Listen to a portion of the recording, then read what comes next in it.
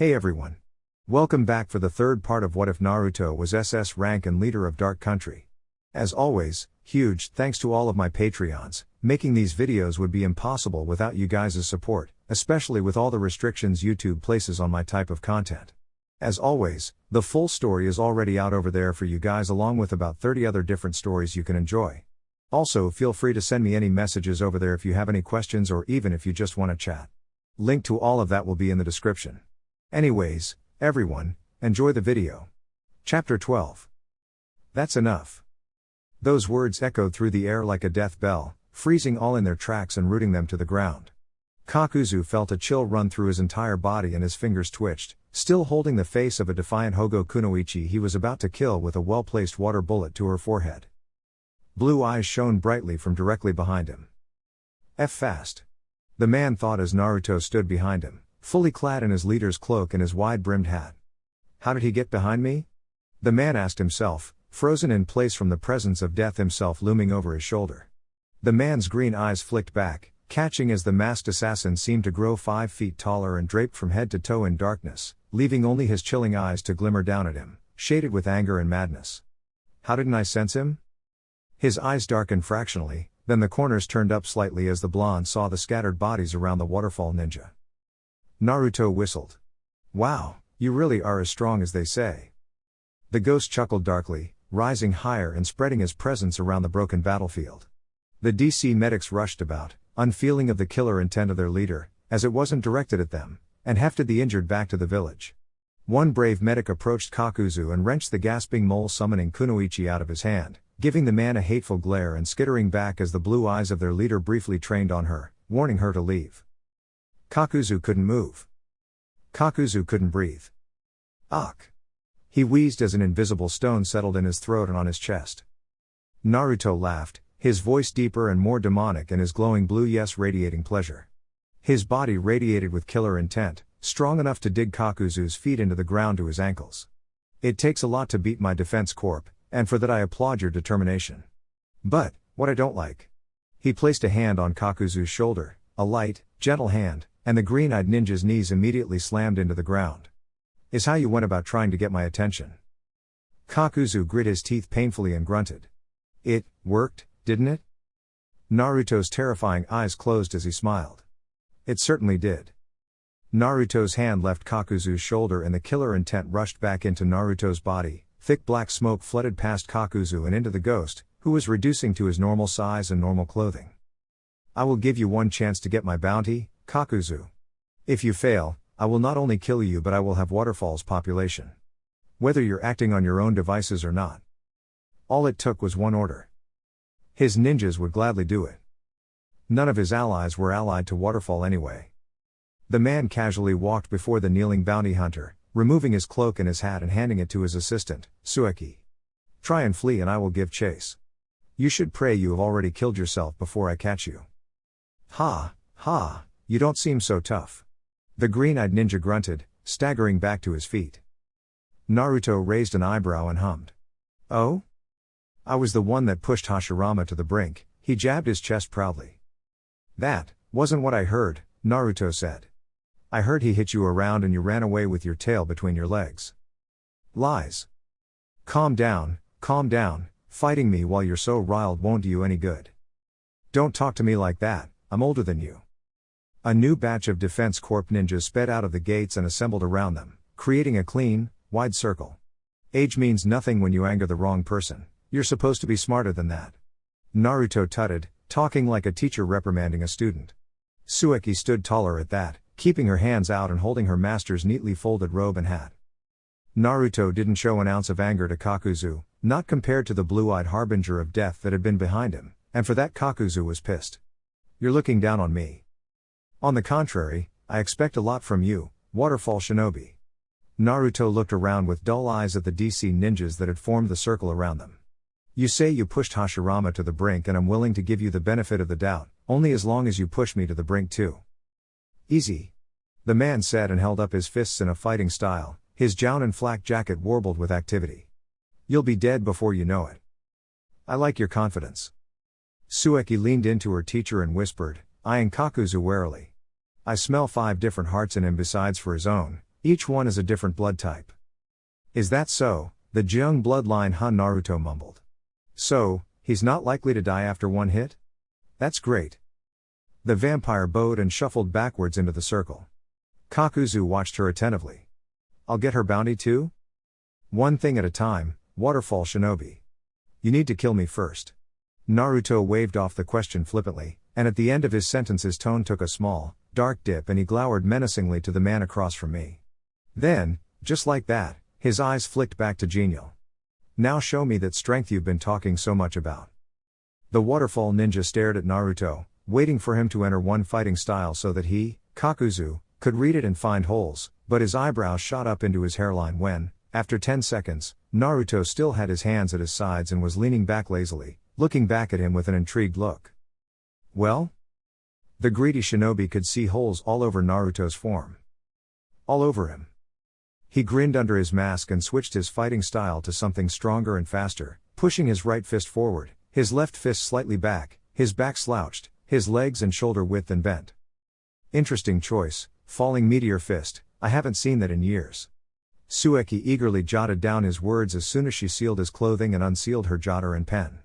The style used fire chakra on the user's knuckles to scorch the target with each fast, heavy blow, whittling them down to ash. It was a very explosive fighting style. And true to his words, Kakuzu's fists faintly glowed red. The war veteran remembered fighting a whole wave of Star Country ninjas that used that fighting style. He hadn't bothered to learn it, but he knew a few nifty counter moves. Naruto cocked his head to the side and a blow blazed past his face. Whomph! A column of fire exploded from his fist and the ninjas behind their leader hastily flashed through hand seals. Hide art, clay release, impregnable terracotta fortress. The clay rose up from the ground and formed a wall before them. The fire slammed into the wall and baked it black, cracking it. The wall fell down as soon as the fire subsided, but then they saw Kakuzu, sporting a black eye and a bleeding ear, leaping backwards, away from their master. What the? Those that had not been blocked by the wall could just barely keep up to what happened. After narrowly dodging the blow, Naruto's fists jabbed the man's flak jacket protected belly 4 times, his left fist came back and sent a jarring left hook across his face, bursting Kakuzu's right eardrums and darkening his right eye and, when the older man was dazed by the 5-second fast succession of punches, Naruto reared his right fist back and let the straight punch dig into Kakuzu's face. The man tumbled onto his back, managed to roll back to his feet and skip away from the stationary ghost, as the other man followed his movements with raptly interested eyes, as if he still eagerly expected Kakuzu to pull a monumental secret skill out of his pocket. The ninjas erupted into hearty cheers at the sequence of attacks. Fuck! Kakuzu swore under his breath. I couldn't even see them coming. His ear bled freely and his rattled jaw throbbed painfully. His stomach rumbled dangerously, still feeling the 4 fist marks deep in his gut. That was when blood and black thread rushed out of his masked mouth and he doubled over, grabbing his stomach. The human body could not accommodate 5 additional human hearts, so the 5 hearts of his 5 former victims were located at the forefront of his body, a bit outside of his stomach but still under his flak jacket, hidden from view and detection. The 4 blows the leader of darkness had given him had burst 4 of those hearts, them being nerve jabs, and leaving him with just his fire heart and his birth heart. Black thread flailed and writhed madly in his head and out of his mouth. He looked up at the man that had thrown his body and his bloodline against him, black thread spilling out of his right eye. Naruto took 2 steps forward. TZZZT. And Kakuzu found a knee in his midsection. Blood arced out of his mouth as he flew backwards, only to be caught by his nose and dragged back to Naruto. The blonde twisted Kakuzu's nose and used his other hand to lay waste to the bounty hunter's torso, peppering it with punches. Naruto released the man's nose and stepped back, nonchalantly walking around the man's form as he thrashed to get back to his feet. He muttered as his eyes flashed white with dangerous energy and black smoke wafted off his pale form. Hide art, lightning release, blink 1-2 step.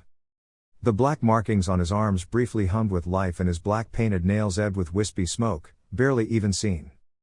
Want to see something cool? Naruto asked. Kakuzu hopped back to his feet and surged to Naruto again, his fists burning red with fire. Water release, snake egg torture technique. He bent out of the way of a fire-coated fist, forced the arm to point upwards so that the pillar of fire harmlessly roared into the air, plunged his fist into Kakuzu's face and exhaled. A water moccasin made out of water shot out of his masked mouth and bit down on Kakuzu's forehead, wrapping its body around the man and covering his whole head with water. The bounty hunter fell onto the ground with the fist still digging into his face and mistakenly gasped, inhaling some of the water. Orochimaru had been the one that taught Naruto that jutsu. The snake summoner's custom snake was a python while Naruto got a water moccasin. The water the bounty hunter inhaled went down his throat and entered his lungs, retaining the form of drop-like eggs and settling themselves in every part of Kakuzu's lung. Kakuzu coughed in agony as a result, swallowing some more water snake eggs. The process is very painful, waterfall shinobi. Your Jung bloodline is ineffective against internal asphyxiation. Naruto commented as he removed his fist from the man's face, slipping it out of the water snake wrapped around the downed ninja's head. If only you had used a more sensible means of coming for my bounty, I would have given you a swift, relatively painless death. The man choked, clawing at his neck and his chest in excruciating pain, hacking and wheezing for precious air. He bent down and said in a low, demonic voice, "There is no dignity for the damned." He chuckled evilly as Kakuzu scratched at Naruto's sandaled feet, struggling with shaking arms to lift himself up and at least deliver a blow to the blonde, but Naruto shook his head with a smile. The moccasin hissed and tightened its hold, laying more water eggs in Kakuzu's mouth. His writhing became weaker and his skin began to pale, his limbs lost their energy and he tasted iron. His body racked in the throes of death. His iris dilated and constricted wildly, before settling on dilated. He coughed once more. Then he died. Naruto watched on gleefully, then he placed his pointer and middle finger on the man's neck, dispelling his water snake. He was satisfied to not feel any pulse. He straightened up and waved for his ninjas to go about their functions, discarding the body into the dark forest for the wild animals to eat. Tsueki approached him and Naruto said to her, "Gather your operatives and tell them we move out to Waterfall right now." A gleam entered Tsueki's red eyes. She tapped the black seal on her upper arm, sending 5 pulses of chakra into the tattoo. She got 2 pulses back and she pulled down her long sleeve. Done. The white-haired vampire then fell down on her right knee and presented her master with his grotesquely grinning mask. 50 black operatives shimmered into existence behind their subserviently kneeling black commander, all also on their knees and with their left fists on their chests. Naruto smiled at their neatly arranged formation, looked away, taking off his half mask and sliding his grinning mask over his head, hiding his blonde hair and the rest of his face. The leader of darkness's blue eyes glowed from under his mask. Oh oh oh oh ooh. Blood, blood, blood. Blood. The massacre would not only echo through the history of the country but, when discovered years later, would drive fear into the souls of the rest of the people on the continent. The first thing they did was count the number of people in the village. Well, no. The first thing they did was murder the gatekeepers. Then they swept around the borders and systematically cut down any living being they saw, thus surrounding the village, and then they stole the identities of the dead shinobi, using their chakra to allow them entry through the waterfall village's natural defenses. There were 2 ways into the village and the 50 stormed in through both. The shadows of the country of assassins spared no one. True to their master's words, the deathly loyal group of ninjas killed half of the people in the village, wetting the floor with blood and scarring anyone unfortunate enough to see them commit the deed. Most of them weren't even sure what happened. One moment they were talking to their friends and their families, and the next they were in the middle of a bloodbath, the culprits darting through the shadows with their blood-soaked weapons. Thunk thunk thunk. Arrows rained down from a shadow high above the cave, skewering through 3 people, shooting out of their bodies, clanging against the cobbled floor and slicing through the hearts of 3 more people. Aie. A tormented voice wailed, finally signaling the death raining down from out of nowhere. The silence itself had been foreboding, but now, as some of them saw shuriken whistle out from an alley and open up the throats of another group of people, panic ensued. The exits were blocked. They were being picked off like cattle. The village didn't have any allies to worry about, and their country's daimyo was a weak-willed man that cowered away from confrontation. Any village that heard of the massacre would be wary of overstepping Dark Country's border or harming the people, including allies. Naruto was ready for the angered letters from country leaders and maybe a few cage. Deciding on the retaliatory strike didn't take Naruto more than 2 seconds. Mass genocide felt fitting for Kakuzu's attack on his border. Tsueki flowed past a couple in a flurry of darkness, leaving behind a single senbone stabbed deep in the man's side, and rushed to her next target. The man's eyes turned dark red with the vampire's blood, and he turned to his wife, growling like a demented beast. Honey? The woman asked hesitantly, not knowing or sensing the vampire that had just passed them. What's W wrong? The man grabbed her neck and proceeded to squeeze the life out of her. When he was done, he removed the senbone and pushed it into his ear. Phoenix dropped down from the roof of a building, landed before a fleeing woman and jammed her fingers into her chest, where her heart was, and subsequently set it on fire. She stumbled over some blood flowing on the ground and landed on her face. Act disgusting. She commented. A pair of feet entered her line of sight and she looked up. Panda stared down at her for a moment, then he presented his left hand to her. She took it gratefully and hefted herself up. Thanks. Try not to do something so unsightly next time. The ink user said as he attached a small bomb onto the back of a man speeding past him without looking away from his teammate. Lord Leader is here with us. We must be on our best behavior. Phoenix watched as the bomb went off, taking off the head of the victim. She scratched the back of her head. Yeah, I'm just so nervous. I want to impress him, you know. Don't forget your training, Panda said and slipped past her. She turned around and he was already gone, leaving to somewhere else to bring death and mayhem. Don't forget your training, the bronze-skinned Kimura mimicked in frustration.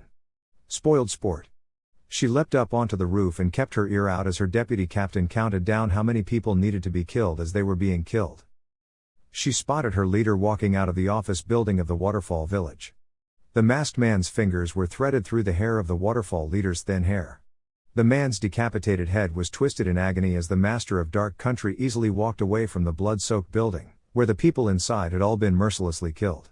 Phoenix tripped as she made to leap onto another building to get a better look and fell off the single-story building, face planting into the sopping wet ground. Again?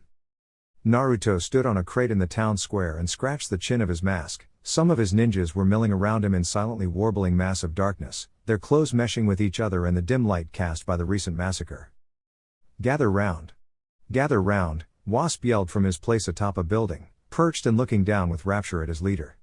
Master wants to say something. The other black operatives not surging around their most important master corralled the remaining half of the population, forcing them onto their knees in compulsory subservience before the masked leader of the darkness. The people cried desperately as ninjas clad in black clothing hovered about them. Wisely enough, the ninja population was cut down more than half and the civilians were spared for the most part. They quieted down when a 7-foot-tall black ops wearing a lion mask bellowed for silence. I don't care about justifying this attack. Naruto began, swinging the decapitated head without a care in the world. In my profession, justifying murder is too troublesome. Just know that your leader brought this on all of you. He waved the head and people moaned pitifully at the terrifyingly twisted man's face. Bent and bloodied like his face had been repeatedly hit on the corner of his desk and then he had then summarily been decapitated with a rusty spoon. He looked like he had suffered before he was granted death. Naruto's crystal blue eyes searched through the crowd, then he threw the head at a seemingly normal man. You! Black Kunoichi Squirrel pushed through the kneeling people and yanked the man onto his feet. He was in a Chunin flak jacket. You'll be the new leader of Waterfall. Congratulations.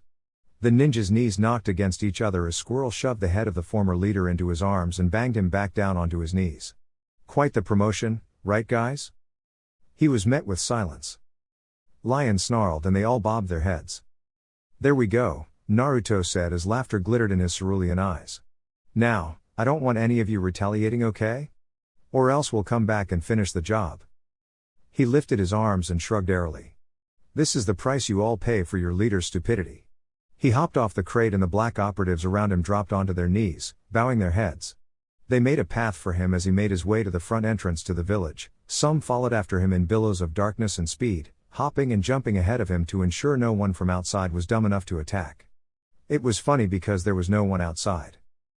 They were all dead. Naruto faltered in his steps and turned around saying, also, we're taking half of the money in your reserves and half of any valuables we can find. Hope you all don't mind. He didn't wait for a reply, only walking out of the devastated village as the ninjas that remained behind looted exactly half of any of Waterfall's valuables they found. This included natural resources whether already taken out of the earth or not, important documents of investments across their border, jutsu scrolls, old books, new books, jewelry, and so much more. Ketsueki, the only student of the Ghost and the Black Commander, was busy in the Waterfall leader's office, stashing stack after stack of Ryu notes into storage seals, counting up to tens of millions. 11:12 a.m. The Hokage's office. Hokage Tower. Konoha. Danzo scoffed as the receptionist frantically beckoned him to wait before he could enter the Hokage's office. Unhand me, woman, he spat and wrenched his hand out of her grip, narrowing his eyes at the fearful civilian. Lord Danzo, there is already a meeting going on inside. As far as I know, every meeting that goes on in the Hokage's office concerns me. Now, he pushed open the door and the sandaime to him, removing his eyes from his toad summoning student. Hiruzen. Ah, yes, Danzo. I'll be with you in a minute.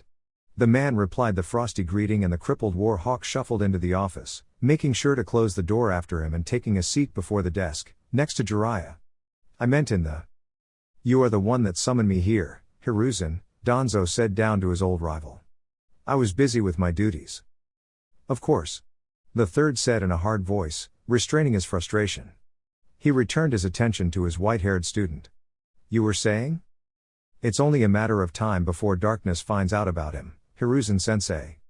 Maybe they already have and are mobilizing their men to come and kidnap him. All I ask is that he be given 24-hour security, hidden, of course, unless he is with me. We cannot allow them to take this chance from us. I am still yet to believe that the look-alike is worth the trouble. He is a prodigy, sensei. You've said that already. The Kurama, they could have relayed his existence to their master already. We might even have a mole in our midst, Jiraiya said, and Danzo didn't break character, stonily blinking at both men as they conversed. He has the drive to kill the ghost. We all do. Danzo interrupted and his eyes darkened. Every single one of us desires to kill the ghost. You have to believe me, sensei, Jiraiya continued, as if Danzo had not spoken. This kid could be the strongest, most fastest Kage in all of history. He could even be faster than Lord Tobirama. I can't always be around to teach or protect him until he can take care of himself. All I ask is for us all to look after him. Listen to me, Jiraiya. The sandaime said in a strong voice. I will not spare any of my ninjas to look after that look-alike until you give me proof he is worth any of our time. But I showed you the results of his IQ test. The toad summoner stammered, pushing forward a few pieces of paper to the man, showing the above 250 result of the namikaze. This result placed him above the mental capability of a Chunin Nara. He passed the entrance examination with flying colors. Orochimaru marked it himself. The man hummed in displeasure. You said you want to teach him Fuinjutsu, correct? Hi. Make him reach level 4 by the end of next year. That's impossible. Is he not a prodigy? Hiruzen mocked with a twisted smirk. If he reaches level 4 by the end of next year, then I can dispatch my ninjas to watch him while he sleeps. That means, I have to protect him myself. The younger ninja muttered in disbelief. But, I have to go on missions, my spy network. I guess you have to juggle both of them. Hiruzen shrugged. Jiraiya's eyes narrowed and a rebuke burned hot on his lips. If Orochimaru had come to him with this gem, then their teacher won't even wait before the snake finished before giving him what he wanted. He stood up abruptly and grated. Fine. Take these with you. The third said and looked down at the scattered IQ result and the exam result. Jiraiya collected his things and stomped to the door, closing it and giving both older ninjas their privacy. Who was he referring to, Hiruzen? The sandaime felt a vein throb on his forehead at his rival continuously calling him by his name and not by his well-earned title. Minato Namikaze. Danzo's mind turned and he wondered aloud. How have I never heard of him if he is supposed to be a prodigy? The brat spends his time holed up somewhere in the library or on the mountain, no one sees him much. But that didn't stop people from hating him when they did see him. I'm surprised you don't know about him, Danzo. I've been busy gathering information from Danzo's library, sending the Root to look into the state of things in Konoha and ordering them to compile their findings while he looked into Root's past missions. In truth, the one-eyed man hadn't been out of Root HQ for days and the dying war hawk hadn't seen Minato's existence as any sort of priority. Hiruzen raised an eyebrow at the short reply. Apparently you have. Why am I here, Hiruzen? I want you to shut down Root. Danzo didn't change expression at the statement. The sandaime perched his elbows onto the desk and laced his fingers under his head, staring down his old friend. Now. How did you find out? I've known all along, old friend. I just decided to keep quiet about it, but now your actions are becoming too dangerous. With how darkness is becoming a threat, we need to prioritize them over an imminent invasion from other, angry nations. Your operation is becoming too large and you've involved orphans, Danzo. Orphans. You speak like you even care about them. Danzo fired back, taking Hiruzen by surprise. I gave them a proper home and a definite goal to reach for. They are children. I should be saying that to you, old friend. Look at the state of the orphanage and come back to me for sympathy, Danzo hissed with fractionally narrowed eyes. You don't understand, I am their hope when you let them down. I am their purpose when you gave them none. He stood up from his seat in outrage and Hiruzen remained seated, his hair casting a shadow over his eyes. Protecting the leaf is all I care about. I can't expect you to understand. Shut it down, Danzo, or I will. Danzo tipped his chin up and looked down at the festering cage. The one-eyed man felt like he had hit a sore spot with his last statement, so he prodded it harder. You will never understand caring for the great tree, not like I do. Take it all down. I will not repeat myself. Fine. Danzo turned on his heel and walked out of the door. Hiruzen Sarutobi spent the next hour staring into space, idly puffing on a cigarette. While on his way out of the Hokage's tower, Danzo mentally fist-bumped himself at his performance. Of course he wasn't going to shut down Root. His mind then went to Minato Namikaze and what he was to do with him. 1:33 p.m. Dark Country Port. Dark Country. Tomorrow will be our last voyage out of the country. It's to drop off a shipment of tobacco to Uzushio and bring back some logs of wood. Routine stuff. The foreman shrugged. Routine stuff? Naruto asked, flicking his eyes up from the list of shipments that year, as had already been submitted to the bank. The man nodded. Routine stuff. It is by far the easiest and quickest job we have here, sir. It won't take us more than, 8 hours, 3 hours to go, 2 hours to offload and load up the ship and 3 hours to return. We only need 3 ships to do that. You can be rest assured, my lord, that we will be back before tomorrow. Good, Naruto snapped the bull shut and passed it back to the foreman. By tomorrow I want all ships docked and accounted for. Report your return to the bank so Director Amara can properly secure the boats before the snowstorm. Of course, boss. The foreman of Naruto's ships was delegated authority, from Naruto, through the council, to commandeer a fleet of 15 ships. The transportation of goods and services as well as human passengers was classified under the Trade Department of the Civilian Division.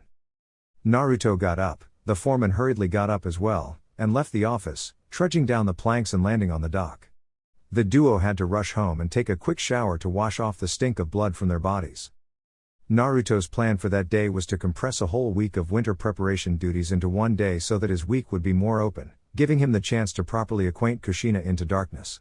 Sueki, as the Black Commander, was never truly off duty, for her duties also encompassed border security and maintaining connection with her Black Ops spies in other nations and ensuring the safety of dark citizens that lived in non-allied locations.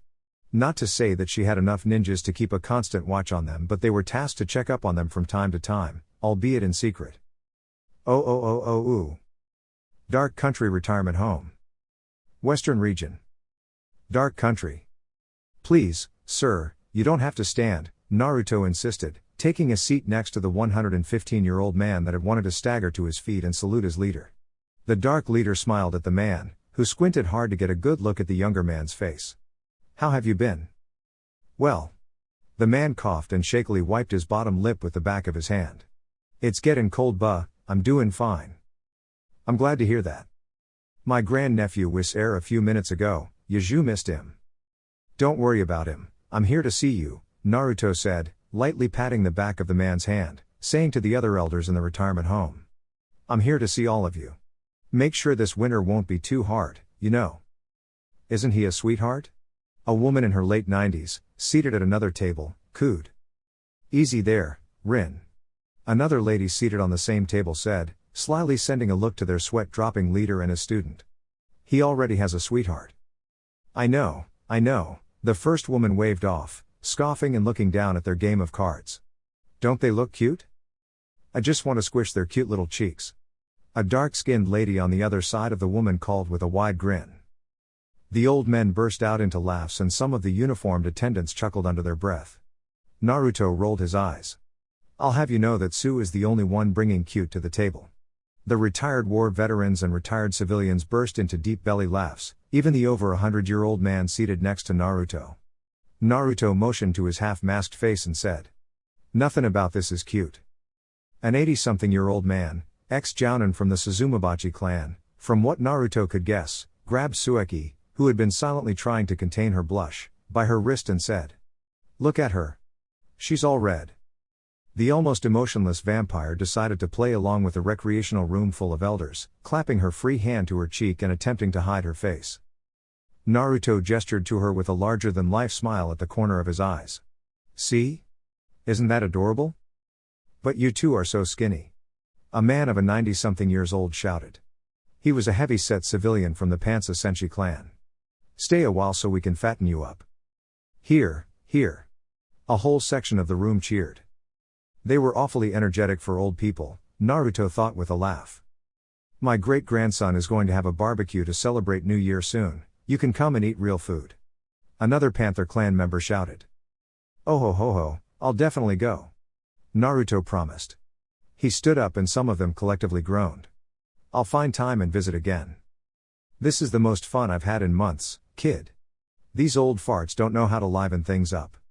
A Gato man exclaimed. Who are you calling old fart, you old fart? A Chue Inku woman returned. You're older than most of us. Naruto snatched Sueki's hand and snuck out as the elders threw light-hearted jabs at each other's age. Naruto quietly clicked the door to the recreational room closed and exhaled in relief.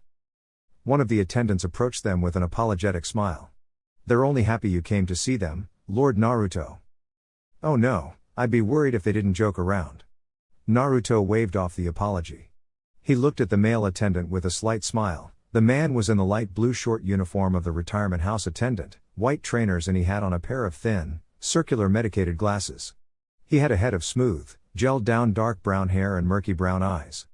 There was a jagged slash over his throat and a dark burn mark on the right side of his forehead. The former rebel leader looked well. I apologize for not coming more, Muzan, Naruto said with a weak shrug. I've been occupied with. Sir, you don't have to apologize. I know how hard it is to lead and I can't blame you for being busy. I'm really just glad that this country is in much better shape under you than I could ever accomplish. Bah, don't say that, you did what you could during the war. You've saved so many people and you gave our people hope when there was none. You're a hero. Naruto's right hand flicked up and formed the dark country hand sign. Kurano. The other man copied the sign with a shaky smile, feeling somewhat overwhelmed by the compliment from the other legend. Kurano, sir. Naruto dropped the hand sign and fixed the man with a strong look. Are you happy here, Muzan? Is this what you really want to do? The bespectacled man nodded and released his own horned hand sign. This is what I've wanted to do, sir. These people sacrificed so much for our country, their bodies, their sanity and their own lives. I'm only giving them the honor they deserve by taking care of them. The rare Mercury release user gazed forlornly past his leader and to the shut door behind him. I saw, firsthand, what the war was doing to them and sending them out to repel the royal clan and Konoha ninjas and Iwa ninjas and, it was breaking them. I did what I could to lessen the load but, these guys, they didn't want anyone younger than them going to the front lines. He looked back to Naruto, a glaze over his eyes and a lopsided smile on his lips. They're very stubborn. Naruto had gotten the gist of it long ago. When Muzan became the rebel leader, he had been limited from sending ninjas under the ages of 40 out to do the actual fighting, while those that didn't fall under the senior ninja bracket were to protect the civilians and aid those that wanted to escape the country. Now, most of the ninjas that had helped sustain Dark Country's freedom from Fire Country, Konoha and the royal clan were either retired and lived in the catering home or had retired from active duty and relegated themselves to less action-packed functions and jobs. Naruto didn't mind at all that the war veterans had settled in the background, because it allowed those they had fought for to step up and take charge. They were all supportive of their leader and had particularly been vocal in praising the progression of their country. The leader of darkness currently had more shinobi and kunoichi in his active duty roster than there was in the Civil War, and not only were they many but they were also properly trained in the arts of the country and, if they had, of their clan. Muzan was a clanless that had been lucky enough to be born with a deadly bloodline, and he had been a pivotal part of ensuring the Civil War and the Great War didn't run over the country. Naruto patted the man's shoulder and presented his left hand. Let me know if you need anything, Muzan. Muzan graciously took Naruto's hand with a slight bow, lowering his eyes humbly. He took his leader's left hand with his own. You have my thanks, Lord Naruto, for everything you've done. I should be saying that to you. Naruto beamed. He released the retired ninja's hand and walked past him. Tsuchikage went up to Muzan and shook his hand, their left hands grasped, and the vampire bowed to the bespectacled man. She silently retrieved her hand and rushed to her master as he left the retirement home. Oh. By 7 in the evening, they were on the last task both of them wanted to do for that day, and that was grocery shopping and stocking up on food and clothes for the next month and a half. A smoke clone of the leader was slowly pushing forward a trolley of items while the original, not in his robe and hat but in his normal shinobi garb except for his weapons, was throwing items into the trolley on one side of the aisle, and Tsuchikage was tossing other things into the trolley from the other side. They murmured under their breaths as they read the previously compiled list of things they wanted to purchase, rattling down and ticking what they found as they found it. Have you found the candles, sensei? Yeah, have you seen buckets? The vampire pursed her lips and scanned the aisle, swiftly moving up and snagging 3 plastic buckets. Got them. Naruto moved to another section of the supermarket. Another clone pulsed out from his back zealously and dutifully pushed the cart as it began to fill up. He took one side and Tsuchikage took another. Kushina's asking for sealing paper, ink and a few quills. Oh, and she wants to change her bedroom carpet. I've already put in the fuinjutsu things. I can come back here with her tomorrow for the carpet. His student answered as she ticked off a roll of duct tape. No, I can handle it. Are you sure? I'm sure, Kushina and I can squeeze in carpet shopping tomorrow. We can pick out some new furniture for her and the house as well. The white-haired woman scratched her chin. The kitchen sink does need to be changed. Exactly. Naruto pointed out, grabbing an iron, and his student took an ironing board. We can sort out what furniture we need tomorrow morning before Kushina and I head out. All right, if you say so. She looked over her list again and then to the 2 carts, filled with things they had tossed in. I've got everything on my list. Same here. The smoke clones made their way to the cashier, passing by fellow late-night shoppers, dumbfounded at seeing 3 of their magnificent leader doing mundane shopping with his dear student. Lord Naruto, sir. The man at the register exclaimed, bowing as they approached. Good evening. Evening. Ring us up, please. The total of the purchases couldn't possibly have fitted in Naruto's wallet, so the leader wrote a check and charged it to his personal account. He looked to Tsuchikage and the woman made a note to check up on the account to see if the supermarket actually cashed in or simply didn't, making their purchases free. Naruto didn't like taking handouts, especially when these handouts could register as losses for the respective businesses. The vampire sealed all of their things into a scroll and tucked it into her pocket, somewhat skipping after her master as he exited the supermarket. Is there anything else we need to go? She asked as she noticed a look in his eyes. Yup, but I'm going alone, Naruto insisted as he placed a hand on her shoulder. Kushina might still be awake by now and I don't want to burden Suzuki any more than she should. Okay. She sulked. I'll wait for you with dinner. Thank you, Sue. He bent down and pressed his masked mouth against her forehead. She felt a small tingle and a small smile bloomed on her lips. Oh. Dark Country Capital General Hospital. Naruto silently crept through the white-tiled, rigorously cleaned hallway of the 4th floor of the hospital, keeping his presence down so much so he was basically non-existent to those that traipsed down the hall. His shoulders brushed the walls as he stayed out of the way of the doctors and nurses wheeling down injured patients in stretchers and wheelchairs. There were also green gown-wearing patients, shinobi of various rank and clan affiliation, tiredly shuffling down the halls, using as much time made available to them by their physicians to exercise their bodies. The blue-eyed blonde was in the shinobi ward of the hospital, and his eyes dimmed at the number of injured comrades he saw. He recognized a few from some personal encounters. There was a clanless woman that had an arm cast on her right arm that, with as much energy she could muster, ambled down the wide hall to wherever it was she was going. The Chunin had sustained the injury while she was corralling a herd of demon horse back into the dark forest with her comrades. There was a Hogo man that was rolling himself down the hallway on a wheelchair, his feet burnt black by Kakuzu as the man fought to repel the dead near S-rank waterfall ninja. The leader averted his eyes and kept his frown to himself, making extra sure not to draw attention as he silently stepped past all of them, masterfully utilizing his skills of wiping out his existence as he moved. The masked blonde stopped before a hospital room in the middle side of the hallway that had a silver plaque nailed onto it that read Dr. Yuma Nakamura, medical consultant, written in bold, clear words.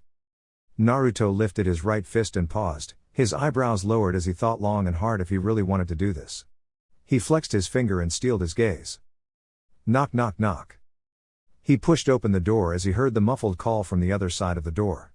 The room had cool blue wallpaper and beige-colored carpet, with a single hospital bed placed near the window at the end of the room and a desk on the other side of the room. Behind the desk was a man in his early 30s with short dark purple hair and bright yellow eyes. He was in a doctor's coat and modest, semi-formal clothing under. The man had formerly had his head deep in paperwork until he looked up. He rose onto his feet as he registered the person peeking into the medical consulting room, different from his usual office. "I hope I'm not too early," Naruto said as he entered the office, closing the door mutely and turning back to the doctor. "Of course not, sir, I've cleared most of my appointment for today," he answered truthfully, and Naruto's frown became more pronounced. "That's not good. There could have been someone that needed your help. Your health is my priority and the priority of your people, Lord Naruto." He gestured to the chair before his desk. "Please, sit." Naruto slinked his way to the chair and sat down with a huff. "How may I be of service, my lord?" Yuma asked and leaned forward on his desk, resting his arms and looking intently at the supreme commander of Dark Country, who didn't have on his distinguishing official robe and hat but in an ordinary set of ninja clothing, even with a Dark Country forehead protector wrapped around his forehead. He had been pushing back and postponing this doctor's appointment for years now, both because he was always being called away by his duties and another reason being that he was afraid of what he was going to hear. Sueki only knew that he was going for a regular doctor's appointment. Naruto tapped the side of his head with his index finger. "I've been having headaches. Some days, my eyes burn."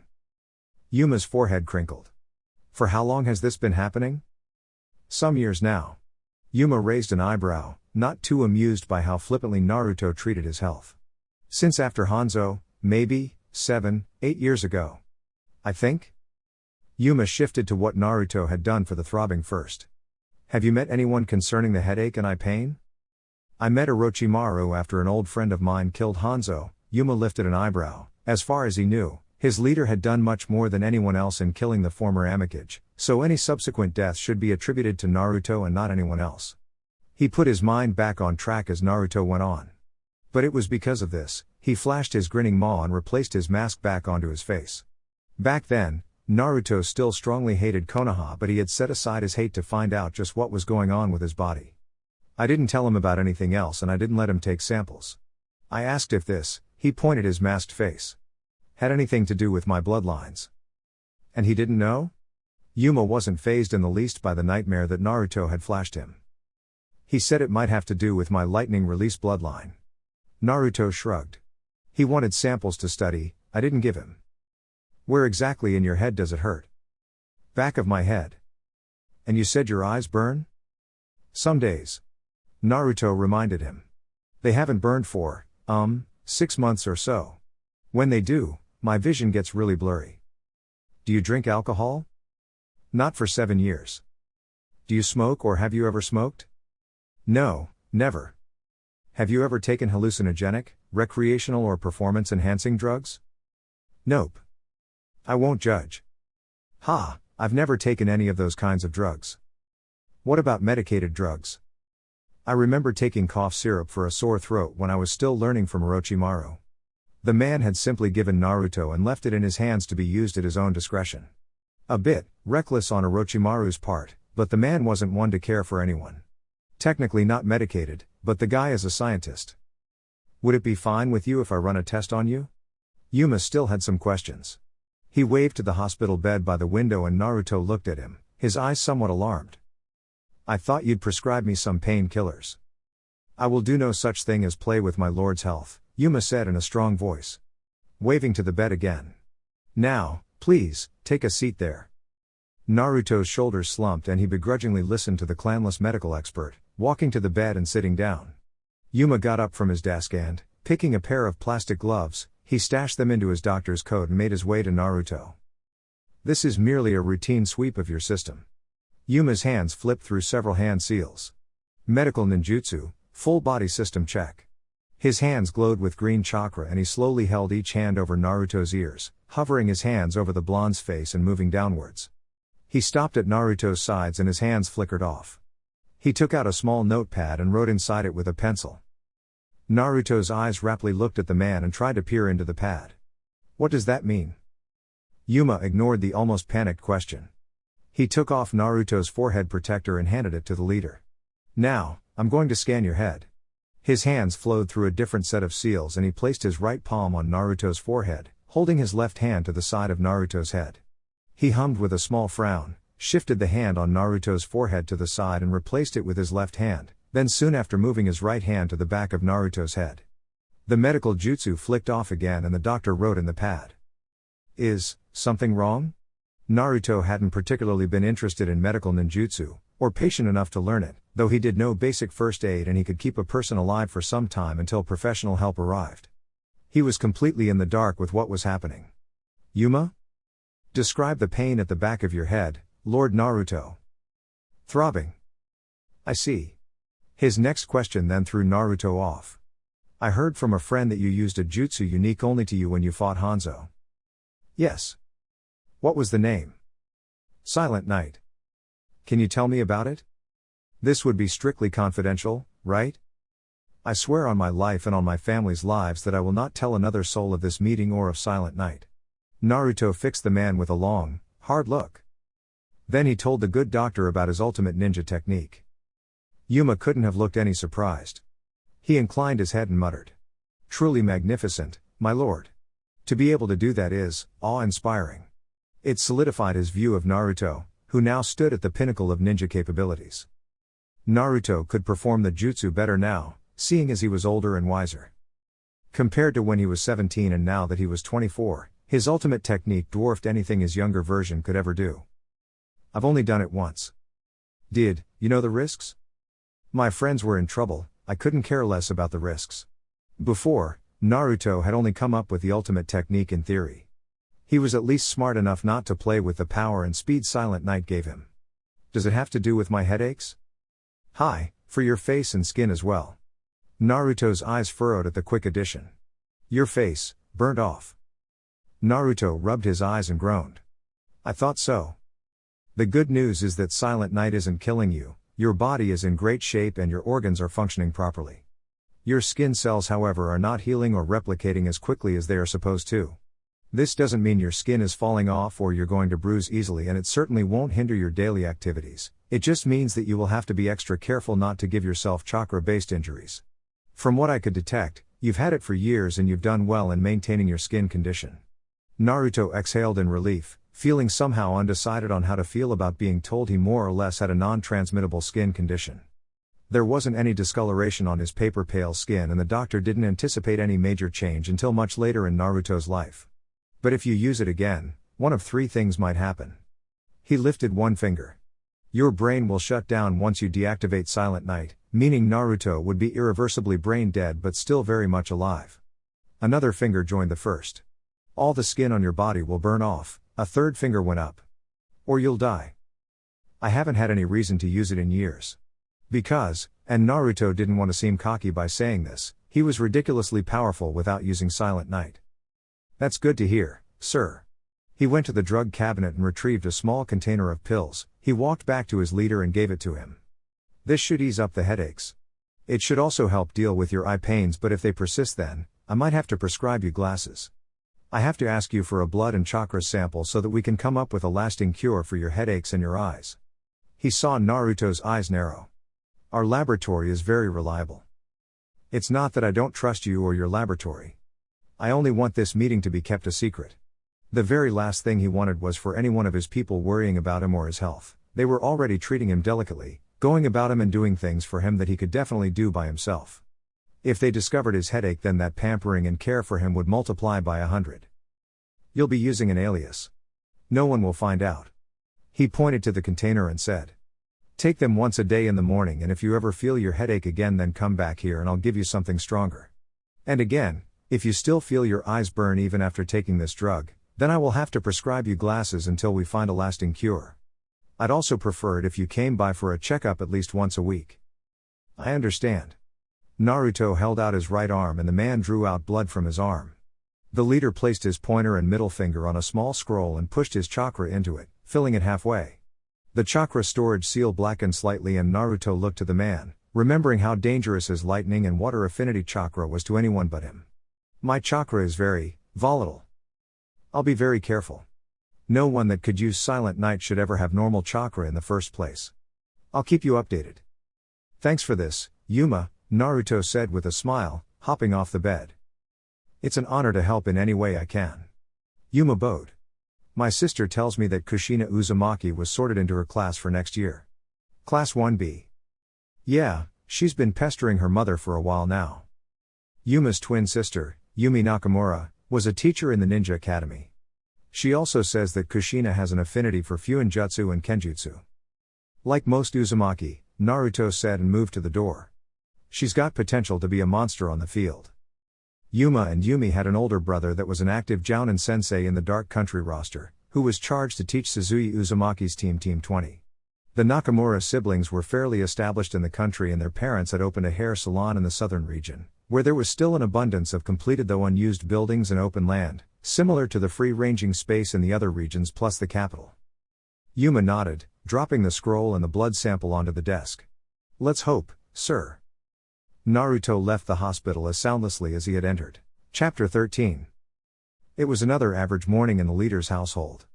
Naruto opened the door to his shared bedroom and walked out. He was dressed in his shinobi gear of a dark gray short-sleeved shirt, black combat pants, black sandals with white soles. The short-sleeved shirt showed the black line markings running down his arms and leaking into his fingernails, which was body art that had surfaced on his skin once he fully unlocked his dual bloodlines of lightning release and smoke release. Over the leader's torso was a black flak jacket with a white collar and a large dark country symbol drawn on his back also in white. All Jounin of the country wore the same black and white colored flak jacket, the Chunin only had a different design but not a different color. On his forehead was a gleaming forehead protector and the ends of the black cloth trailed down to neck. The man mussed up his shaggy blonde hair and adjusted his half mask as he stepped to his ward's bedroom door. His cerulean eyes gleamed as he knocked on Kushina's door. Kushina? He got no answer. He knocked again and pressed his ear to the door, listening. Are you ready? Kushina ground to a halt from her mad dash into her wardrobe from her bed, her neck snapped to the door and her eyes were frantically wide. The poor girl was still in her underwear. Ah! She looked about the war zone that was her room, her clothes were strewn around, her bed was in disarray, her things were cluttered everywhere and her wardrobe door was thrown open, letting out the tidal wave of clothes she had inside, some of which were on hangers, some looked to have formerly been folded and others were crumpled beyond recognition. Naruto knocked again. Kushina? Are you okay? He tested the knob. It was locked. He prepared to ram his shoulder into the door. Kushina? The girl leapt over a mountain of dresses and pushed against the door. She squeaked. In a minute. Naruto's eyebrows raised and he released the doorknob. He wasn't a natural sensor, he could sense only consciously and with effort, so as an assassin he had to rely mostly on his 5 original sensory organs. His eyes narrowed fractionally as he detected the panic in her voice. If she was in danger, he and the girl already had a code to let each other know. Be down in 5 minutes, okay? Okay. The man shrugged and trooped down the stairs, floating towards the mouth-watering smell of fried bacon and freshly brewed coffee. Inside the room, Kushina grabbed her hair and looked about, wondering where it had all gone wrong. She had it all planned out, the clothes she would wear for her day with Lord Naruto, her shoes and the headband her mother said looked cute on her, all arranged from the day before. Then second thoughts hit her as she came out of the shower. She stared at her clothes for a good hour, wondering if they would nice and presentable enough for her crush. She had been awake since 5 in the morning, 30 whole minutes before Naruto and Sueki had gotten up, and now both of her seniors were downstairs, about to eat breakfast and she was still up in her room, not ready. Kushina groaned in dismay and her shoulders slumped. 4 minutes later, she ambled down the stair in a dark red and black dress that reached her knees and black shorts underneath with blue sandals. She had a gray bandana around her neck and her straight red hair looked somewhat disheveled but still neat. Naruto looked up with a mouthful of toast and smiled brightly. Good morning. Kushina greeted dully and Naruto's mood dimmed a little. Something wrong? Kushina stared down at the plate of bacon Sueki swept before her and she plucked a fork from the side of the plate. You're not feeling well? No, I'm okay. Naruto regarded her skeptically. If you're sick, we can always push this for another day. No, Kushina exclaimed, even making the vampire and her teacher jump in surprise. The redhead blushed down not her plate and stuffed her mouth with food, muffling. 2A, please. Today, please. Don't talk with your mouth full. Sueki tutted as she returned to the kitchen. The girl swallowed thickly, forcing the lump of food down her throat. Sorry. The blonde leader wavered in his seat, then he said.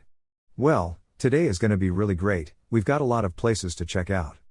Your mom said she won't be able to come until next year, but that doesn't mean we can't have fun without her. Naruto sipped his black coffee and smacked his lips, saying. She will come and see you next year though, for the entrance ceremony. Naruto's eyes smiled humorously. She wants to take lots of pictures.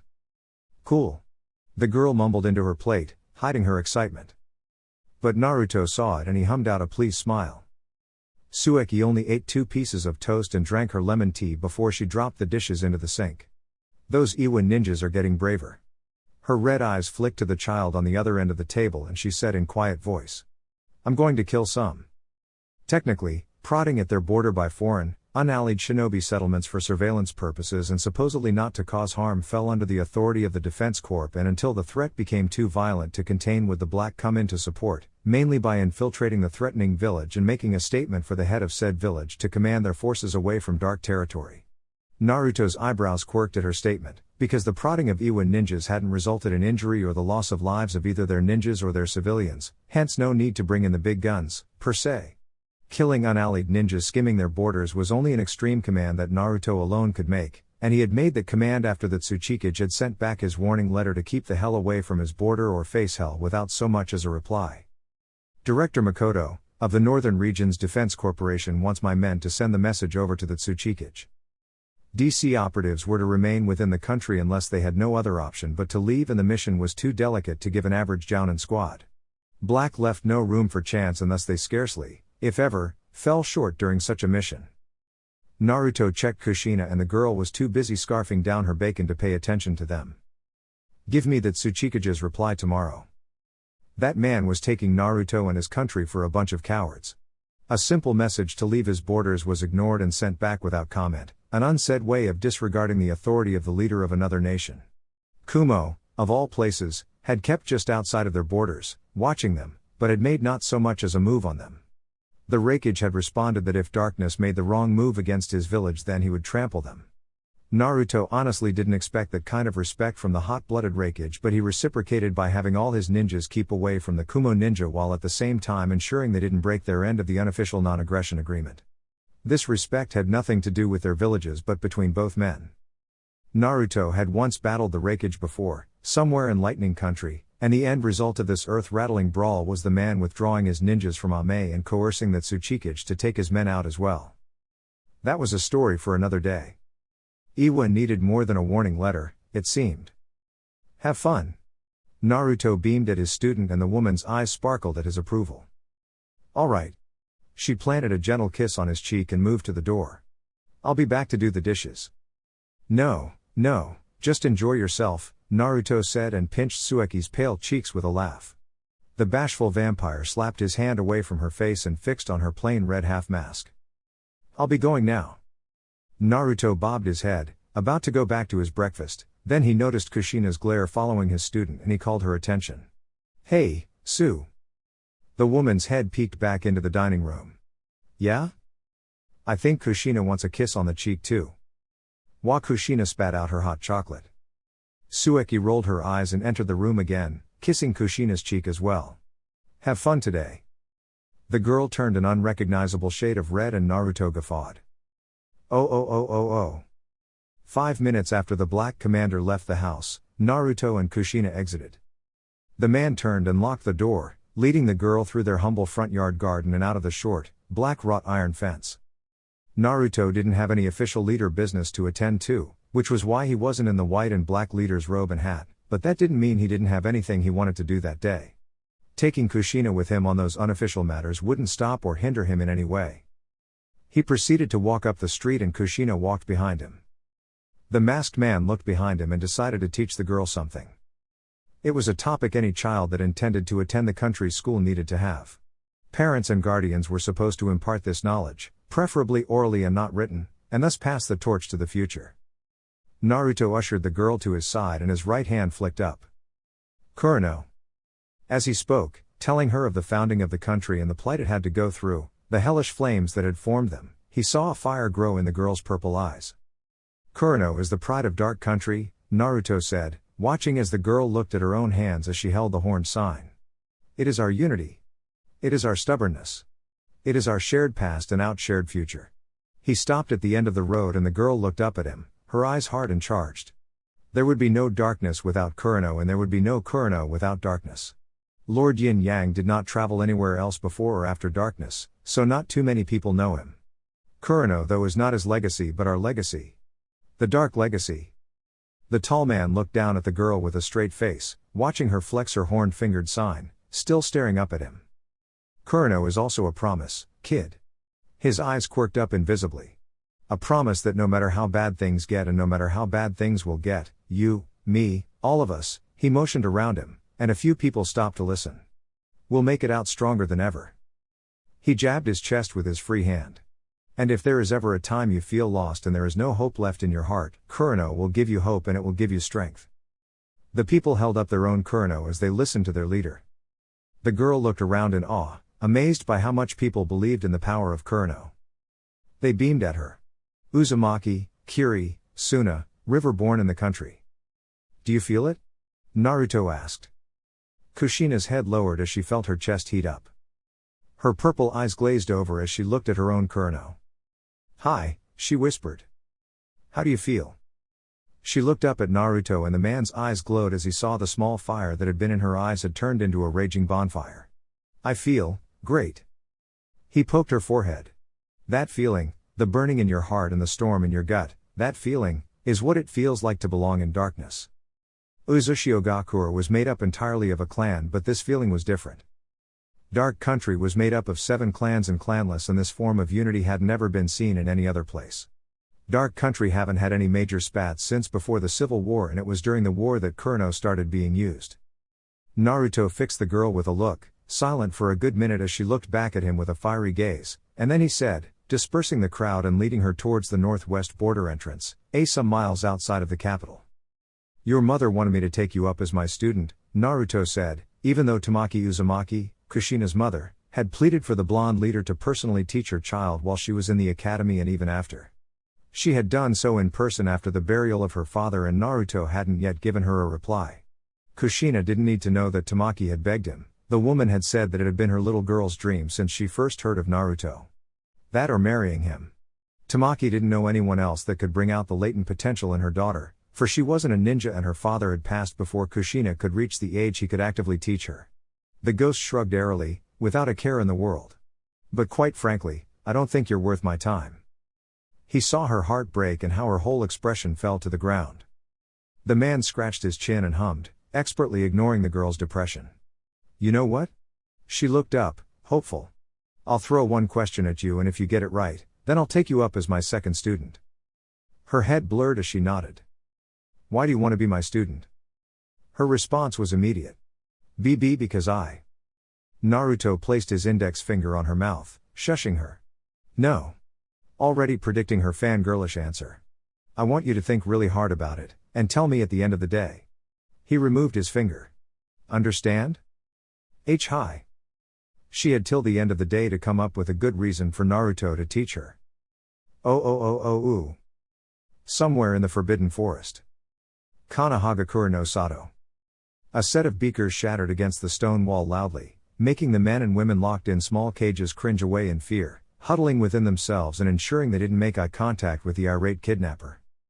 Another failure, Orochimaru hissed quietly, his hands curled into fists and his nails dug into his palms. He sent a venomous glare to the corpse lying on the operating table, spitting hatefully. Useless. He cast an enraged look at the sobbing prisoners. All of you. Useless. Lying on the table vaguely looked humanoid, his skin had changed to wood and his arms and legs were twisted grotesquely as he curled up into a ball, looking like an insect that had been placed on a hot pan. The laboratory wasn't that big, there was an operating table in the very center, a wall of chemicals and scientific equipment to the right and the remaining space was filled with people in cages, stacked atop each other and left in varying stages of neglect. Orochimaru barely had enough space to walk around with his elbows jutting out, but he had to make do with this small space for now because any construction would alarm he animals, which would alarm the ninjas of the village of his nefarious acts. The man growled and his yellow reptilian eyes narrowed with disgust, getting madder and madder at the insistent whimpering of his prisoners. Shut up.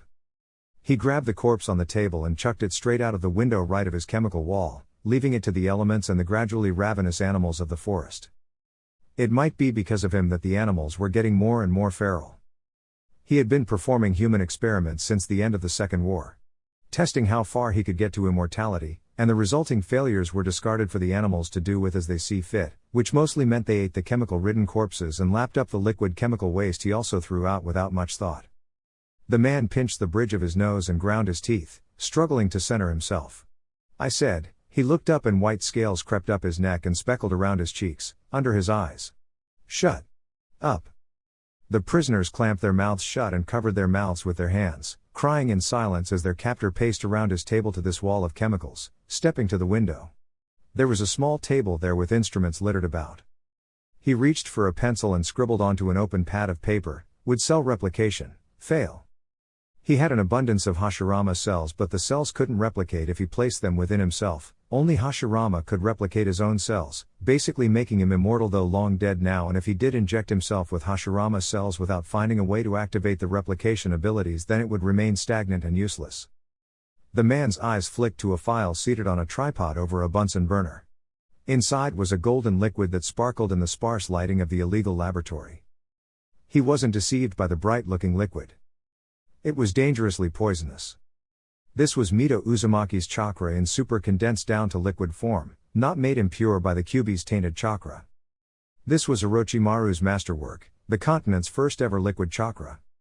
No scientist had ever come up with the correct formula to change chakra into liquid form, and they probably wouldn't with their inferior intellect, Orochimaru thought with a deriding scoff. He had a lab rat drink a small portion of the liquid chakra and the person's throat had dissolved, and Orochimaru could see the throat dissolve externally as well as internally. The person's tongue charred black, blackness crept down his throat with each pull of the golden liquid, black bloomed over his chest and lungs as the liquid did its toll, even as Orochimaru forced more down his mouth, his stomach turned red and then quickly changed to black as it had been burnt all the way through, and finally the golden liquid escaped the man's ass, as pure as it had been ingested. Meanwhile, when he had chakra Jiraiya's chakra into liquid, something that looked a mix between dark green and bright orange, and made another lab rat swallow it, the person took up ugly, toad-like features, short white hair, and the red markings that went down Jiraiya's face imprinted itself onto the test subject's face. This transformation lasted only a minute before the nature chakra in Jiraiya's chakra became unstable and turned the subject into stone. The nature chakra could not be separated from Jiraiya's chakra, not like how Mito already had chakra different from the Kyuubi because of the beast containment seal. There were finger-sized scrolls organized on a corner of the table that held the parts of Mito's body.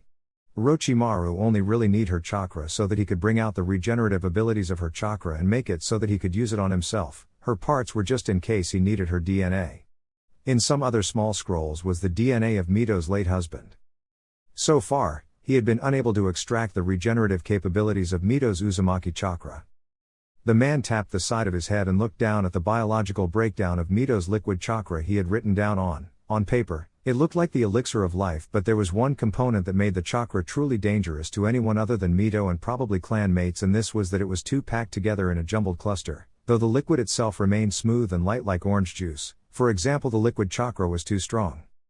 Maybe, if I watered it down. He scribbled down that note for later. There was one strange thing he knew of Mito's chakra, was that whenever Hashirama's DNA was near it, when it was not sealed up, that is, the liquid would move towards it as if it was a living organism.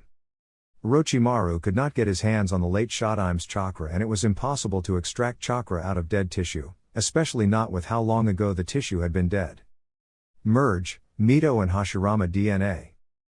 He murmured as he added another note for himself. The man had been working on creating, not just a permanent cure for himself but on unlocking true immortality. He had been injecting terminal cancer into his human test subjects and subsequently testing out his experiments on them. Failures, each one of them. When he did end up combining the DNA of Mito and Hashirama, it would only be so small it would need to be seen under a microscope. There was a slim chance that their DNA would react with one another and replicate to form some sort of tissue, but Orochimaru wasn't globally acclaimed as a scientist based on slim chances. Mito's chakra was being uncooperative and Hashirama's cells were fatal. He could change their biological makeup, but he didn't have the equipment. He could already visualize what he would do to Mito's chakra to subdue it. He made a mental note to meet the Sandaime for a mission to Snow Country. They would have the lab tools he needed. Orochimaru looked around with visible disgust. While he was on the mission, he could steal as much as he wanted and find a bigger facility to operate in. Operating on his test subjects would be so much doable then. He coughed into his fist. Another side project he was working on was transferring his conscience's brain waves, his chakra, his nature chakra, his whole genetic makeup into another totally different body. This was only if all else failed and he was pressed for time to find a cure for his kami-damned illness. Fucking brat. Orochimaru cursed his former student. This is the thanks I get for making someone out of you. He turned and kicked a cage with a small girl inside, creating a large dent. Ungrateful little shit. The man exhaled loudly through his nose and rubbed the sides of his head with the tips of his fingers, calming himself down. He was already troubled by the attention the village investigators were giving him concerning Mito's murder. They didn't want to believe that he was with the Sandaime while the former Kyuubi holder was being tortured and killed. Orochimaru had been careful. He had used a shadow clone to keep his teacher occupied while he did the deed himself, masterfully covering up his tracks as he left. Hiruzen vouched for his innocence, but the investigators were pressing down harder on him, throwing questions at him with the purpose of destabilizing them. Orochimaru sneered, a corner of his lips turned up in laughter. His alibi was airtight. With each passing day, it looked like the murder case was going to be shelved. The investigators were running into brick walls with each turn, and they were being sidetracked by the cases of kidnapping happening across the country as well as within the village. The scientists suspected it was Danzo, because the secretive man just looked like that kind of person, but a small portion of kidnapped victims was on Orochimaru. It was funny. 2 of the cases the Konoha shinobi investigators were looking through were concerned with him, and they weren't anywhere close to coming down on him. The man hummed and scratched his chin, sifting through his wall of chemicals. He selected a closed file and a syringe. He sucked up the dark brown contents into the needle and tore open the door of the cage he had formerly kicked.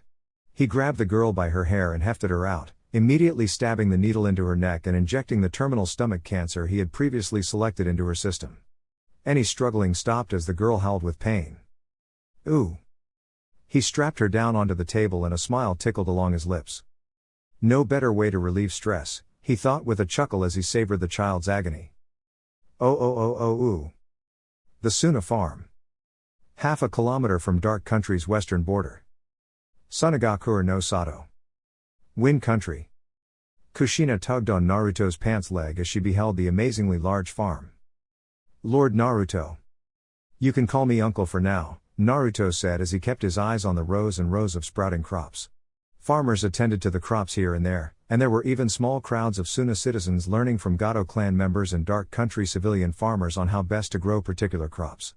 The lone Sunna was taking from darkness didn't just go into creating the farm but also to maintaining it, and, for now, the farmers were mainly Dark Country and the students were from Sunna. Those being taught hastily wrote down what they heard and tossed questions to their teachers. The teachers were being paid to teach Sunna people how to farm for 3 years, which was a smaller contract Naruto made with Sabaku no Tetsuyo, and during those 3 years, the Sunna people would slowly ease themselves into planting and growing crops.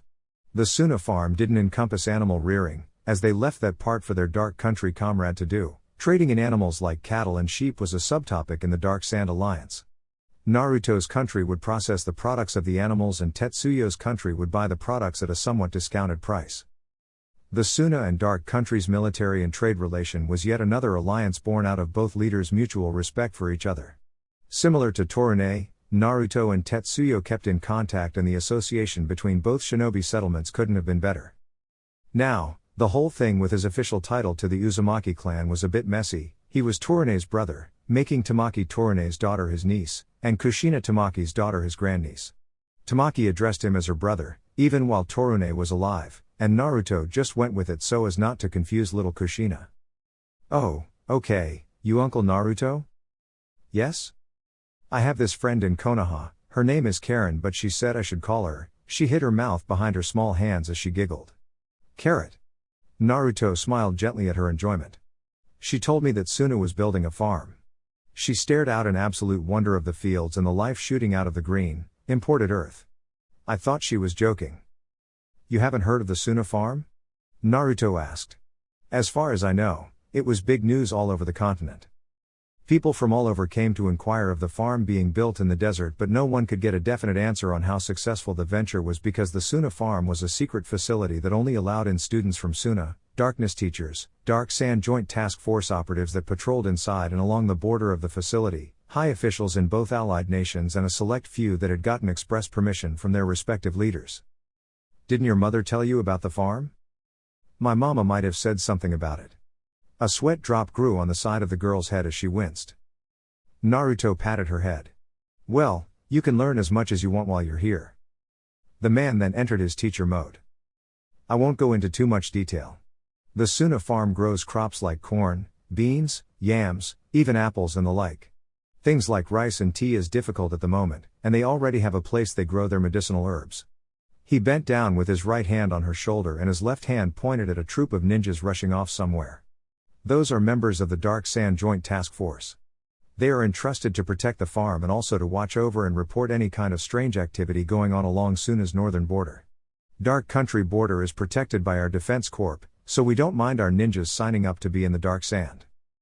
Kushina noticed that the Dark Sand ninjas wore the chunin/jounin flak jackets and forehead protectors of their respective villages, but over their bodies were white cloaks with the yellow kanji for Dark Sand Joint Task Force. The white cloaks gave them uniformity and their haste in movement made them look very professional, especially to a young girl like Kushina. Darkness has a 30% stake in the Sunna farm. That means Darkness owns 30% of the farm, even when the loan has been fully paid back. So it's our duty to protect it as much as we are able. My ninjas sign up for membership and, after some really hard screening, they will be given their cloaks and their membership seal tattoos. Still though, as our ally, Darkness is obligated to look after Sunna's interests as Sunna as well as looking after our interests. Kushina nodded slowly in understanding. Close after Uzushio, Dark Country was very close with Sunna and River. Naruto and the current River Daimyo, Kawasataru, had established a merchants' guild for both of their nations' mutual benefit. The building itself was in River Country, seeing as that country was an acclaimed trading nation, though as long as the merchants were either from River or Darkness, there was always a place in the guild for them to trade in wares they couldn't sell while on the road or in another village. There had only been one other nation that had been close to River, so much so that they built a merchant guild, and that was Iron Country, though after the First Great War, the guild was torn down and relations with the samurai nation became solely formal. In time, Kushina would find out more about Dark Country's relationship with its four allies. The serious-faced Dark Sand ninjas went about their work. Naruto directed the girls' attention to a separate crowd of students, singling out a boy in his mid-teens with dark red hair and a large storage scroll on his lower back. The chunin had his arms crossed and was listening in on a civilian farmer telling his class on the best way to determine if yams were ready to be harvested. That is Sabaku no Raza. He is the Sandaime Kazekage's oldest child. Tetsuyo is training him to take over being Sunna's cage after him. Out of curiosity, Kushina asked. Does he want to be a farmer? No. His father tells me that he enjoys visiting the farm and he comes as many times as possible. The Uzumaki girl searched the frowning teen's face for any trace of joy and looked up to the masked blonde, confused. He doesn't look very happy. Trust me, Kushina, I know that kid, he's happy. The Sunna farm used to be a dream within a dream. At some points in time, the Nidaime and Sandaime Kazekage had given up hope of ever realizing it. Then Naruto and his country came along with the alliance proposal. During the alliance talk, Tetsuyo had brought the idea before his fellow leader, showing him blueprints and plans and a comprehensive list of crops expected to be grown there, doing everything in his power to convince his legendary counterpart to support him in his village, and Naruto, greatly surprising the man seeing as he didn't now Naruto had planned well ahead of their alliance talk with Sueki, had immediately cut him a deal. A 10 billion ryu loan, split into 500 million every year, and a small portion of ownership of the farm. The latter ownership was more for Darkness to take some of the credit for the success of the farm, though the small size of such ownership was so as to keep them in the background. 30% of the farm was nothing compared to the feeling of finally making their dreams come true. True to Naruto's words, Kushina caught a flicker, an invisible crack, on Raza's face. This farm is very important to not just Sunna, but to Darkness as well. There really wasn't a way of saying this without sounding conceited, so Naruto went on. Sunna wasn't doing so well, food was expensive and water was dirty and hard to find. Darkness has contributed mostly in lowering food prices for sand and in the drilling of wells and boreholes in the desert, which is really hard. When it's harvest time, both Sunna and Darkness would see a boom in trade with unallied villages and countries for the crops. He looked to the child. Did you understand what I'm saying? The girl bobbed her head. Yes, uncle. Food prices would be the same between Sunna and darkness, but it would be higher for anyone else. Yes, even for Naruto's other allies, not unless they reached an agreement with Sunna or they bought Sunna produced through Dark Country. 30% ownership didn't give darkness authority to change price of crops going to unallied. The quality of the produce would be high, that much was undeniable, so once others got a taste it would be in high demand. Dark Sand would have their work cut out for them in defending the farm. The leader then rubbed his hands and said to the knowledge-absorbent Uzumaki. He nodded backwards to a willow tree behind them a short distance from the entrance to the exclusive farm. We'll rest under that tree. Oh. The dark leader huffed as he sat down, leaning back into the tree and inhaling calmly, enjoying the fresh air. Kushina hesitantly plodded to him and sat down by his side, crossing her legs and squeezing the end of her dress in her small hands. The masked blonde opened an eye and asked her, "What do you think of the Sunna farm, kid?" It's big." She then turned to the man and asked, "Does darkness have its own farm? Like this one?" "Something like that." The man began. "We have a farm just as big as this one in the western region, and there are smaller farms all over the west and south. Unlike the Sunna farm, the big farm in the west rears animals. There's the bee farm in the northern region managed by the Suzumabachi clan, the clan of wasp holders," the redhead filled in her head. "There was only one bee farm in the country, and it was the one that controlled the circulation of honey. There is also a fishery in our southern region, also within Pansa Senshi region. Our farms have been operating for the past 6 years now, and they are mostly managed by the Pansa Senshi clan." "The Panther people?" Naruto nodded with a smile. "Yes. Their history is steeped with hunting, cooking and growing their own food. This, among many other things Naruto had told her and was going to tell her, was a topic that was going to be taught in the Ninja Academy, but the man didn't see any reason to keep the girl in the dark until next year's resumption date. Though he had to inquire, "Do you want to know their history?" "Yes, please."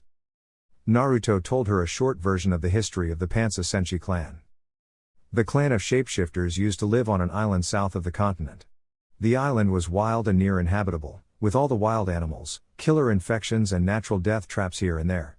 They had persevered and stayed on the island, hunting and gathering. A way for the clan to not fall into the despair after losing a clanmate or from a lackluster harvest was in cooking. The Panther people had been living in houses in the trees, so predators found it very hard to reach the source of the tantalizing smells. Then one day, the earth just stopped yielding. There was no reasonable explanation. The soil turned into black silt, the trees withered and were unable to hold the houses in their branches. Even the water around the island and in the island became poison, forcing them to venture outwards in search of cleaner water to bring back. The first recognized clan head in their history ordered them all to pack up, and they did so, setting sail northwards to the continent, where they encountered the Kamuri Smoke clan and the Suzumabachi already inhabiting what would later be known as Dark Country. Dark Country was the second oldest human settlement on the continent, and the clan of Panther shapeshifters made their homes in the western and southern regions, where the soil was fertile, coincidentally bordering Wind Country. Some years later, the Kurama would come in from the west, the Chue Inku would come from the east, the Hogo emerged from their burrows and the Gato would come out of the earth of the northern region. The young Uzumaki sat there, amazed. "Have you ever seen one shapeshift?" Kushina searched her memory for a time she had ever witnessed a human being change into a panther. She shook her head. "It easily is one of the coolest things you'll ever see." "Really?" Naruto said with a sure nod. "You'll get to see it when you start school." The girl looked down to the grass and a whirlwind of things rushed into her head. First was the fascinating sight of seeing a human change into clay and seamlessly merge with the ground. Suzuki had shown her what her teammate could do when it came to fighting, and Kushina would admit without a shadow of a doubt that it was friggin' awesome. Then there was the Wasp clan and their ability to see nearly all around them, and also their pinpoint archery accuracy. She was also interested to see how they could use their colonies to battle, because Sueki had told her how deadly a Suzumabachi wasp could be for other people. Then there was Naruto's clan, the Kamuri, that had been born with 2 chakra affinities and could create truly staggering jutsu. The Kamuri she had seen on the training ground yesterday did not really use their smoke release, but rather they used water or fire release, but they were wildly strong. Now her idol was telling her that there was another clan of people that could do something as awesome as changing form from human to animal. The prospect of attending the Dark Country Ninja Academy was becoming more and more appealing for the girl. It was probably the first time in her whole life that she wanted time to fast forward and she could be able to sit in class and learn more about the country she intended to serve. She might have the chance to access the Darkborn citizen assassination technique classes, though this didn't dim her enthusiasm. Naruto chuckled at the light tremor of the girl's hands. He could see the girl's true behavior slowly peek out as she continued talking with him. Tamaki had said that Kushina was a rowdy, impulsive, boyish girl that was occasionally hard to control because she had so much pent-up energy. Kushina's mother had even said that the girl had an adorable verbal tick. Naruto had yet to hear it, though he eagerly kept his ear out for it. This home of ours will be nothing without the contribution of each and every person. Clan or no clan, and now that we have 4 great alliances with 4 cooperative places, there really is no stopping us now. The leader smirked. Then his eyes dimmed fractionally as he asked. While you were in Konoha, did you ever get a chance to look around? My mama said that I shouldn't go anywhere without Granny. Your mother is a smart lady. Kushina visibly brightened up at the praise to her mother. Was Mito able to show you around? Sometimes. The girl shrugged, looking back out to the fields and the hard-working people on it. Granny was tired most of the time, so we couldn't only go out for walks together once or twice a week. Then she added with a faint stutter. But Uncle Nawaki took me to the park whenever he's not on a mission. That's Tsunade's younger brother, right? Yes. Was there anything you noticed there? There weren't that many of my clan mates in the village. Naruto conceded to that point. Yes, true, what else? Things cost a lot? Kushina reluctantly supplied, a bit unsure of the point she raised. While she had been in the village for 6-7 months, Tsunade had enrolled her into the village's ninja academy, and the Senju had been visibly surprised by the school fees the director had put forward. Another time, Mito was taking her and Carrot to the market to buy fruits, and the seller had called 3 times the price for a bunch of bananas than they could get in Dark Country. So Mito ended up asking Umara Kurama to contact Naruto and ask if he could send her the items on the list, which Naruto quickly did through the Kurama clan head. Mito Uzumaki refused to be ripped off. Good, Naruto said, both at the point and in relief that Kushina hadn't ventured out on her own into the darker parts of the Leaf Village. He got up and watched as the girl rose back onto her feet as well, dusting down her dress for errant specks of grass. Are you tired? No. The girl answered. We'll take a walk to the northern region and I'll show you the dark forest. With some luck, we'll be able to see some animals. After that, Naruto would take the girl to see a blind test of strength happening in the Hogo clan compound. The blind test of strength was a yearly tradition of the clay people that occurred before winter. Anyone was free to attend. The Hogo people would put up a complex demonstration alongside their clan's mole summons in a show of might. It looked like a play to outsiders, but it bore a deeper importance to the mole people, as every action told the story of how the very first Hogo child was abandoned in a dark cave and how the mole elder had taken the child in and raised him as his own. The highly traditional clan performed this play every year to remember their humble beginnings and show the rest of the country their current strength. Naruto had met the staggeringly old mole elder once before, at the insistence of Nanako Hogo, the clan's head and director of the Southern Region's Defense Corporation. This meeting had happened in the real world, not the summoning realm, and it occurred 2 years after the Civil War ended, when their country was gradually rebuilding itself and Naruto had been less swamped with his duties. The old summons approved of Naruto's strength and had given the leader his blessing. Then Naruto and Kushina would move back to the capital and watch a puppet show a popular Sunna entertainer was to hold an hour after midday. The story, as advertised by the entertainer as she asked for Naruto's permission, was of a samurai princess who had given herself the task of freeing her lover from the demonic possession of 7 entities, 1 for each day. The woman had promised that it was packed with action, suspense and romance, and it was a story for all ages. The puppet master had a flair for the dramatic, and she had a good following back in Sunna A village with more than a few puppet masters, so Naruto was nothing if not interested to watch the story. They would rest and have lunch in a cafe for 30 minutes, then proceed south to see how they could help families there prepare for the forecasted snowstorm. The southern region was the place first and worst hit by the blizzard, and Naruto wanted to make sure they felt included and thought of. It would give Kushina a chance to mingle with the children and learn how the people there reinforced their houses and property against the inevitable snowstorm. Helping them could take a while, and Naruto wanted to ensure that Kushina had time to have fun, so it would consume most of their time, but that was fine. By evening, the leader would take the girl to the Chue Inku clan compound in the eastern region concerning Amara Chue Inku's invitation to watch her clan mates perform their last practice before the ballet dance that would happen in the end of the term festival of both academies. The clan head and director of the National Bank wanted the man to come and watch in case he was too busy to see it happen during the festival. Naruto wanted to use that chance to expose Kushina to another clan of Fuinjutsu masters, besides her own. The Grim Ink release users had an astonishing way of making and using seals. It should be about 8 or 9 in the night when they were done, so they would return to the capital and do some furniture and carpet shopping to end their day. If Kushina remembered the question he posed to her by then he would decide if he should or shouldn't train her. He wasn't going to remind her. It was all up to her. They began an easy trek towards the Hogo clan compound in the northern region. Several hours later. Grim Ink Theater. Chue Inku clan compound. Eastern region. Dark country. 123, 123, 123, 123. Amara clapped her hands and tuned to her counting. Her eyes kept track of each of the 10 ballet dancers fluttering across the stage, elegantly strutting and posing, pirouetting and skipping to the beat their clan head was making. Fast-paced music began playing off the stage. The dancers were in perfect sync, spinning on the tips of their toes in circles, flicking out their other legs and bounding forward as one. The ballet dancers were in dark green leotards and airy white skirts. They danced on green ballet flats. 10 more dancers came in from each side, a few men and a few women, 6 from the left and 4 from the right. This new group were in black leotards and misty black veils over their faces. Their horns gave their veiled faces an even more eerie look. A spotlight from above the stage flicked on and singled out a single girl, wearing a tattered red dress that floated with each step, black tights and black ballet shoes. Her horns were painted a hypnotic red and white that seemed to turn with her as she moved about the stage. Amara's voice receded as the dance went on, eventually becoming a low whisper till the woman said no more.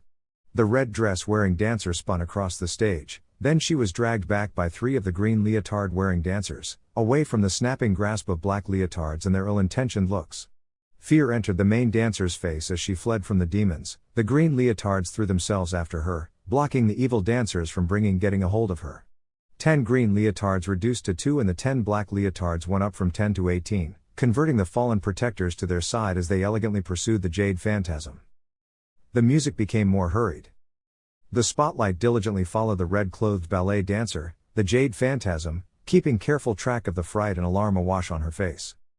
2 demons finally grabbed onto each of her hands, pulling her back and forth as the others heckled and laughed, throwing the Phantasm's last protectors into the backstage. Her turning red and white painted horns stopped as the main dancer cried mutely, pleading for help. Naruto, his head perched on his fist and raptly watching the performance, honestly wondered how it would end. The red and white of her horns turned pure green and her red dress also flickered to the color of the forest.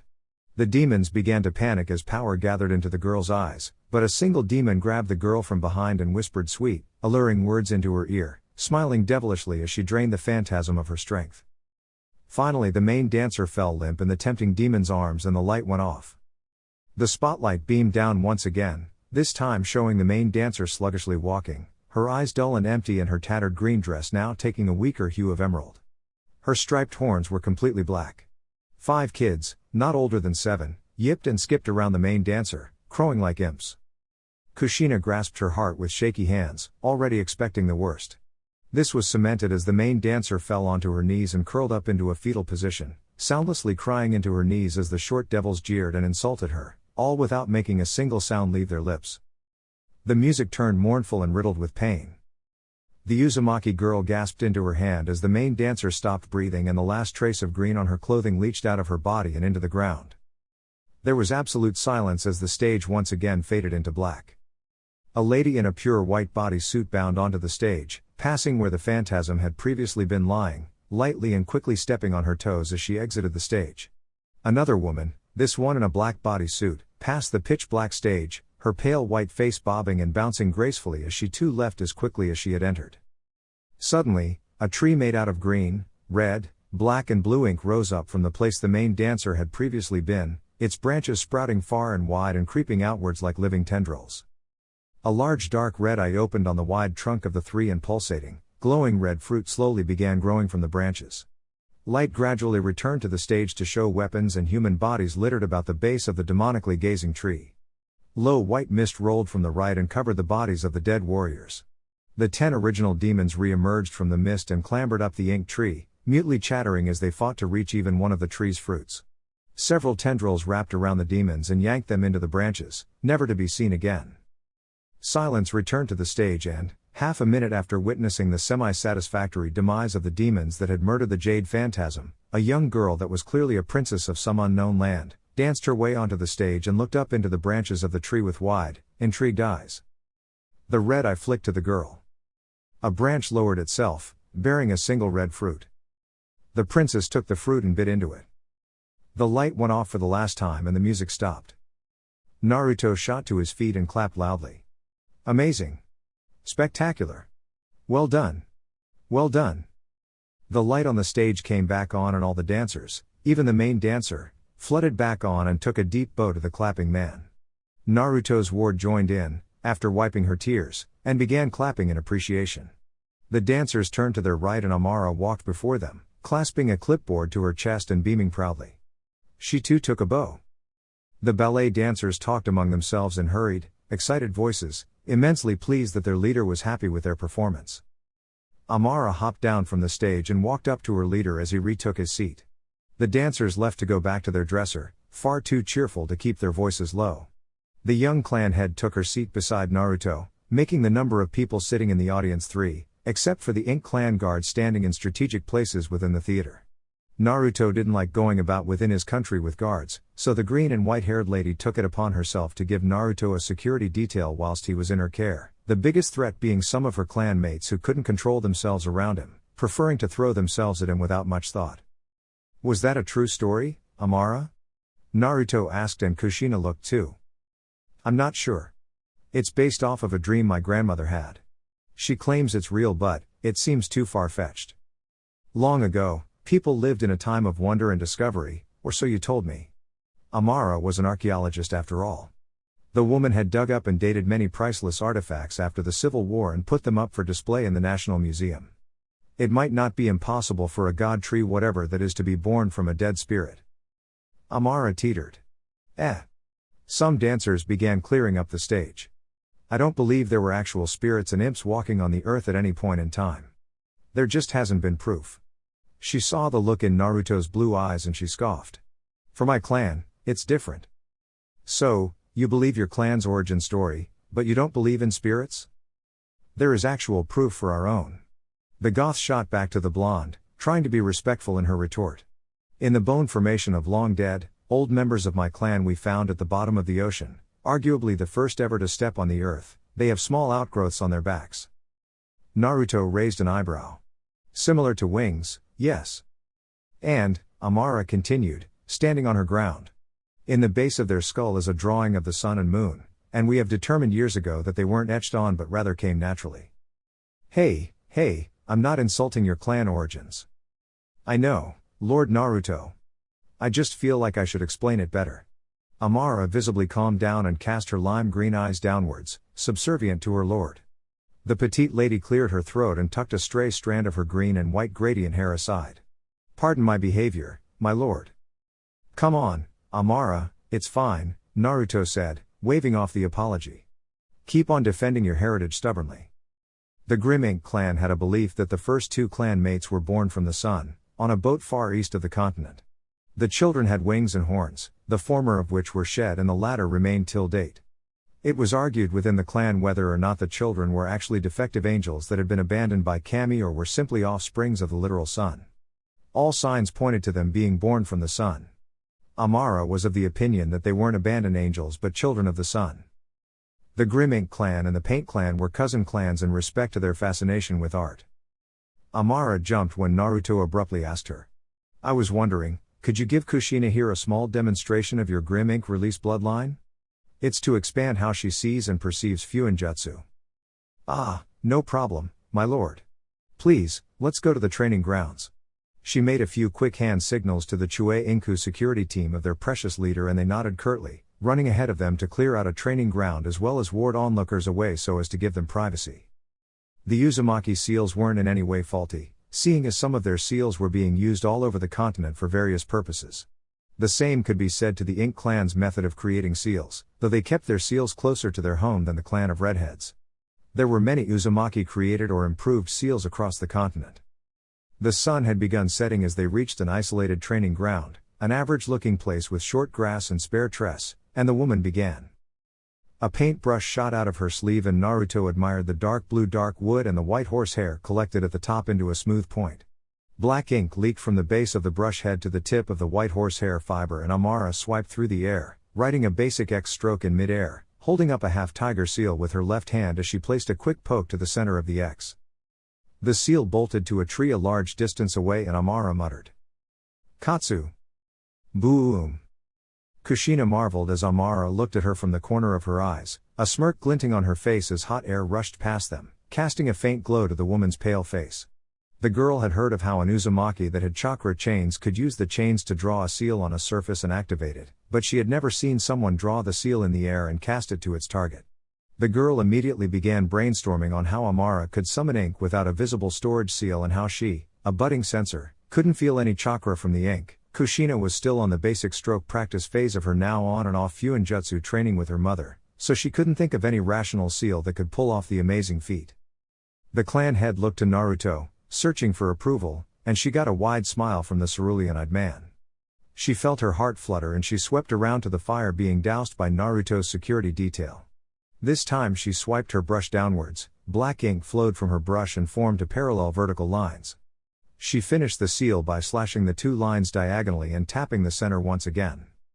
The seal cracked and split on two, one shooting left and the other careening forward in a blur of black ink. The one flying left imprinted itself onto a rock and the other stapled itself onto a tree. Hidden art, grim ink release, inanimate object switch technique. The tree changed place with the rock, going as far as even the roots digging their way into the earth. Though, seeing as the rock had a wider base than the tree, there was a visible patch of earth around the tree that it couldn't fill. The secret to Amara not bringing out any pot of ink to cast seals was that, as a rite of passage before a Chue Inku clan member could truly be recognized as a ninja and brought into the fold, the person would have to make his own painting brush and the brush fibers from scratch, meaning they had to enter the dark forest, take a branch from a dark tree that felt warm, plucked hair from the animal that allowed them and combined it all together to get a strong, sturdy brush. When this was done and the brush was created, the ink clan member would have to draw 3 micro-storage seals onto each and every fiber on the head of the brush, push their chakra into a large vat of ink presented to them by the elders and use the tiny storage seal on the brush to suck up every last drop of the ink from the vat. It was a whole ceremony. It was also a close secret to the clan, and people's minds never went to micro-storage seals because that idea was simply impossible.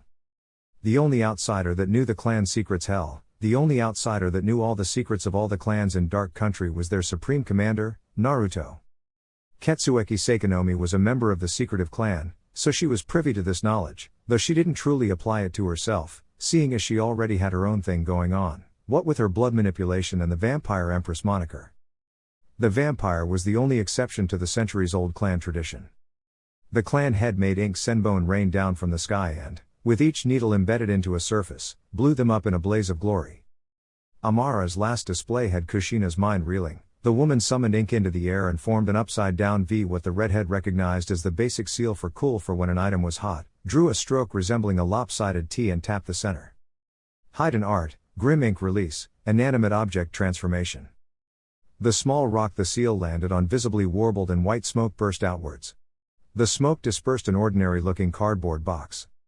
Naruto sent a glance to the woman and she shook her head slightly. She couldn't tell Kushina about how this could come about. It was against clan law, and it could only be broken by an order from him, Naruto. The clan secret being that Chue Inku chakra had the power to physically change the form of an object and a person for a specific amount of time, depending on the strength of the user and the amount of chakra being used. So far, only Amara and 2 other clan mates could do this. The limitations to this being that once the chakra ran out, the object or person would turn back to normal. If, say, an object was placed into the box and it changed back, then the object would be stuck in the center of the reformed rock. Depending on the amount of chakra and ink used, the complexity of the transformation and the detail put into it, the strain on the user was monumental, and so they couldn't keep, for example, a human transformation on for longer than 10 minutes. It took time to create too. Aside from this, Chue Inku fighters were very proficient in their sealing art and in their martial arts, seeing as they were close to mid-range fighters. Their brushes could be refilled once the ink had been used up, and there was constant study to create more seal combinations. Naruto tapped his chin and made a mental note to ask Amara for a spar later that week, probably after the end of the term festival. "Lady Amara, I have a question." Reluctance flashed through Amara's face. She smiled quickly and stashed her brush into her pocket. Yes? Is it possible for someone outside of your clan to do all of that? Naruto saw that she didn't want to break Kushina's hopes, so he spoke for her. Their chakra is keyed specifically to manipulating ink, kid. So far, no one else can do it. Kushina's face fell and Naruto rolled his eyes. He then slyly suggested. Though, it's possible for someone super smart and super skilled to replicate it. The Goth clan head noticed what her leader was doing and nodded in agreement. No one has ever done it right. Naruto scratched the back of his head and looked away, humming lowly. But, I don't know, can you do it, Kushina? The fire from the morning burned in Kushina's purple eyes. I can do it. PSHHHH, I don't know. I said, I can do it. Her voice was low, rumbling. Did you say something? Amara hid her smile behind her hand as she watched Naruto casually cast his eyes away from the girl as Kushina, that adorable little runt, stood before her idol with her hands balled into fists so tight her small knuckles were white. Her teeth was grinded against each other at the offhanded dismissal of her abilities and her straight hair separated, forming 9 dangerous-looking tendrils and waving about as the child struggled to put a cap on her emotions. Naruto stuffed his hands into his pockets as Kushina whispered mutely, her eyes closed hard. I don't quite hear you, kid. I said. She grabbed Naruto's flak jacket and roared, right in his face. I can do it. Dada Bane. Silence bathed the clearing, before Amara erupted into chirping laughs, holding her belly as Kushina finally realized herself. Ah! Her face was horror-struck, taking an unhealthy red hue and her lips wiggled with embarrassment. She released her crush's jounin vest with a wild jolt and stumbled backwards, falling onto her bottom. Ah! Amara cooed, pinching her red cheeks. Clan law wasn't being broken if Kushina found her own way around the puzzle, instead of being fed by an ink user. It was certainly the first time someone had taken an interest in deciphering another way to manifest seals, seeing as Uzumaki preferred to continue using their own Fuinjutsu style, and Fuinjutsu itself was a complicated art that needed total dedication. Amara saw seal work as enjoyable, and the determination she saw in Kushina reminded her of when she first began studying seals. I believe in you, kiddo. Oh. Root main hideout. Somewhere in Konoha. Fire country. Danzo hummed to himself at the report. He's not leaving anything for chance, huh? His face didn't shift with emotion or indicate the frustration he was feeling inside. He also entrusts the boy to Sakumo Hatake when he goes on missions, Lord Danzo. One of the 3 blank-masked operatives mumbled, deferring to his master. We are unable to approach the Hatake clan. Danzo turned away from them and said quietly. It seems Sakumo isn't as resentful of Minato as the others. I can't allow such a child to live. What do you want us to do, master? Keep an eye on him for now. The man answered as he looked at a priceless painting from the Kurama clan head of a 4-headed tiger raising down a village. Take him down once you see your chance. The 3 stoic ninjas knew their master didn't care if, after the assassination of the 7-year-old boy, they were killed. They were his tools and he could use them as he saw fit. Oh. Mist's very own home furniture, fixtures, and appliances. Dark Capital Market District. The capital. Dark Country. Naruto was man enough to admit that the obnoxiously named Kiri store had basically anything and everything any average family would need to furnish their home. Of all Naruto's 4 allies, the one Darkness had with Mist was more cordial than anything, even if the Kage, Gengetsu Hozuki, as flamboyant as he was, continually encouraged his shinobi and his civilians to make the dark people in his village more welcome. Their alliance was in the traditional format: military aid for whoever needs it, defense would come at any time as long as it could be provided, traveling between both places was allowed, shops and business could be set up as long as it abided by the law, and finally, families and individuals could settle down as long as their entrance seals permitted, unless occasionally renewed.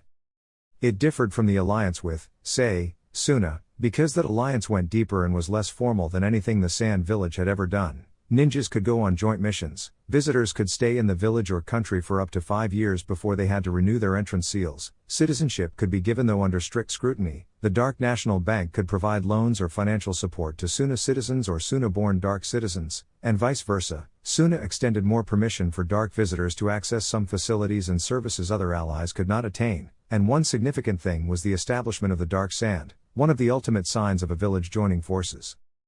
Naruto didn't see anything truly beneficial in the alliance with Kiri.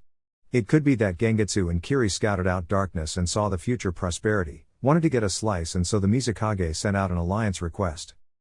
The best things that came out of their alliance was that his ninjas were getting more adept in fighting in low visibility, though training in the desert gave dark assassins more heat tolerance over time, and the biannual Jinan evaluation examination, which would occur between both shinobi settlements, pitting both of their ninjas against each other in all-out warfare, tournament style, to find out which Jinan squad was more qualified for a promotion to Chunin. This event only occurred between Darkness and Mist, but Sunna and Uzushio wanted to get in on the action as well, River too, though the trading nation was more reserved in its request to enter the biannual exam. The exams have happened only twice, which is 1 year.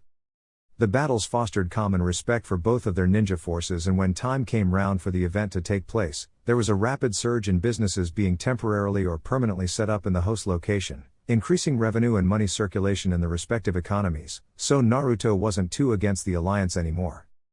The opportunity for his ninjas to see and witness the power of the three-tailed turtle was also something Naruto enjoyed. Yes, the turtle preferred to wade the water far off Kiri's shore, but it was still within the country's border and it hadn't posed any problem for centuries. It was similar to how Suna kept the one-tailed raccoon in check. Tetsuyo used his iron sand to weigh down the beast and keep it docile in a remote cave somewhere in Sunagakure territory. The furniture and appliance store Naruto was in, Mist's very own home furniture, fixtures, and appliances, was set up by a small caravan of Kiri civilians. The blonde even remembered the day and time the small group had come by his Kamuri office to ask his permission to set up the business. There hadn't been any formal alliance with Kiri as of that time, so nearly everything had to pass through Naruto before it could come to fruition. Now, when outsiders or citizens wanted to establish business, they would have to go to one of the many offices in the civilian division's headquarters in the capital or to a branch office in the 4 regions and formally file for permission, instead of meeting Naruto, seeing as he delegated that power to them when business requests became too many to investigate and scrutinize. The group of Kiri traders informed him that they had been bolstered on by their cage and openly admitted that they were taking a big risk in setting up shop in the Silent Nation. Now look at them, 3 years later. Their business had 3 floors of merchandise and services, including plumbers and electricians. Best part, to Naruto, was that the Kiri business pumped a great deal of money into Dark Country. Kushina was looking over a few shelves of small, square carpet samples before him, and the masked man was eyeing a dark blue couch on display. It wasn't too fluffy or flashy, but it looked dangerously comfortable. There was a saleslady, clearly from the Hozuki clan, with her shark-like teeth and her black sclera and blue pupil eyes, making subtle motions to the couch. She knew who he was, obviously, and she also knew how business would boom once word got out that the leader had fallen asleep on one of their couches while he was testing it out. It would give a big advantage over the competitors within the country, like an equally popular home furniture and appliance store owned by a dark-born Uzumaki couple. The man was jerked out of the tantalizing thought of slumbering on the couch by a small tap on his shoulder. His turned around and his eyebrows furrowed as he tried to remember the person standing before him. The person, carrying a hook staff strapped to his back, a long coat over his ninja garb and a Kiri forehead protector, mumbled in disappointment. "It's Yagura, Lord Naruto." "Ah, yes, Yagura," Naruto said with a nervous chuckle. "I was just about to say that." The Mizukage's prospective successor frowned. "You keep forgetting my name, sir." "What brings you here, Yagura?" Naruto asked with a smile, shifting the conversation away from how he found it hard to remember the man's name. Yagura's eyes narrowed fractionally, then he shrugged. "I was looking for new tiles for my kitchen. I plan on spending winter here." Naruto didn't bother asking what was wrong with the tiles already in the kitchen. Owners of their houses were at liberty to alter the decoration of the rooms as they saw fit, only renters couldn't do that. So Naruto assumed Yagura had purchased his house. Natural-born citizens, including allied nations born in Dark Territory, had the privilege of getting free housing and accommodations, aside from hotels, motels and guest houses, but allied foreigners had to either pay rent of their accommodations or buy it at the average price used around the continent. The former option was better, seeing as they had to renew their entrance seals every once in a while. Healthcare was cheap and affordable for the foreigners, meaning they paid for it, but the cost wasn't obnoxious or unattainable, and education was completely free. Allied foreigners paying for housing and healthcare contributed to the increase in the country's money reserves.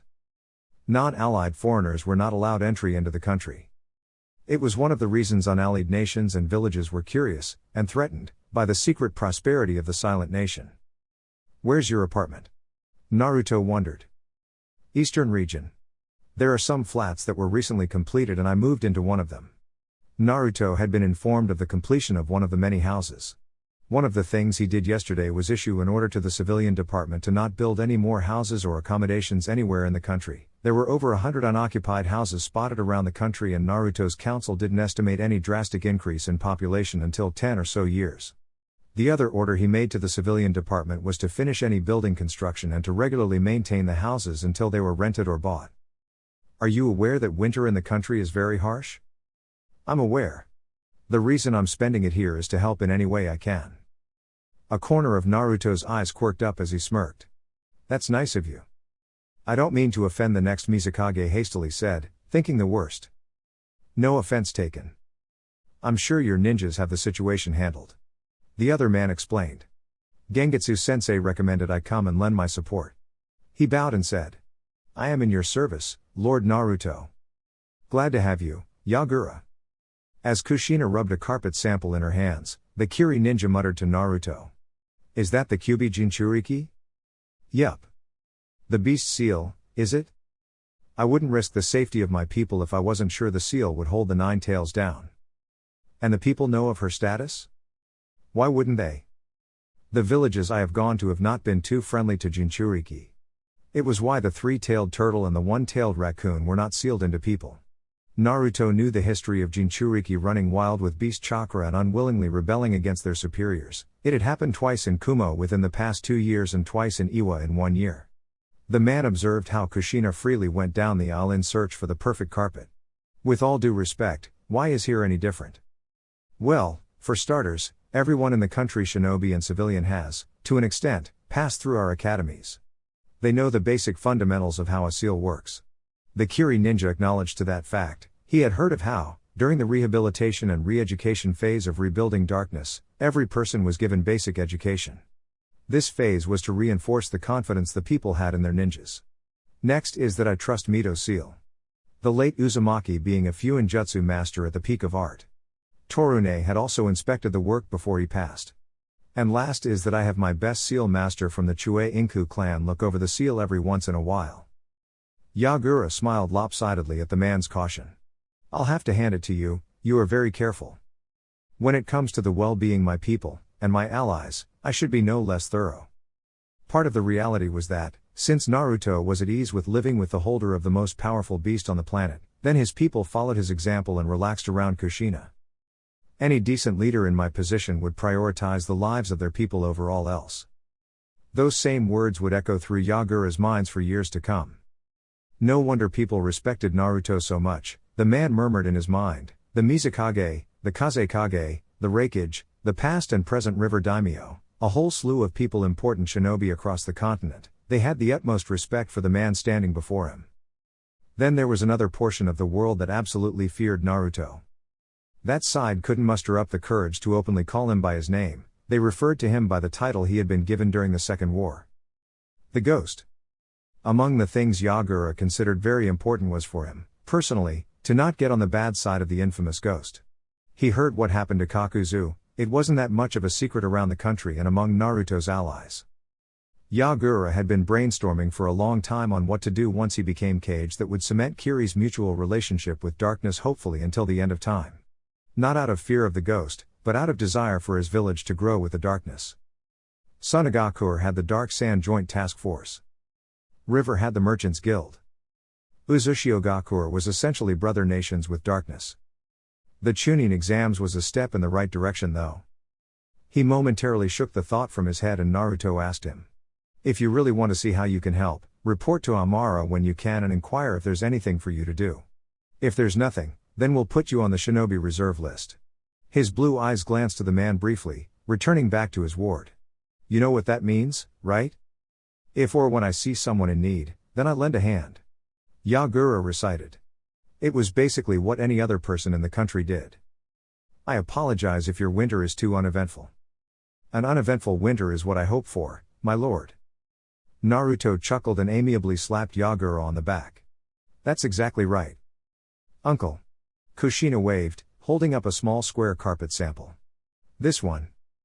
Naruto jerked his head towards an attendant and flicked his eyes to his charge. She quickly rushed over and politely collected the sample, leaving for the back room to bring the whole carpet out. Kushina went on ahead and selected a wallpaper sample. Have you found the kitchen tiles you were looking for? The future Mizukage shook his head. Not yet.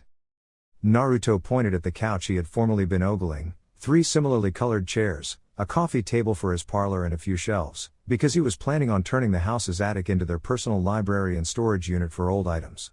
For the old furniture they were replacing, Tsueki had proposed she take them to a pawn shop to sell. Naruto collected the storage scroll, sifted through the items sealed inside and paid for them. He waved goodnight to the Kiri ninja and proceeded out of the store with Kushina. The sun had set by this time, so the street lights illuminated the road and police officers were on their rounds. So far, only a few shops were open, and there were restaurants and bars. Some carriages rumbled up and down the road, transporting families and trading wares about the capital. A couple of officers bowed to their leader as he strolled down the sidewalk. The blonde nodded back to them and squinted up ahead at a tarp-covered building that towered over everything. It could almost be seen all the way from the different regions. The contractor, by Naruto's order, had put a halt on the building of the leader's tower and postponed it until after winter. The lights coming from the site were just workings reinforcing the building to strong winds and the cold. The building was now covered because it was in its last week before completion and they wanted it to be a surprise for their leader. Naruto was excited. The contractor said he only made a few infinitesimally small changes to the original plans, but it was no less a tower fit for their master. It would be the center of the country. It would be a physical show of the power of darkness. The grand reveal and opening would come before the academies were open for the new semester. There was a cheerful, jittery, hyper-enthusiastic buzz going through the people in preparation of the historical event. The masked blonde looked down when he felt a tug on his pants leg. He smiled at the girl, still a bit distracted by the tower. I have the answer for your question. Which question? The one from this morning. Oh, Naruto snapped his fingers in realization. Yes, right. What's your answer? I want to be your student because... Churning purple orbs clashed with jovial sky blue. Learning from you and training under you is the only way I can become the next leader of darkness. The girl experienced a lot today. She had seen how important each ally was to Dark Country and how, in turn, Dark Country was important to them. She saw the fervor and eagerness people put into everything they did. She chatted with the children that also intended to attend the ninja and civilian academies next year and how they didn't want to see any harm come to their dear country. She experienced the emotion of loss a significant portion of the people felt during the war. They told her stories of their plight during the dreaded civil war. Naruto told her the plans for the future he had for his precious country and that it could only come to be with the cooperation of his people. Kushina glared up at the man as he laughed lowly. Whether or not I'm allowed to take assassination technique classes or not, I will be the next leader, so that I can be the one to protect everyone. Oh really? Naruto asked with a mockingly raised eyebrow. Dada Bane. Chapter 14. Time skip, 1 month later. 3:01 a.m. The wind howled violently, whipping and thrashing against the humble suburban home of the leader of Dark Country. Tsueki shivered and shuffled backwards, snuggling closer to the ball of warmth behind her. Naruto, spooning her, gently tightened his grip around her middle and mumbled incoherently into the sleeping woman's ear, too deep in his own slumber to realize anything. The white-haired lady breathed quietly and a light smile came to her lips, in spite of the sleep, fully content.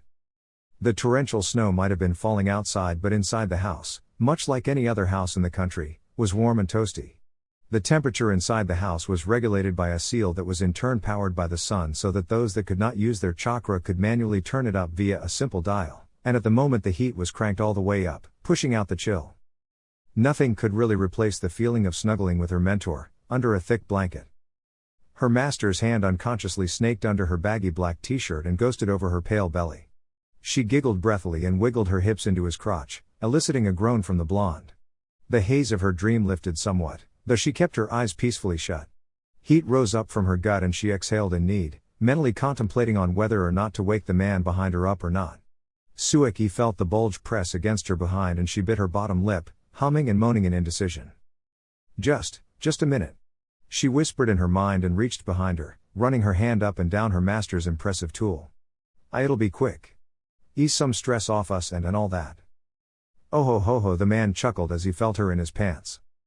The woman was about to fish out Naruto's meat from his sweatpants, taking a short moment to rub her butt against the front of his pants and feel up his abs, gasping to herself in anticipation. Her thin fingers found their way into his pants. The intricate black seal tattoo on her upper left thrummed. She ignored the call and sighed shakily when she felt her master in her hands. Her other hand lowered from pushed aside her underwear. She cursed silently when the seal thrummed again, this time 2 times. "Damn it, Wasp," she whispered. She put her teacher's dick back into his pants. She pushed aside the blanket and sat up, rubbing her eyes and trying to reorient herself in the dim room. She could hear the storm wailing outside the window, thumping vainly against the window. Warm orange light poured in from the thin slit underneath the door, from the light bulbs in the hallway. Good, she thought, the country's generator was still operational. She lightly got off their bed, making extra sure not to make a sound as she stealthily crept to their wardrobe. Naruto grunted and turned over, facing her as she bent into the wardrobe and searched for her black gear. His blue eyes glinted in the dim light coming from the streetlights outside, stubbornly shining light on the street despite the blizzard going on. "Was going on, Sue?" The woman found her pants and hopped into them, pulling off her baggy sleeping shirt and tossing it aside. She glanced back to her master and said in a hushed voice, "Something's happening." She found bandages and proceeded to wrap them around her chest, making sure it was secure before she put on a black short-sleeved shirt. Her eyes briefly widened when she saw him groan, about to sit up. The woman rushed to him, skidding on her knees and forcing him to lie back down. "Don't worry, I've got this." "You sure?" "I'm sure." The vampire got back up and put on a pair of black shin and forearm guards, strapped a kunai and shuriken set onto her thighs, sat down on the edge of the bed and grabbed her black sandals from underneath, wearing them. She then snagged 5 boxes of blood-filled medical needles and sealed them in a storage seal on her right arm. Lastly, the black commander grabbed her bat mask and plodded to Naruto, kissing him on his forehead. "Sleep well, sensei." A ghost of a smile wafted over her stoic face. The woman clicked the door shut and stepped to Kushina's room, swiping her thumb over the girl's doorknob and turning it. She peeked in and the little redhead was swaddled under a pile of blankets, snoring soundly. Sueki smiled faintly and closed the door as silently as she had opened it. The black commander quietly walked down the stairs, putting on her mask as went up to the front door and let in her deputy. Wasp slid into the residential home and went down on one knee before his superior, referring to her with the title only those in her team were allowed to use. "I apologize for waking you up, Bat-senpai." "It's fine. What happened?" Her face under the mask remained neutral and her voice gave nothing away, not even to someone as smart as Wasp, who could detect minute emotions. "The dark forest gate fell down and a few animals have escaped," he said, reporting of the first problem for that morning. "Any civilian casualties?" "No, ma'am, all civilians are indoors, because no sensible person would have anything to do outside when frozen hell was roaring at them from the sea. The barrier seals around the houses are performing properly. And I sent out an order for all Jinan to remain indoors." "Good, they are not yet qualified to withstand this snowstorm. What measures have been taken to round up the animals?" "There are operatives in the south that are herding them back north and Lord Daikiharu Pansa Senshi and Lady Amara Chue Inku are driving them from the west and east respectively back to the forest with Defense Corporation. The dark animal conservationists are pleading that we not harm the animals. The members of that department in the civilian division were the ones that were in charge of ensuring the malevolent animals of the dark forest thrived but remained within the evil, fenced-off forest. The civilians of the Dark Animal Conservation Office situated near the forest had told them that the gate had blown open on its own, but the DC were running an investigation on the claim. Black's function in this ordeal was mainly supervisory in nature, watch over the situation and enter when it became too out of control. The Gado members of the Defense Corp were confined to their desks within the respective offices. Their clay release became brittle and fragile every snowstorm, so Naruto had ordered for them to work in the background, indoors, so that none of the clay people lost their lives to the cold. Normal ninjas of the country filled in their positions, acting as temporary support for the DC that could come out during the blizzard. There was something else black operatives were attending to while the other shinobi herded animals back into the forest. "What else?" "We are giving chase to 15 Iwan ninjas that have breached our borders." Bat's eyes hardened. "Our comrades have tracked 11 but the other 4 are nowhere to be found. The snow is making it hard for our trackers." "Leave them to me," the vampire said, and Wasp bowed in deference, sending the message over to the other members of Black via a Morse through their black seal tattoos, telling them to inform any allied foreign shinobi to stay out of their commander's way. The man opened the door fractionally and blurred into the snowstorm. Bat closed the door after herself and disappeared into the white blackness of the blizzard. Ooh. Still within the dark capital. Normally, it was the function of the Defense Corps to search for and apprehend any foreigner that forced themselves into the continent, but due to the dangerous dark forest animals escaping and the Gato clan forced to stay inside until the storm subsided, normal ninjas covered up for them. The police were simply to keep track of civilians and make sure that the storm didn't sweep anyone off into the sky. In such a case as 15 unauthorized individuals entering the country and the DC was handicapped, then Black was the prime authority in handling the matter. Panda bowed stiffly to his commander as he sensed her approach, the hooded coat he wore over his usual Black Ops uniform, shading part of his mask and making the already silent man even more eerie in the howling wind, did nothing but chill the 11 captured shinobi to the bone. They were all in various stages of damage. Some had black eyes, some broken shoulders, one had a neglected sword cutting through his stomach and possibly nicking his intestine, bleeding freely and unhindered, another had lost visible stingers protruding from his torso, through his Iwa flak jacket. Most of the other masked dark country operatives wore black coats or parkas or ponchos or even buttoned-up cardigans and sweaters, billowing in the wind as they mutely surrounded the kneeling, freezing cold ninjas. A path was created and Bat, this time wearing the thick, hooded parka and black gloves Phoenix had graciously given her, strolled into the small circle. Panda waved his right hand over his head and a seal covered them all, forming a protective dome against the cruel elements. Bat stared down at a defiant man, meeting the red-eyed vampire's gaze without fear. The way the other powerful, masked operatives bowed to her in submission, it was obvious he was their commander, and those red eyes couldn't be mistaken. Blood, the vampire empress. Student of the ghost. The man glared at her hatefully, unwavering as the lady bent down, her masked face dangerously close to his. She hummed and briefly closed her eyes. 11 heartbeats. She echoed in her mind. The woman inhaled deeply. 15 different smells. The Iwa shinobi might have already been close before this failed invasion, she surmised in her mind, hence why she could perceive the minute smell of 15 people on this one man, even with how the snowstorm mist billowed outside of the seal dome. The woman straightened up and turned around. She said in an airy, uncaring voice. "You can kill them now." The operatives poured down on the kneeling ninjas. Ooh. Bat focused on the memory of the 15 cents, removed the sense of those that had already been captured and summarily flowed through 20 hand seals. Hide and art, demon blood release, bloodhounds of killer intent.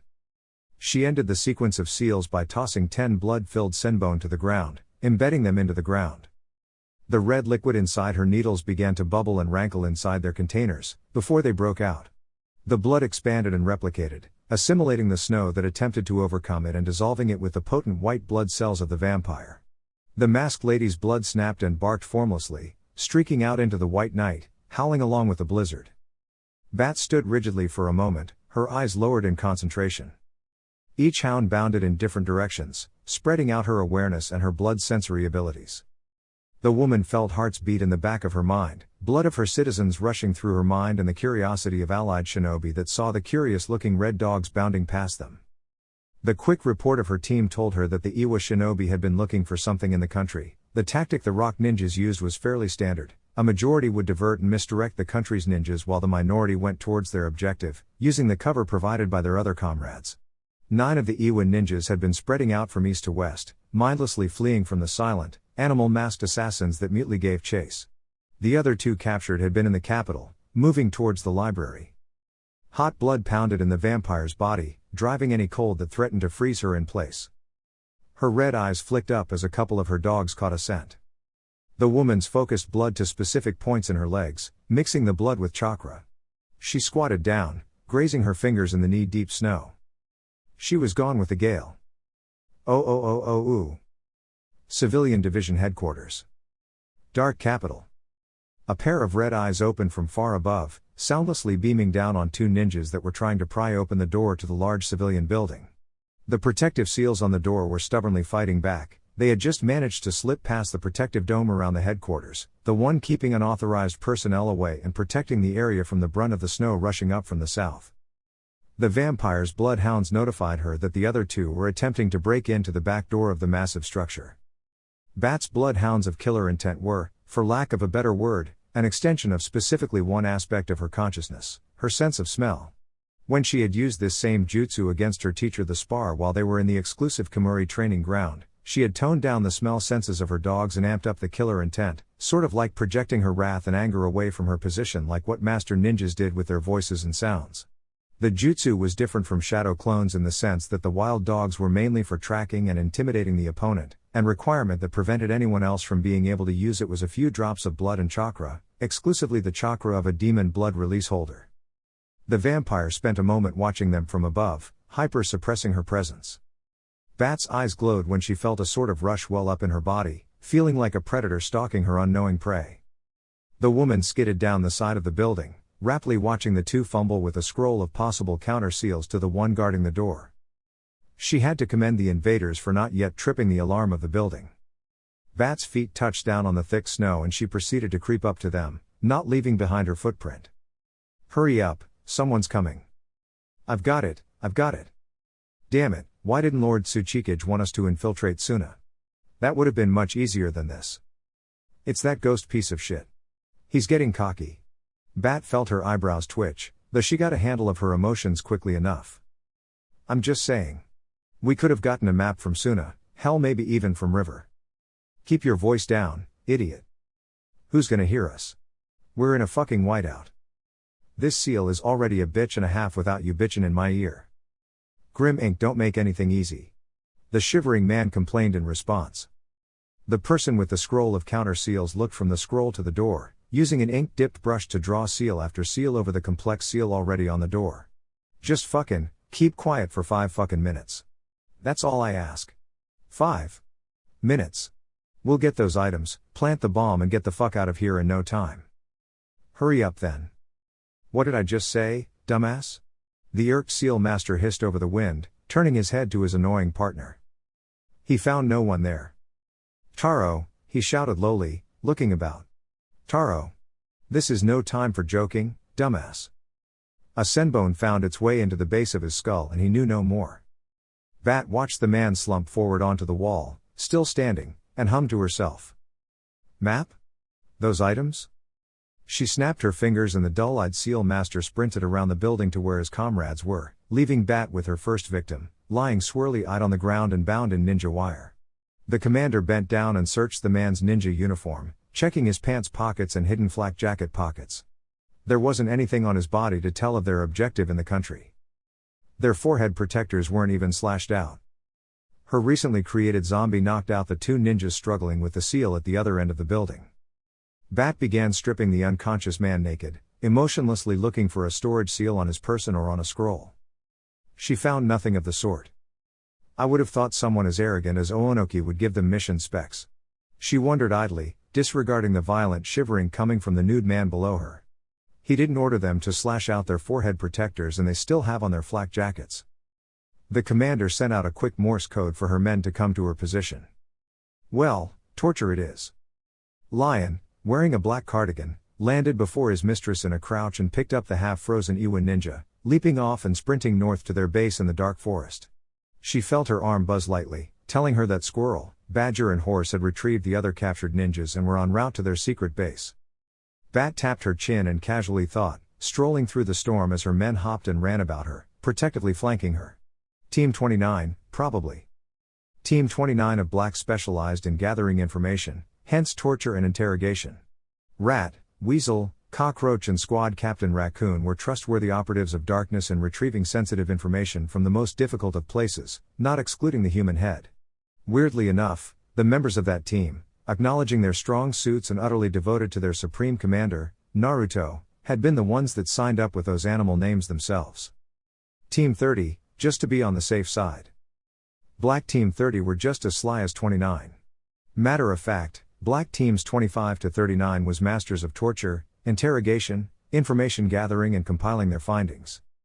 Normally Black operatives were jack of all trades, and they mastered a select few aspects of being assassins. The Black Ops were the elite shinobi of the country, unofficially dubbed shadows of the assassin nation. Those that preferred to train themselves in their specialities were properly grouped together into teams, while those that didn't lean too much into their specializations were placed in other squads so as to balance the teams out. The Dark Country borders secured once again, with normal ninjas and the other half of the DC, namely Hogo most clan mates and a sizable section of non-Hogo clan mates, including people from other clans and clanless patrolling the edges of the country or hunkered down in sentry posts. The animals were returned back into their forest enclosure and all ninjas, allied foreigners and dark citizens, were fully accounted for.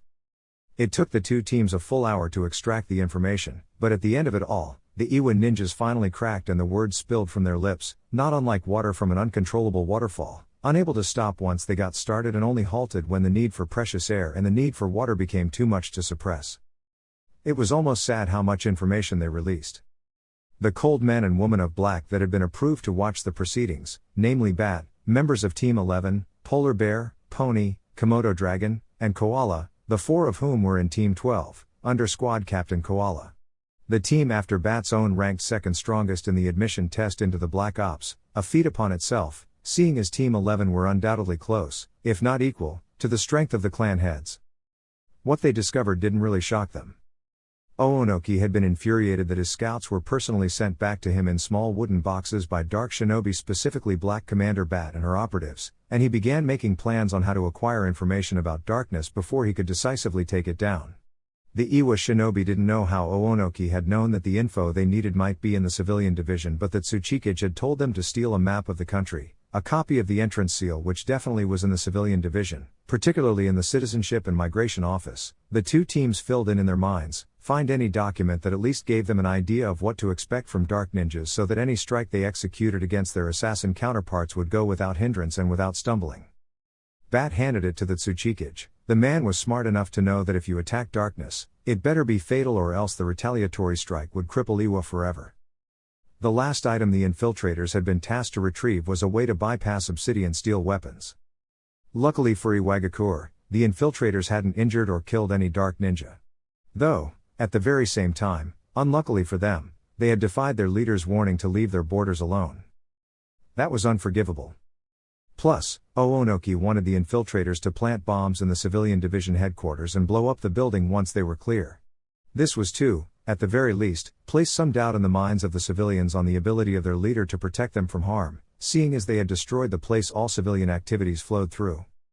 The two teams turned to their commander, silently waiting for her decision. Bat was stuck. Only Naruto could permit them to invade and collect their pound of flesh from Iwa, elite shinobi sub-organization or not, especially seeing as there was no loss of dark life. Killing them while they were within dark territory was out of the question. The storm raged outside, pushing and roaring against the hidden building as Bat furrowed her eyebrows and ran through the confessions in her head. It won't feel right if I just let them go. She flicked her wrist to the captors and the interrogation team slit their throats without delay, stonily staring at the Iwa shinobi as they gurgled and choked on their own blood, fighting the encroaching blackness of oblivion. And I don't feel like another warning would suffice. There was also the mystery of how Iwa knew of the important civilian building. No country on the continent, not even Dark Country's allies, had a comprehensive map of darkness. The map itself remained within the country and never once left. Then the safety of dark citizens in unallied nations aside for the blacklisted three, Kumo, Snow and Iwa, though their identities and affiliation with the Silent Nation remained as quiet as their leader would have wanted it, and any telltale signs, like entrance/citizen tattoo seals on the back of their left hands, became unseen once they left for unallied territory. Normal ninjas of the country went on missions to regularly check on the well-being of their comrades in unallied territory, and there had been no noise or attention raised on them, so far. Any attack would be transmitted through the seals on their hands and help would be sent immediately. No alarm had been raised. True, Iwa had once been among Dark Country's oppressors back in the Civil War, and they had taken their fill on the precious resources of the once suffering nation, so it was possible that they were using old knowledge to find their way to the civilian building. Problem being that, with the end of the war and Naruto's ascension as leader of darkness, the country's physical and mental structure had been drastically shaken down and reformed almost from scratch. For once, when the administrative building used to be in the eastern area of the country, now it was at the center, and Dark Country had an actual, well-defined capital, as well as properly defined regions and regional offices. Institutions and power were delegated but not decentralized, as all power and authority of officials and high-ranking ninjas went straight back to Naruto, who stood at the very peak of power in the country. Duties were shared and were accountable to their leader. Any relic of the past was either torn down completely or refashioned for other use, so much so that it was unrecognizable to even those residing in the country. Important structures like the civilian and ninja academies used to be temples of the royal clan, the headquarters of the ninja division used to the main rebel camp, and the structures that were currently the water and electrical boards respectively used to be places the royal clan kidnapped and tortured clan members. There was no way on earth anyone, barring allied nations to a small extent, could know of the extreme, sweeping changes made within the country. Unless the patiently waiting subordinates of the Black Commander shared looks when they saw, under the vampire's bat mask, her red eyes harden. Plant Man. What she and Naruto had gathered about the man on their few encounters pointed out that the creature had sneaky ways to enter the country without alerting them. First off, inform our seal masters to incorporate nature chakra sensory and tracking seals to the border. Tell them to focus on sentience and the nature chakra not being recognized as darkness or allied. As far-fetched as it sounded to them, it meant that any nature chakra that moved on its own was to be tagged once detected.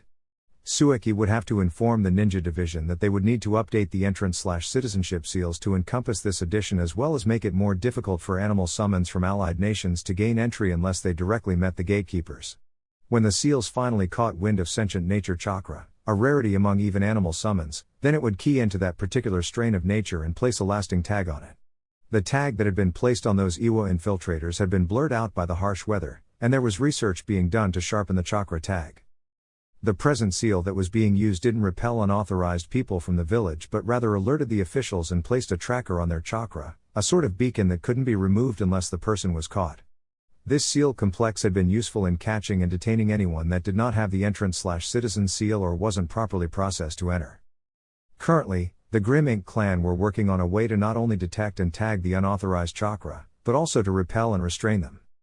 The woman's subordinates did not once think their commander had lost her senses. Some turned on their heels and went on to deliver the message to all Fuinjutsu masters in the Black Ops sub-organization. We'll also send these people back to their cage and burn down a few of their sentry posts, just to send a message. Lord Naruto's personal message to the Tsuchikage would be sent when he is made aware of this. For the First Order, as long as it didn't end up killing anyone and the purpose was defendable, then it was fine. Hi, Lady Commander. It is when they refuse to listen, I will seek permission from Lord Naruto for us to kill Oonoki and his extended family. Whilst covering up their presence in the mass murder, of course. They watched as the interrogation squad sawed off the heads of the dead Iwan ninjas, set their bodies on fire and encased the agonizingly screwed faces of the corpses into wooden boxes handed to them by and finally sealed the boxes into scrolls. The other masked men and women trooped out of the interrogation room. Bat was the first to leave and the vampire, without looking, collected a copy of the interrogation from one of her ninjas, storing it on her person to show her master later. Clearly civility wasn't going to do for Iwa, seeing as their cage had ignored a letter from their own leader, disregarded the scouts dark ninjas had slayed and in return sent more spies to find out the weak spots of the silently prosperous country. Naruto would be the one to decide on any further action against Iwa. Some hours later, after delivering the severed heads and razing down half of Iwa's northeastern sentry posts, the master of the Dark Nation awoke and was made known of the matter. Just like with Waterfall, Naruto took a drastic decision. Though not exactly like how darkness halved Waterfall's total population, Naruto purposely poked at the one thing that Iwagakure feared most of all. The fear that their overwhelming number in shinobi wouldn't be enough to stave off attack. Naruto personally went to Iwagakure to speak with the Tsuchikage, Oonoki, leaving his country in the capable hands of his council to manage for merely a few hours. This time, the ghost wasn't wearing his grinning black mask, but rather his usual plain black half mask and spiky blonde hair looking like he had just gotten out of bed a few seconds ago. The masked man strode into the older cage office and took a seat before the silently glaring man. I don't remember permitting you to enter my village. Naruto crossed his right ankle over his left knee and said, his sky-blue eyes glittering and the corners turned up somewhat in a half-hearted smile as he frankly said. You tried to blow up my civilian division, Oonoki. The fat-nosed man spat almost immediately. That's Lord Oonoki to you, boy. I'll call you whatever I damn well want. Naruto replied in a subtle hiss, fraying the nerves of the hidden shinobi in the Tsuchikage's office. The man seated before their lord had been able to match the Raikage's speed, using a variation of C's lightning armor to battle for one straight hour. Doubt crept into their minds on whether they could intercept the assassin before he could kill the evacuation. Can you imagine how many lives would be affected if that building was to go up in flames? Naruto asked, staring emotionlessly to his Iwa counterpart and slowly tapping his right pointer finger on his knee. Do you understand what would have happened if your plan was successful? You killed my ninjas when they did nothing. They encroached on my territory. Naruto interrupted coolly, annoying the other man across from him at his apparent lack of care. I sent you a formal letter to leave my borders, you chose not to reply, you chose not to heed my warning.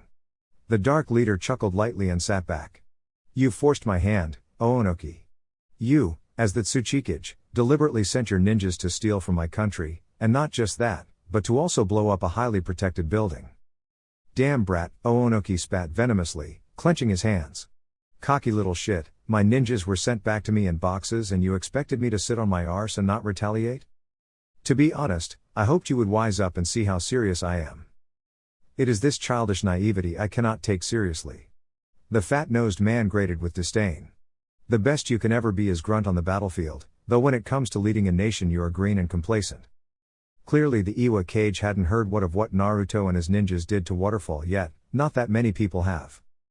A slew of angered letters from daimyos and other village leaders flew to his Kamuri office searched for traps and bombs by his Smoke Clan security detail, of course, and Naruto graciously answered each and every cowardly squeal of outrage. A warning for anyone that dares enter my lands or harms my people. Try me. The warning sent chills down the souls of even the bravest shinobi. Prominent and well-known dark citizens in unallied nations were now being treated carefully. The people walked on eggshells around them, fearful of what would happen to their own village or country if so much as a mark appeared on the bodies of the dark leader's people. Naruto smirked lightly. I'm naive, you say? Brainless and cowardly is better, hiding behind your so-called letters and your ninjas, trying to make a name for yourself against a power as mighty as Iwagakure. Your place should be nowhere near administration, brat. Naruto laughed again, his shoulders trembling a little as he momentarily bent forward. As eloquent as always, Oonoki. Why the hell are you in my village? Retaliation, Naruto said with a wide, close-eyed smile, and screams erupted outside the building. Oonoki stood up abruptly and went to his window, peering out. He only saw a large crowd of his people milling around one point in the market. A minute later, a ninja burst into the Tsuchikage's office, panting and gasping for air. Lord Oonoki, Councilwoman Hinata. Her eyes were bugged out and terrified, flicking about the room and visibly flinching away from Naruto as the blonde looked over his shoulder at him, his blue eyes glowing darkly. Sniper. Oonoki rounded on Naruto, a complex cube of his dust release charging up in the hands of the enraged. You bastard. Settle down, Oonoki. More screaming ran through the air as another member of the Iwa Council was bolted down to the ground by an arrow to his neck. You bastard. I said, Naruto said lowly, sending a message for another council member to be assassinated. Settle down. Two more were snuffed out and more people panicked, fleeing about wildly to the unseen archer picking off the members of their council. Find them. The cage bellowed, canceling the atom-splitting beam and closing his fists tightly. Find them now. I doubt you will, Naruto said with a smile, motioning back to the seat. Sit, we aren't done yet. Two more were brought down, this time in the safety of their homes. The arrows simply cut through the air, broken through the kitchen windows, clanged against the tiles at a narrow angle and impaled their targets. These victims were ninjas. The sound of more screaming ripped through Oonoki's mind and he contemplated whether or not to dive at the calm man sitting before his desk or to run out of his office and search for the snipers himself. See here, Oonoki, Naruto said, lifting a lecturing finger. People from the Suzumabachi clan are virtually impossible to locate once they settle down in a hiding place and they are comfortable enough to kill anyone at any angle deemed too inconvenient by normal archers. As he said this, his words were punctuated by another round of wailing rocking the rock village. This time it was a prominent jounin that was a member of the Shinobi Council that had been skewered while he was leading a squad of ninjas to find the culprits for the wave of murders. See what I mean? Stop this. The older ninja growled, falling into his seat and holding his shaking fists over his table.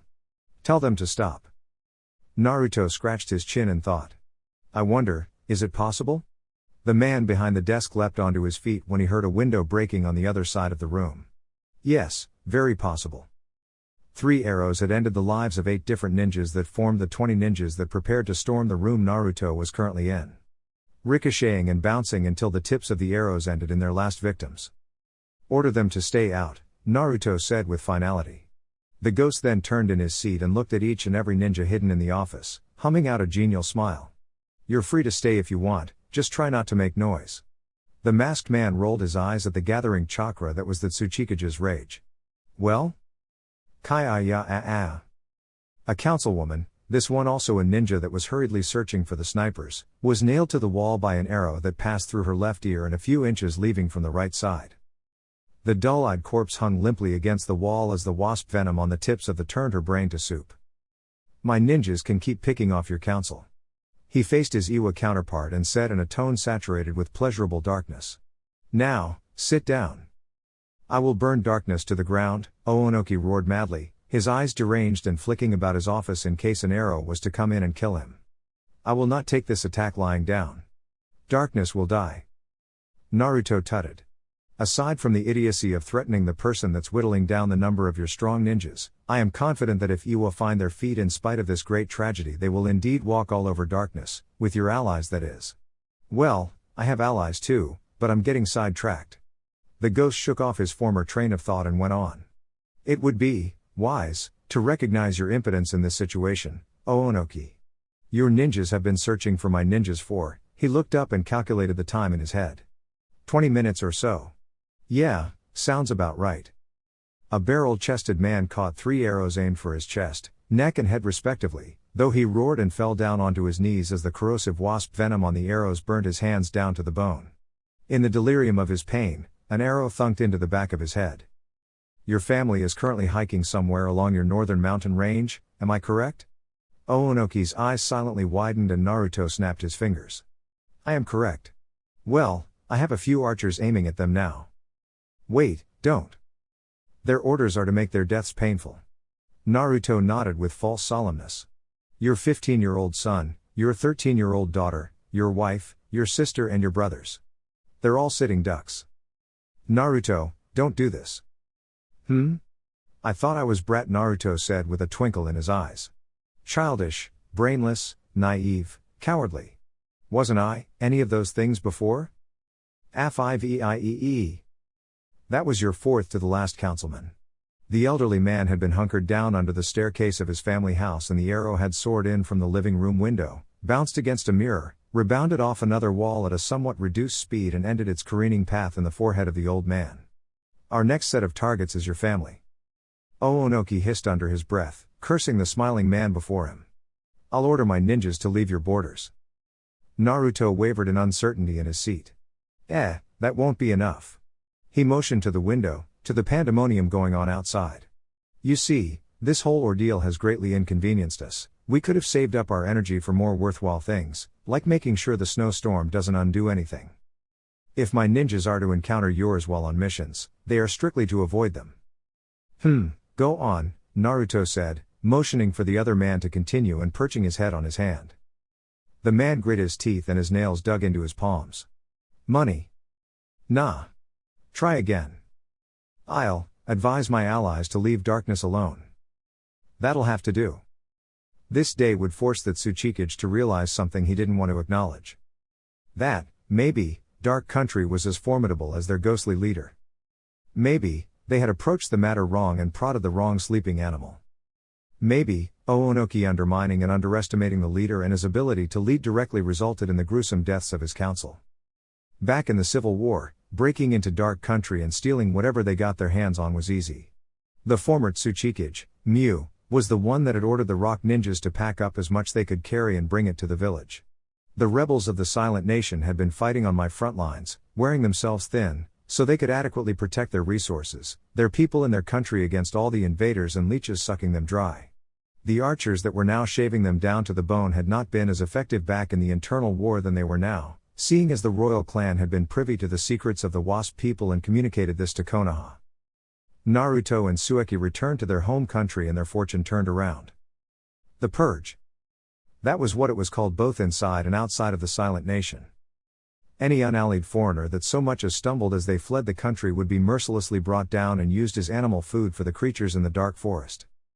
The resentment for the leader of Dark Country did not begin there, it started when the Reikage, had strong-armed him, Oonoki of the Dust Release, into withdrawing his ninjas from Ame. Every daimyo and village leader on the continent not allied to Dark Country hated how they didn't know what was going on in the Silent Nation.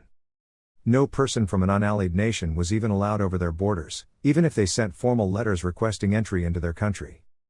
They hated how they couldn't easily identify dark traders and merchants. They hated how darkness settled into the background, while making waves through their allies. They hated how they couldn't just launch an attack on darkness because there was no reliable source on the planet that would cooperate and describe their military might, so that they could gauge their chances at success, whether or not to attack and force the truth out of them. Attacking based on hope was also out of the question, for this same hope could betray them if or when they found out that dark military was something to not laugh about. They hated how dark allies kept their lips sealed and any business they conducted with darkness was also as muted and subtle as their assassin counterparts. They hated not knowing. Naruto knew this fact very well, and he honestly couldn't care less. The settlements that had found out about their exploit in Waterfall were now whimpering and receding into the background, yelling in outrage over letters while at the same time making sure not to trouble known dark citizens in their lands. Inquiring on the prosperity of their country to those people was also out of the question, for those people who were confident enough to reveal their close affiliation with the Silent Nation were well protected by their own people and their own allies. Try me. That last line on the ghost's short reply to the alarmed letters of the other leaders, a warning in on itself, was greatly unsettling. Tell your men to leave my village, Oonoki said silently, feeling subdued and lowering his darkly churning eyes to his desk. How about this, I might withdraw all of my ninjas, or, I withdraw some, just so you behave. The older man didn't reply, not even looking up to the quietly tittering ghost. The blonde got up and looked down at his Iwa counterpart with shaded, evil blue orbs. I trust you will behave yourself, Oonoki. The man slowly, silently stood up and met the assassin's eyes, unafraid. You have made a great enemy today, ghost. I'm aware. The masked man answered, his face clean of emotions. Remember this day. Remember how your staggering numbers couldn't find a few snipers hidden in your midst. The unsaid words echoed in Oonoki's head and the man fell down onto his chair, slumped backwards and swiveling it so that it faced away from the ghost and away from his window, so that he couldn't see the hysteria going on outside. He closed his eyes, perched his left elbow on the arm of his chair, covered his face with the hand and nodded once. Have a nice day. The Lord of Dark Country waved over his shoulder and left the office with a flurry of his black and white leader's robe, passing the mutely glaring Iwan ninjas without so much as a sliver of fear or hesitation. 2 squads of black ninjas, 8 ninjas in total, jumped in from the shattered window and flanked their master, effectively watching his back so that their blonde leader didn't waste his strength doing so himself. Team 11 walked ahead of him and Team 12 came up behind, blankly staring back at the hate being poured on them by the shaken-up Iwan ninjas. There would be the need to evaluate their strength all over again. Today had proved something they hadn't yet grasped as of yet: numbers weren't everything. Especially not against snipers as proficient as the Suzumabachi. Unknown to the Tsuchikage and the people of Iwagakure, Naruto ordered all his ninjas to leave the village.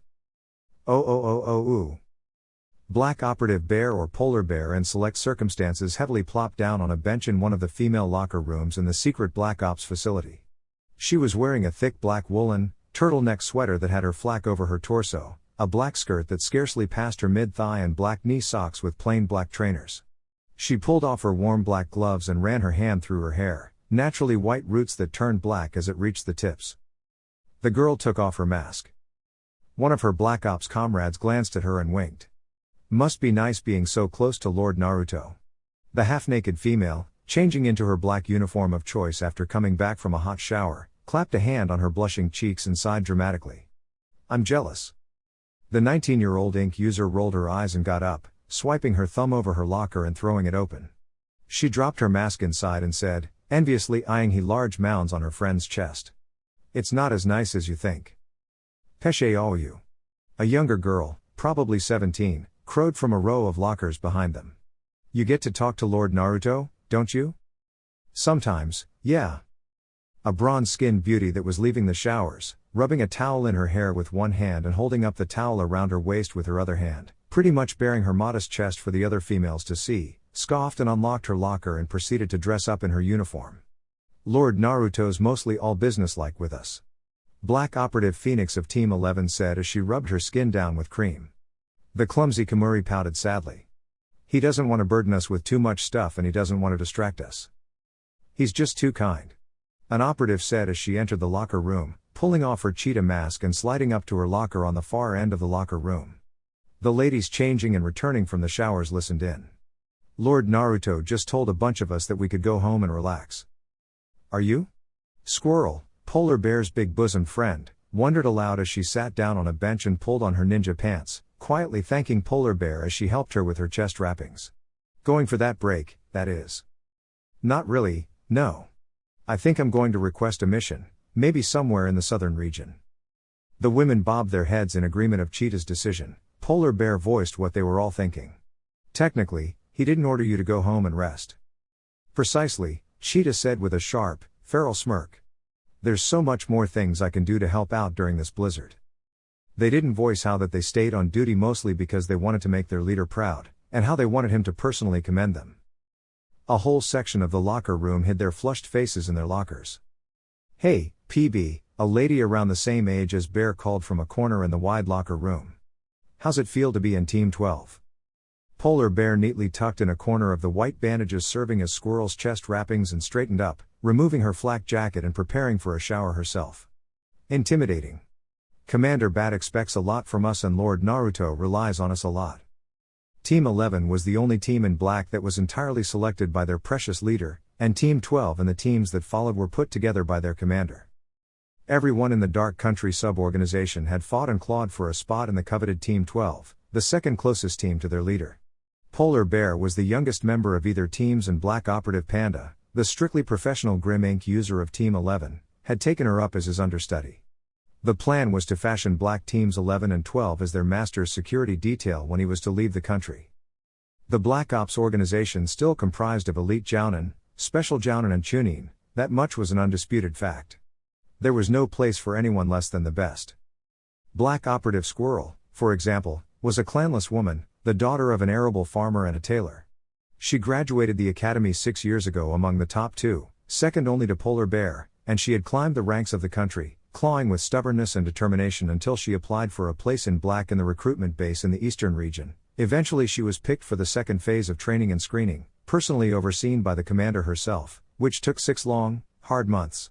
Finally, after fulfilling all the criteria for being classified as an elite Jounin, Squirrel was officially issued her flak jacket, given her tattoo, and she chose her name during the private induction ceremony held in the headquarters.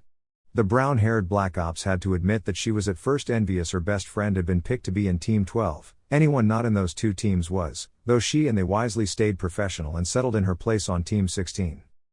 Her 6-month training in the main base had instilled in her mind and in her whole being that such emotions as sadness, envy and anger have no place in black, similar to how happiness, joy and the human conscience shouldn't cloud judgment during missions, this being because it would reduce their effectiveness and efficiency, and may even ultimately jeopardize the mission, putting their comrades and their charge in danger. That was something all Black Ops in the country wanted to avoid.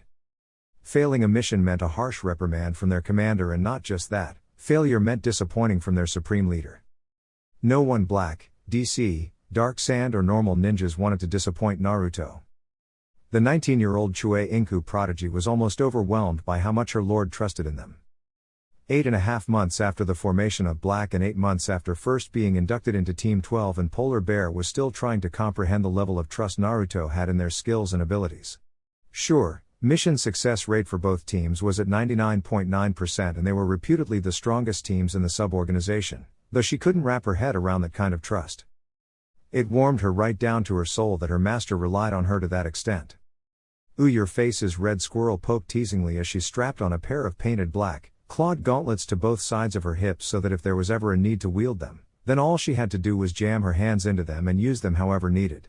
The 20-year-old lady was in a long-sleeved black shirt with normal ninja pants, a black flak jacket and a large, thick parka over her body. The winter coat had a fluffy hood that she flipped up over her head once she had on her squirrel mask on. "I'll be leaving now. Later. See ya, PB." The clanless lady left the locker room and walked with clipped steps through a long, sparsely populated hallway outside of the females' changing room. Doors leading into the other 5 changing rooms lined the hallway, and she exited into a spacious resting area for both genders, leaving through the door on the other side of the room, different from the door that would have led her to the males' hallway of changing rooms.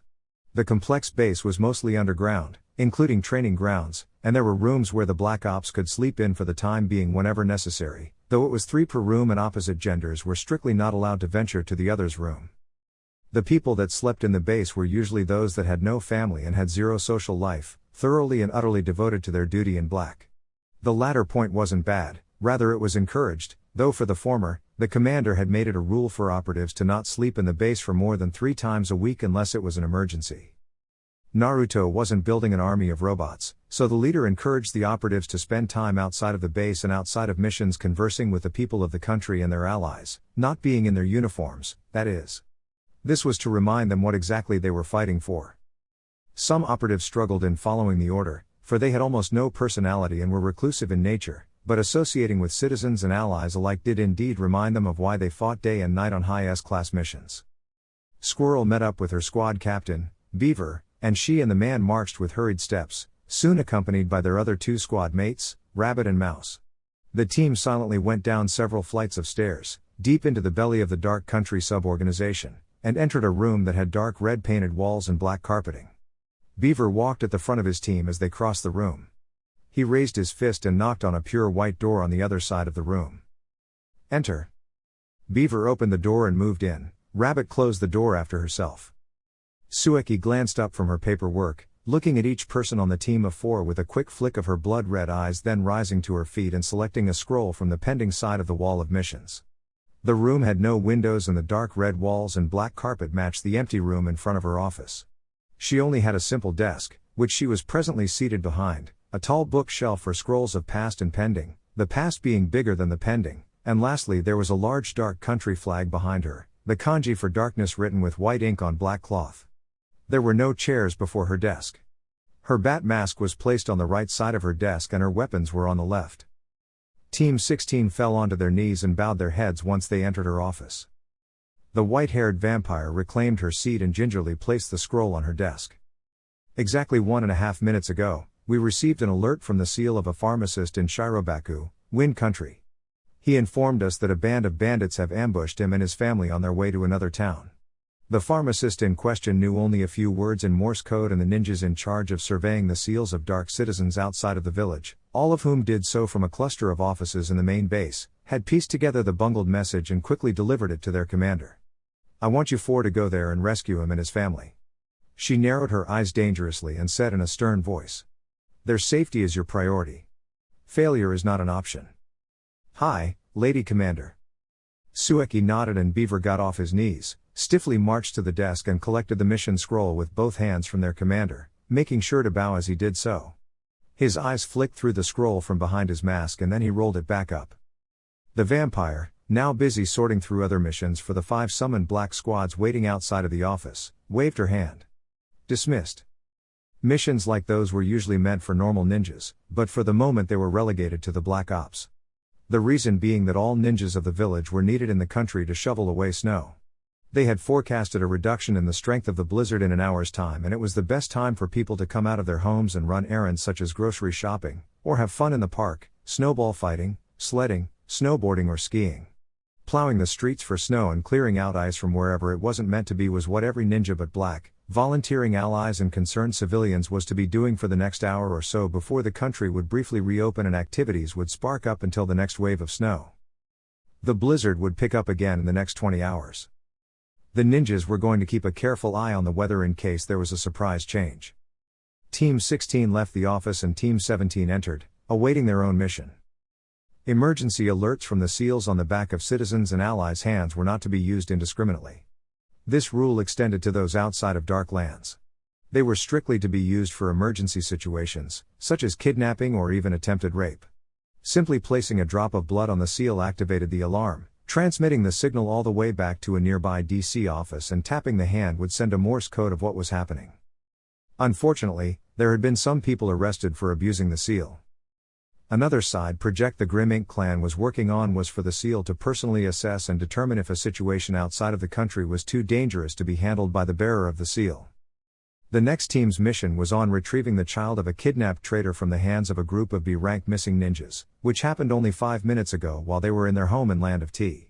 Strangely enough, a ransom letter had been left before a sentry post, Addressed to Naruto 7 minutes before the kidnapping, meaning that it had been methodically organized for a while now.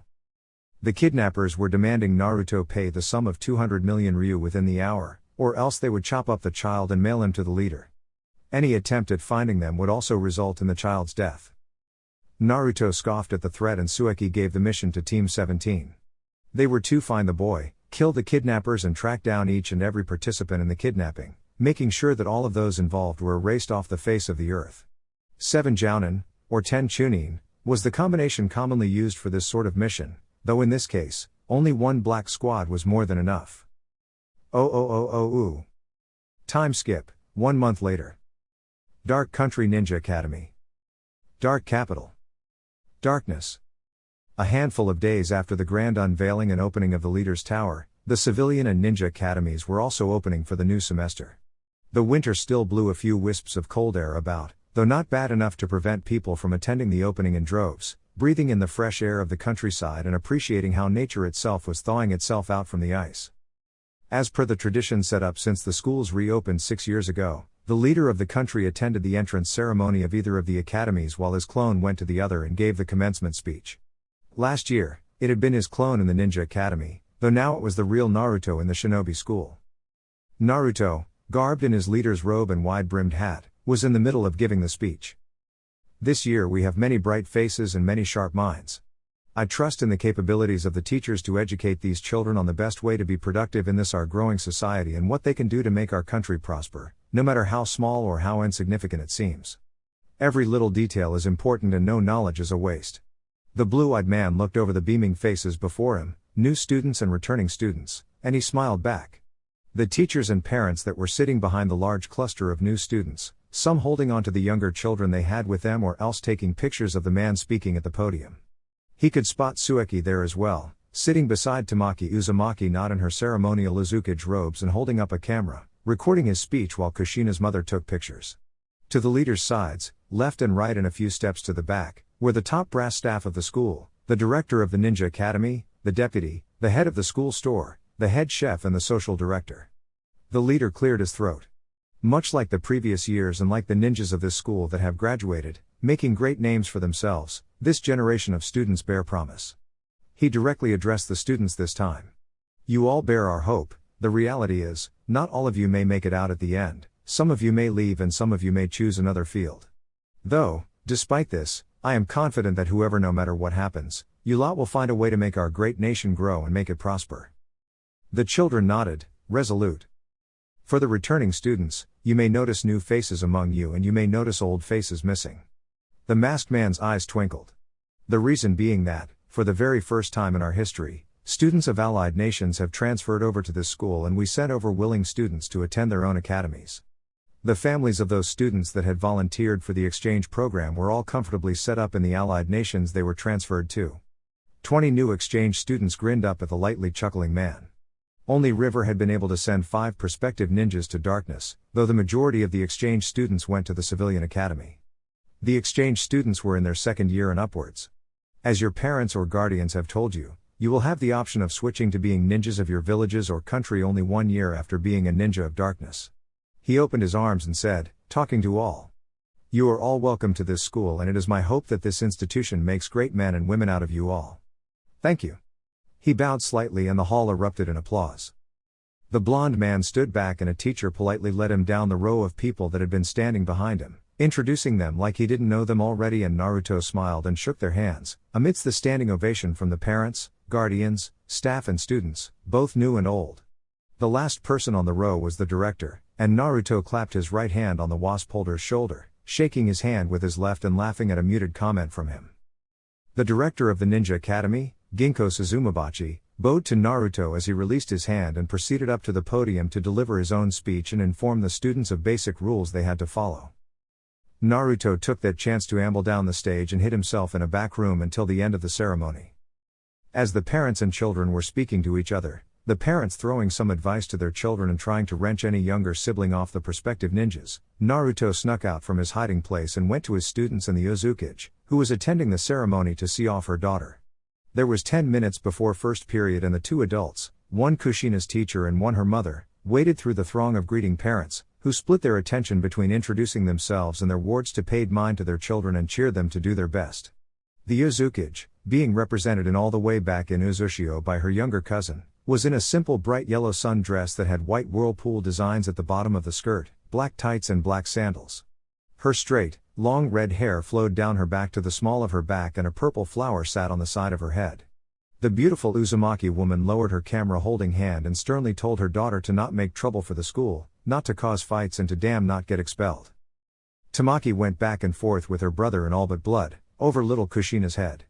The petite, girly girl lady good-naturedly sniped at Naruto to not go easy on her child. It was a contrast in her genially polite, calm disposition, and Naruto, while telling Kushina to not mind her mother, sniped back at Tamaki to stop scaring her child. The kind woman was determined to get at least a few tears from her daughter, so as to get a good picture of her to serve as ammunition and blackmail material in the future, but Kushina was determined to not let her mother win, lifting her chin up and walking with her chest puffed out. The stubborn Tsukikage was holding her camera at the ready for any flash on her child's face. Naruto and Tamaki were tossing few worded pointers, encouragements, or discouragements, and advice to the girl, somewhat appreciating the partially open space Ginkgo and his teachers made for both Kage, when Tsueki called, lifting up her camera with a hidden smirk on her lips. "Sensei, Tamaki, say cheese."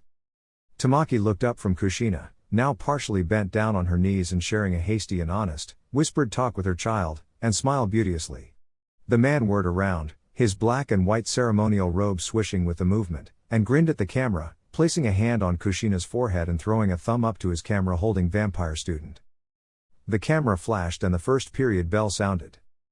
Tamaki threw her arm over the much taller leader's shoulder and blew a kiss to her daughter. "Have fun, Nana." The girl, waving as she walked backwards.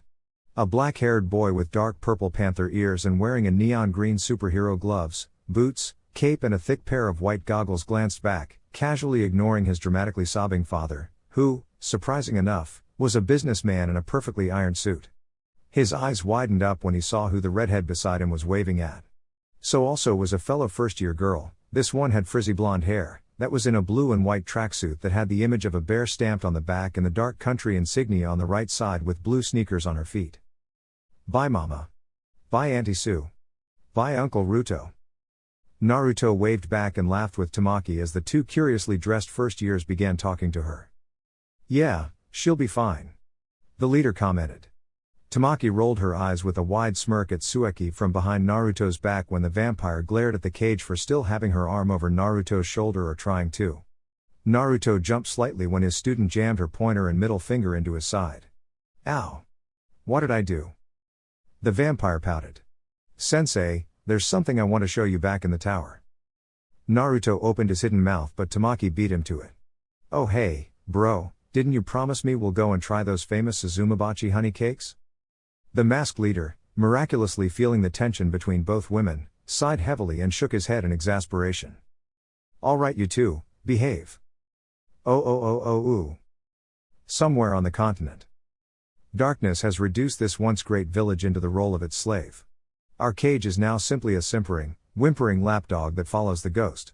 Zetsu, disguised as a shinobi of the village, said down to the silently glowering boy. "We gain absolutely nothing from the alliance and yet our people see and say nothing. Our glory is lost and our people are brainwashed by the ghost's honeyed words. It is our Kage's fault for falling for the ghost's trap and his unwise decisions, favoring darkness most of all, will one day lead to our doom. He is at fault for listening and following the ghost like some lost animal. Then it is the ghost's fault for hypnotizing our people." The boy glared at the ground, unspeaking. Zetsu smirked. "You see the truth, child, not like all these sheep." He bent down and looked into the child's eyes, hiding the sadistic grin under falsely gleaming, hopeful eyes. "You know what to do." Chapter 15. Time skip, 15 years later. The Third Great Shinobi War. It all began 5 years ago, when a landowner from Hot Water was found dead in his house beside the wife of the deposed fire daimyo. An investigation was done and it revealed that the Hot Water landlord had been blackmailing the woman, holding her immoral, illegal sexual addiction to young, adolescent girls over her head. The woman had been paying for the man's silence, until one day the man demanded more than money from her. A year into the illicit affair between the man and the woman, disgusted by the affair with the over-bloated man, killed the man but, as she was about to flee the house and subsequently the country, she had tripped on the blood spattered on the floor and stabbed herself with her knife. Loyalists to the deposed Fire Lord refused to take the thorough investigation, for the simple fact that it was exclusively done by hot water ninjas. The current daimyo, Wei Kono, had refused to spare any of her ninjas or her samurai to investigate the death of her murder. She was 17 at that time, but she could still remember the depth of corruption that had eaten her family alive when she was 7 and her monk older brother had hired a caterer to take her out of the country for her own protection. She resented her family, more so when her brother had been found in his room in the Fire Country Monastery, dead from stress, still in a kneeling, praying position. The monk was the only brother Wei Kono would ever acknowledge she had in the uprising of the people of Fire Country that deposed her father and had her ascent to the throne had her immortalize the humble monk by making the site he was buried, within a copse of trees tended to by the monks of the Fire Monastery, a holy place and an important national monument. She struck her 2 older siblings' names out of the family tree, denied her father's existence and ostracized herself from her own birth mother. They were to stay in a small, isolated hut on the Fire hot water border, where they were exiled until they all died. And if they so much as got close to the capital, not to even talk of the Fire Lord's palace, they were going to be executed on the spot. The Loyalists, on behalf of the docile former daimyo, began making trouble in hot water for besmirching the name of their disgraced Fire Lord, which got more and more serious as time went until they set a bomb in the wrong hot spring, killing a delegation of Kumo officials who had wanted to exchange natural gas from hot water with money. The hot spring was close to a pocket of natural gas in the ground and the blast linked up with the pocket, ripping more hot springs out of the ground and incinerating more people and more important delegations that had been there either to relax with their families or to trade. The Rehearsal, exploded and attacked Fire Country with the Spring Country daimyo, Rantan, who had lost his father in the tragic inferno. They had murdered 4 whole villages on the northeast part of the country. Fire Lady Wei Kono, enraged that Kumo and Spring were attacking her country for what was essentially her father's sin, first of all executed the Loyalists and launched an attack on Kumo, burning down hidden lightning supply chain and stealing the food produced for their own. Kumo called on its allies and Fire did so as well, using the control it had on Leaf to attack as well. Konoha didn't need much reason to attack Kumo, Iwa or Spring. More and more villages were pulled into the bloody quarrel, until the whole continent was under siege from itself. Save for the 3 safe havens and 1 gradually safe shinobi settlement. This time, Naruto didn't intervene. The glasses-wearing man had purposely taken the time to warn his allies to tighten up their security, reinforced dark ranks, stockpiled vital materials, established a private and secure communication line with his allies and implement contingency plans that he and his council had prepared in case there was another major war. The Ghost didn't interfere because his country, and his allies, were well ready for this war. They saw it coming and they were prepared. The blonde didn't feel like investing his time in mediating and murdering the warring factions. He had better things to do. Matter of fact, Naruto had assigned a team of his ninjas to carefully record how the war began and the events that occurred, merely for educational purposes for younger generations. One undisputed point was that the Third War was far worse than its predecessors. There were more specialized ninjas running about, communication was faster and easier, and there were more major landmarks that were being targeted and destroyed. Like how Naruto had heard that a Jinan in Team Namikaze of Konoha had been half crushed by a boulder after successfully destroying a main, though hidden, supply bridge for Iwagakure and Hidden Stone. The Rock Village took their revenge by forcefully sealing the 4-tailed beast into the female member of Team Namikaze about a year or so later, while they were on another mission. Their plan was to release the unstable seal within Leaf and have the angry beast wreak havoc. Kakashi Hatake had killed a number of those ninjas and, reportedly, the girl had impaled herself on a reikiri from Kakashi. The young copy ninja had fled the scene when Iwa reinforcements arrived to retrieve their tailed beast, unable to take her along with him, and that was when the story became a bit blurred. A person appeared and decimated the ninjas by himself, taking the girl's body with him. Naruto sometimes felt like the war was mostly the villages swiftly retaliating to one another. His concern was in evacuating his people from unallied nations ahead of time. The only oversight the Ghost had when it came to the war was on how quickly it could escalate, with the 3 warring great shinobi villages Iwa, Kumo and Konoha, their respective countries and their allies. It had all happened, from the investigation to Fire Lady Wakano's retribution, within 2 months. A field 5 miles from Suamosa village. Water country. The battlefield was chaos. It was a shock that it had only been 2 people that had caused this level of devastation. Well, they were cage level. Naruto tiredly pinched the bridge of his nose. Gengetsu, you jag off, what have you gotten yourself into? The aforementioned man breathed out shakily, clasping a hand over his bleeding abdomen and sitting up against an inclined rock, which looked like it had risen out of the ground at an angle. The thin whiskered man chuckled weakly at the jab from his longtime friend, keeping his bleeding left eye closed and replying as he cast a mild glare to the man hovering over him. Well, good afternoon to you too, Naruto. The dark leader's eye widened a little as he noticed the blood pulsing out from the Mizukage's stomach. He went onto his knees and pressed his right hand against the wide-open gash, soaking his hands in the other man's blood. You should have waited. Zhu attacked us, Gengetsu said tiredly. Naruto tapped his cheek to keep him awake. Civilians, we're in danger. Keep quiet, damn it, Naruto spat. His black-rimmed, medicated rectangular glasses almost fell down his nose. His crystal blue eyes glazed over and he ground his teeth. Save your strength. Naruto threw a hateful glare to the culprit, Mew, the immediate former Tsuchikage.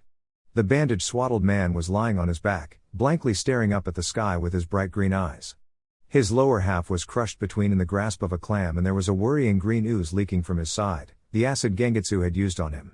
The man looked closer to death than the Mizukage he had hated so much, hated since they were Jinan. There were lifeless clams scattered about him, their chakra was saturated in the air, so much so that it nauseated a non-sensor like Naruto. Trees were upturned, the earth was shattered like glass and the grass was scorched black. The Mizukage's guts were threatening to spill out of Naruto's hold. His left arm was ripped off at the socket, freely pulsing out blood, and there was a gaping hole that passed through his right lung, cutting it in half. Naruto's breathing quickened as he saw the light leave his friend's eyes. He spared his other hand and slapped the man again, lightly. Don't close your eyes, jackass. I'm real tired, Naruto, 1 minute. The man whispered and Naruto ran a jolt of lightning through his body. The man laughed under his breath, thrown back awake by the electricity coursing through his body but no less dying. Let me die, everything hurts. You're not dying on me, Gengetsu. I'm not going to let you die. The dark leader's blue eyes reflected through his glasses, flicking up and down the battered man's form. He contemplated how fast he could run back to the Kiri and Dark team he had come with, who were all approximately 100 miles behind him, so that he could yank a medic back to his friend. The teams were running as fast as they possibly could, but the ghost, in his panic, had left them behind in a blast of white lightning. The silent former Tsuchikage closed his eyes and Naruto grit his teeth, his mind thrown into a rush of what to do. Yo Ruto, I've got 3 last things I want you to do for me. The man panted. 'Fore I die. Shut it, Naruto murmured quietly. A smoke clone melted out of his back and sprinted away in an explosion of lightning. Naruto used his body to shield his friend from the debris. I've gone to get help. Under my bed, in Kiri, burn all my porn, I'm begging you. No one must ever know he was into zombie porn, he swore in his dazed mind. Naruto closed his eyes and leaned forward, unconsciously placing his forehead on the side of the man's only shoulder. Can you take anything seriously? It's a habit. The man gasped as a sharp pain ripped through his body. Oof, everything hurts, it all hurts. Then shut the hell up and save your strength. Naruto grated quietly, sitting up and hurriedly looking back to see if his clone was back. Take care of Kiri for me, okay? I will, of course, but you'll take care of it with me. You're not going to die, Gengetsu. Do you smell that pork roast? The man closed his eyes and inhaled deeply. Naruto tapped his cheeks to get him back to reality. Come on, man, you smell it too, don't you? Tell me, I'm not crazy. You've lost a lot of blood, you're delirious. Smells delicious. The man cracked a grin and turned his head to the silently mourning leader, who was looking back to where his clone had gone. Like, your weirdo wife's cooking. The blonde man snorted and hid a smile as he lowered his head, making his shaggy hair overshadow most of his face. Help's almost here, creep. Hang in there. Gengetsu looked forward, to the bandaged man's corpse, and said. He said he was gonna kick my ass in the afterlife. The man chuckled, blood spilled forth from his mouth and he closed his eyes peacefully. I shouldn't keep him waiting, I'll toss him round, trust me. Naruto bowed his head, his hair shadowing his face and his fingers taut on his Gengetsu's bleeding stomach. The man sighed sleepily and whispered through pained breaths from his critically damaged lungs. Don't get hung up about this. Gengetsu muttered, losing strength as he lost more and more blood. The Mizukage knew how hard it hit his friend when the Torune, former Uzukage, had been reported dead. Naruto knew exactly what the man was referring to and he shook his head a bit, refusing to listen. He said in a clear, quiet voice. "Let me go, Naruto." "Just, keep quiet," Naruto hissed weakly, refusing to accept that, once again, he was losing another great friend. "Stop talking like that. You're not going to die. Let me go." Naruto pressed his hand harder into the open slash in Gengetsu's belly, still not looking at the dying man. Gengetsu Hozuki, Nidaime Mizukage of Kiriagakure no Sato, felt warmth sweep through his whole being and his eyes became heavy. He exhaled with a smile as he felt the small tremor coming from his blonde friend. The light left his eyes and his ragged breathing stopped. Naruto kept his head bowed, slowly releasing his hand from the open wound on the other man's stomach. He placed his left hand over Gengetsu's forehead and gently brought it down, closing his friend's eyes. His hand didn't move from the Mizukage's eyes and Naruto closed his own, clenching his bloody right hand and perching it on his thigh, fighting down the tears that wanted to spill out of him. There was a white flash from behind him and Naruto remained unmoving, even as his clone dragged him away from the corpse as 3 Kiri medics swept to their Mizukage and began rushing to revive him. Naruto was silent. Limp. Numb. His clone supported him, keeping him on his feet as the man watched his friend being fretted over by the 3 ninjas. The carefree, easy smile on the man's lips tore through his mind as he stared. Adrenaline isn't working. Clear.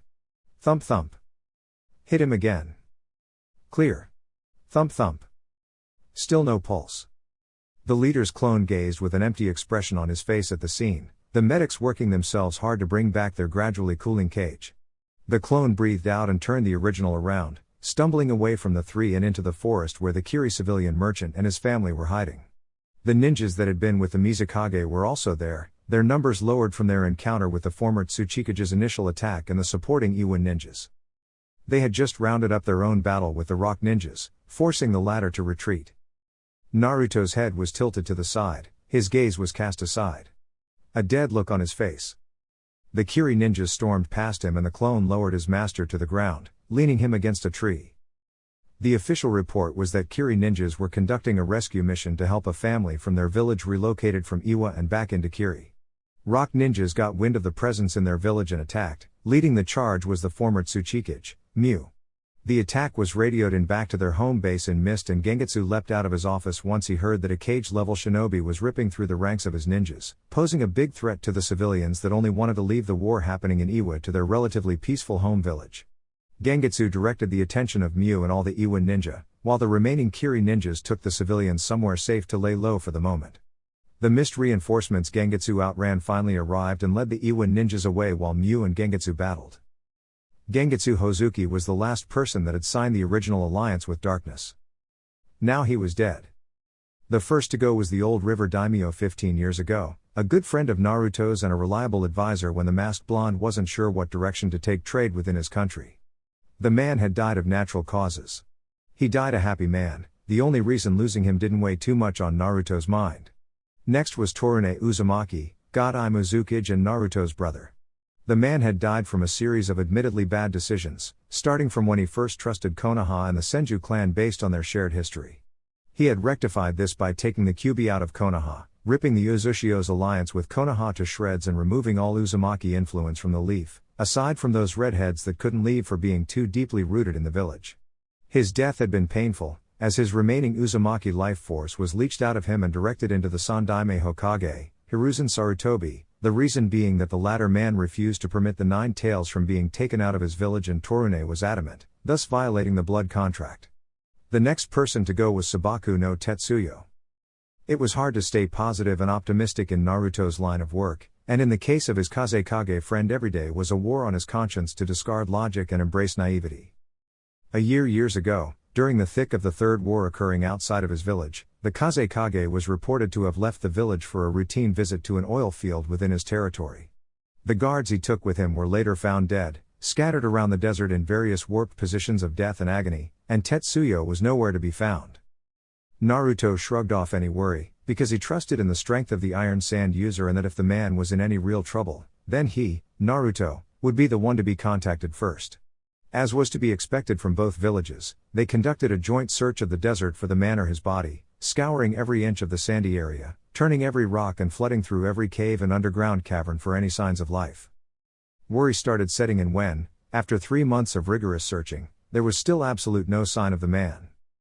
The Dark Leader recruited his best investigators, 2 top-ranked shinobi who purposely weren't in black and provided assistance to his police force on difficult cases, and those 2 were added to a small team of sand investigators.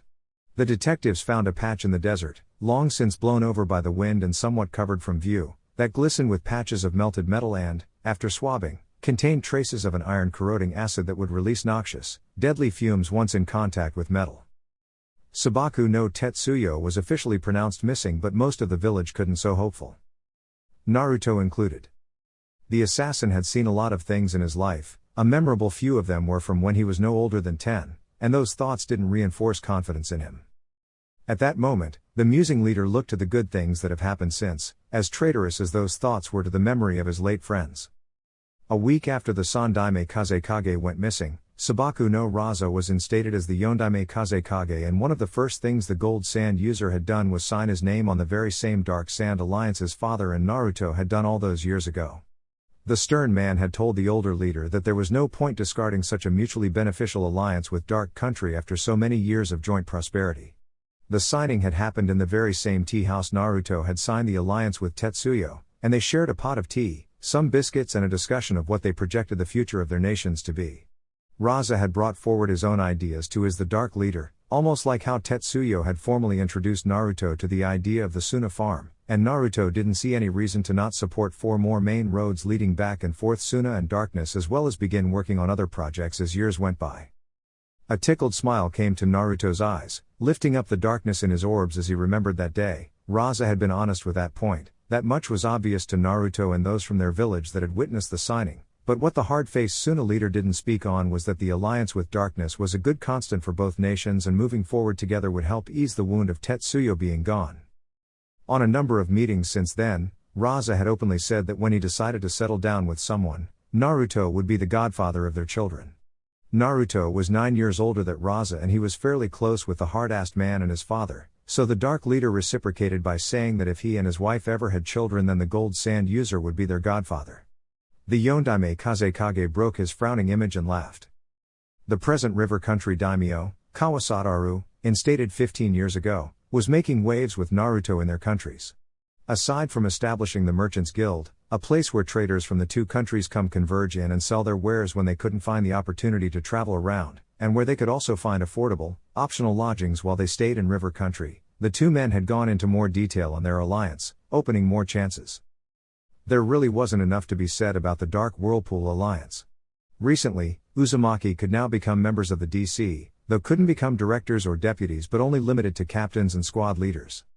Dark Shinobi and Uzushio could now become sentry officers. Uzushio's version of the DC, and the same limitations were placed on them as well. The Uzushio Whirlpool was now placed on the back of Chunin and Jounin flak jackets, a small red spiral on the upper part of the back, while the dark symbol was placed on the same place of Uzushio Chunin and Jounin flak jackets, which was a pair of curved white horns pointing downwards on a circular black backdrop. This was to show the brotherhood between both countries. Kiri citizens could now stay for longer in the country, 2 years to be exact, before they had to renew their entrance seals. They could also now take loans from the National Bank, within limits of course. In turn, dark people outside of the country and in unallied nations were added to the list of people Kiri ninjas routinely checked on every once in a while, in secret and without drawing attention to themselves. The clans in Kiri built accommodations for dark citizens within their clan compounds, a privilege that had never been seen before for people outside of natural-born Kiri citizens. Naruto's eyes flicked to his clone as he coughed. "You need to wash your hands, boss." "Ah, yeah, okay." He held out his hands and the clone poured a bottle of water on his hands. The bespectacled man scrubbed his fingers of Gengetsu's blood and took out a red handkerchief from his pockets, tossing it over his shoulder and watching his clone set the damp material on fire with a small campfire jutsu. The man held up his right hand and the clone grabbed it, helping him back to his feet. He glanced down at the blood on his clothes and sighed, forcing out the dark thoughts that wanted to permeate into his head once again. No doubt Iwa ninjas were going to come for the body of the other man, the masked blonde said. "I'm going to make sure Gengetsu goes back to Kiri safely. Out of respect." Check if Sue is back from her mission, and if she is, tell her what happened. I'll be back in a few minutes. Ooh. Wave Country. There were a total of 4 places on the continent that were not overtaken by the Third Great Ninja War. Life in those places went about as usual, and the ongoing war outside was scarcely noticed, not unless the people ventured out on their own or the occasional ground-shaking explosion from a neighboring country or village. Sunagakur, Uzushiogakur, River Country and Darkness. Kiriagakur, to a lesser extent, was unaffected by the war, but ninjas from other countries were coming in from all sides to use it as a battleground. Active effort from ninjas of the village and Darkness was being made to expel them from Mist. Unlike other villages, Kiri didn't send out shinobi to attack other nations but focused its effort in keep other warring villages out of their borders. The 4 or 5, if you count Kiri named locations, didn't have any unwanted foreigner within their borders, and the border patrols did their work in making sure this didn't happen. There were 2 major reasons that the war didn't affect activities going on inside the country and as they associated with the other war-free nations.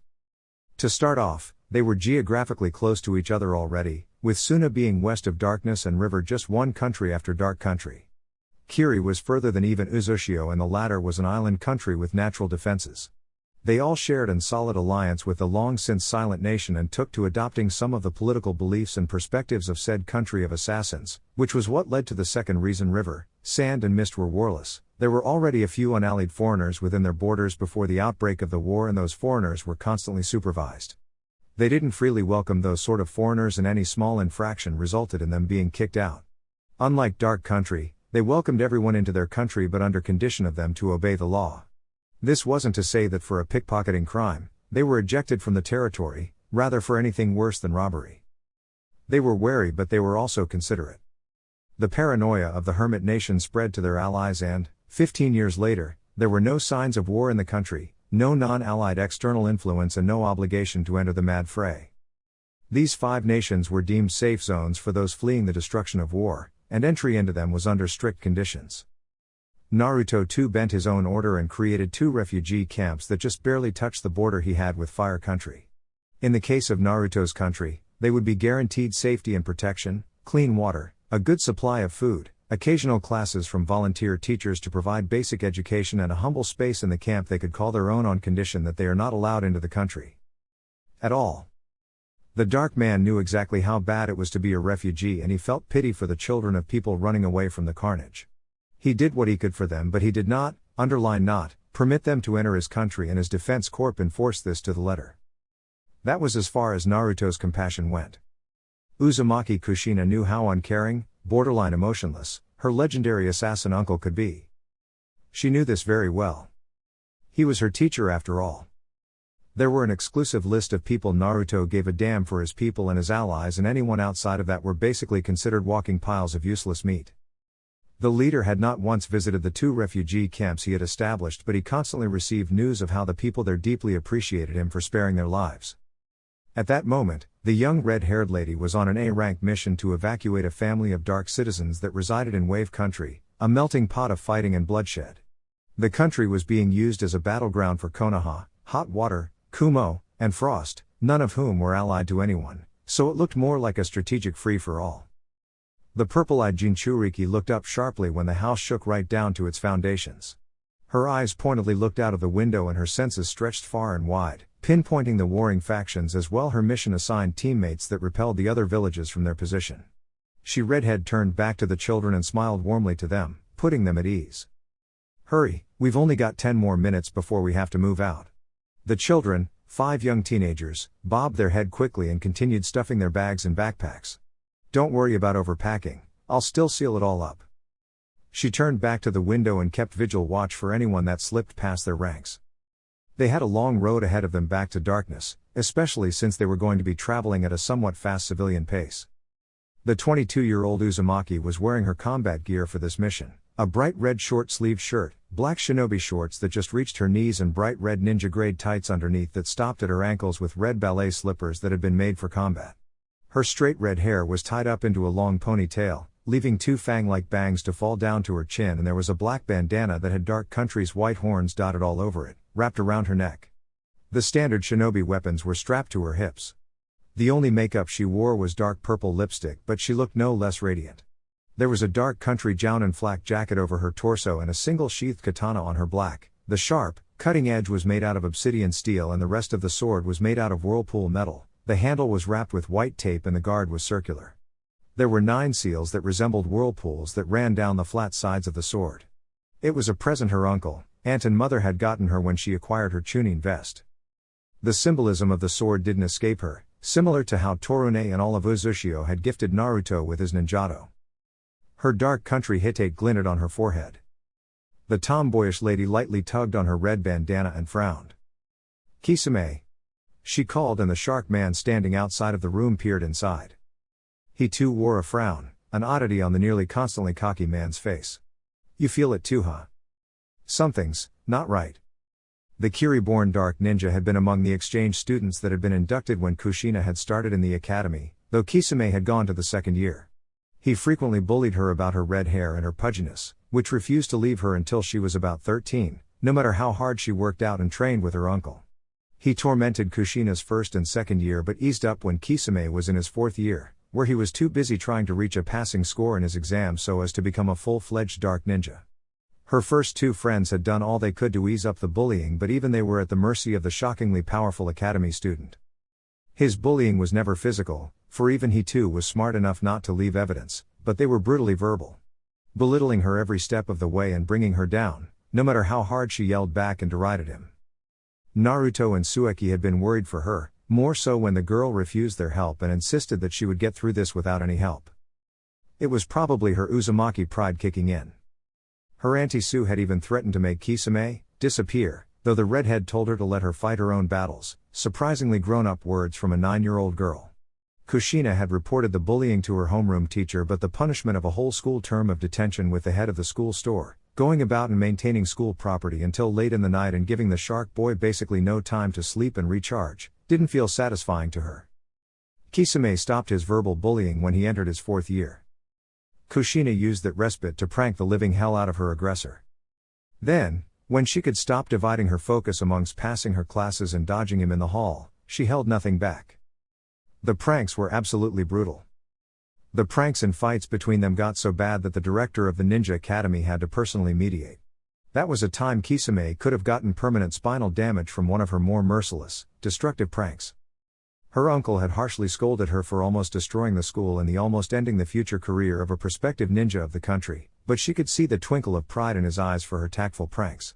Overall, Naruto stayed professional and sent her to clean up the mess with Kisame, to give them a chance to at least talk to each other without throwing insults and deriding comments. It still felt weird that she was close friends with her former bully. Kisame had gotten her into rock music and she had gotten him into reading manga. Though their preferences differed and they argued over which was superior almost constantly, it didn't feel as bad as it was when they were still students. The Uzumaki's friends had been wary to welcome Kisame into the fold, but they eased up their suspicion after a while of nothing major happening.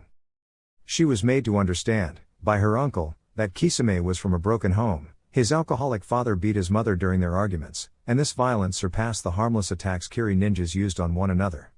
The shark boy had to flee his home on those occasions and find sanctuary somewhere else, returning only when he saw his father lumber out of the house and leave for a bar.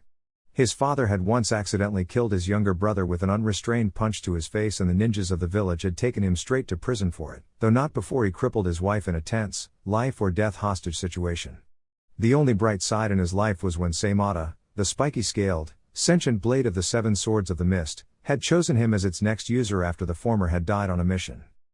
He had never once ventured out of the village, so when he heard that anyone could feel at home in dark country, he took every means possible to secure a place among the 6 exchange students slated to transfer to their allies' academy. He read and fought and clawed and bit his way onto the list, spending his whole first year surpassing his classmates until he was first listed to go to darkness. The dark country was exactly how he imagined it to be. He was immediately made at home, settled down in his very own apartment with a caterer that came to see him without fail, making breakfast, lunch and dinner, occasionally sleeping in the house and taking him to school every day. He found out about the supposed Princess of Whirlpool living with the country's leader and he despised her luck. She was born into the Uzumaki royal family. She was to him privileged enough to live with Naruto and be able to call him her uncle, and she had traveled around a fair bit while he had spent most of his life in Kiri. He didn't understand how hard it was for the girl to suppress the Kyuubi and keep it from influencing her thoughts. Kushina shook her head and discarded the memory as the tall man bent into the room and ushered the children to hurry up. Have you heard anything? Kisame shook his head as he sealed up an entire wardrobe into a scroll. Nothing. Radio silence. It wasn't strange, and they weren't too worried about the lives of their Jounin comrades because they still sensed them. I don't like this, Kisame. The blue-skinned man gave the woman a long, hard look, before he pulled out a headset from Seimata's serrated maw. He stood up and spoke into the microphone with a gruff voice, automatically tuned into the private radio signal of their mission-assigned teammates. This is Jounin Hozuki, is anyone there? There was silent crackling on the other side, and he repeated. This is Jounin Hozuki, is anyone there? Kushina kept her ears peaked and listening in as she simply sealed everything in the room into a storage scroll. Hello? ZZZZT, Nami, ZZT, Namikaze. Kushina and Kisame shared a grim look.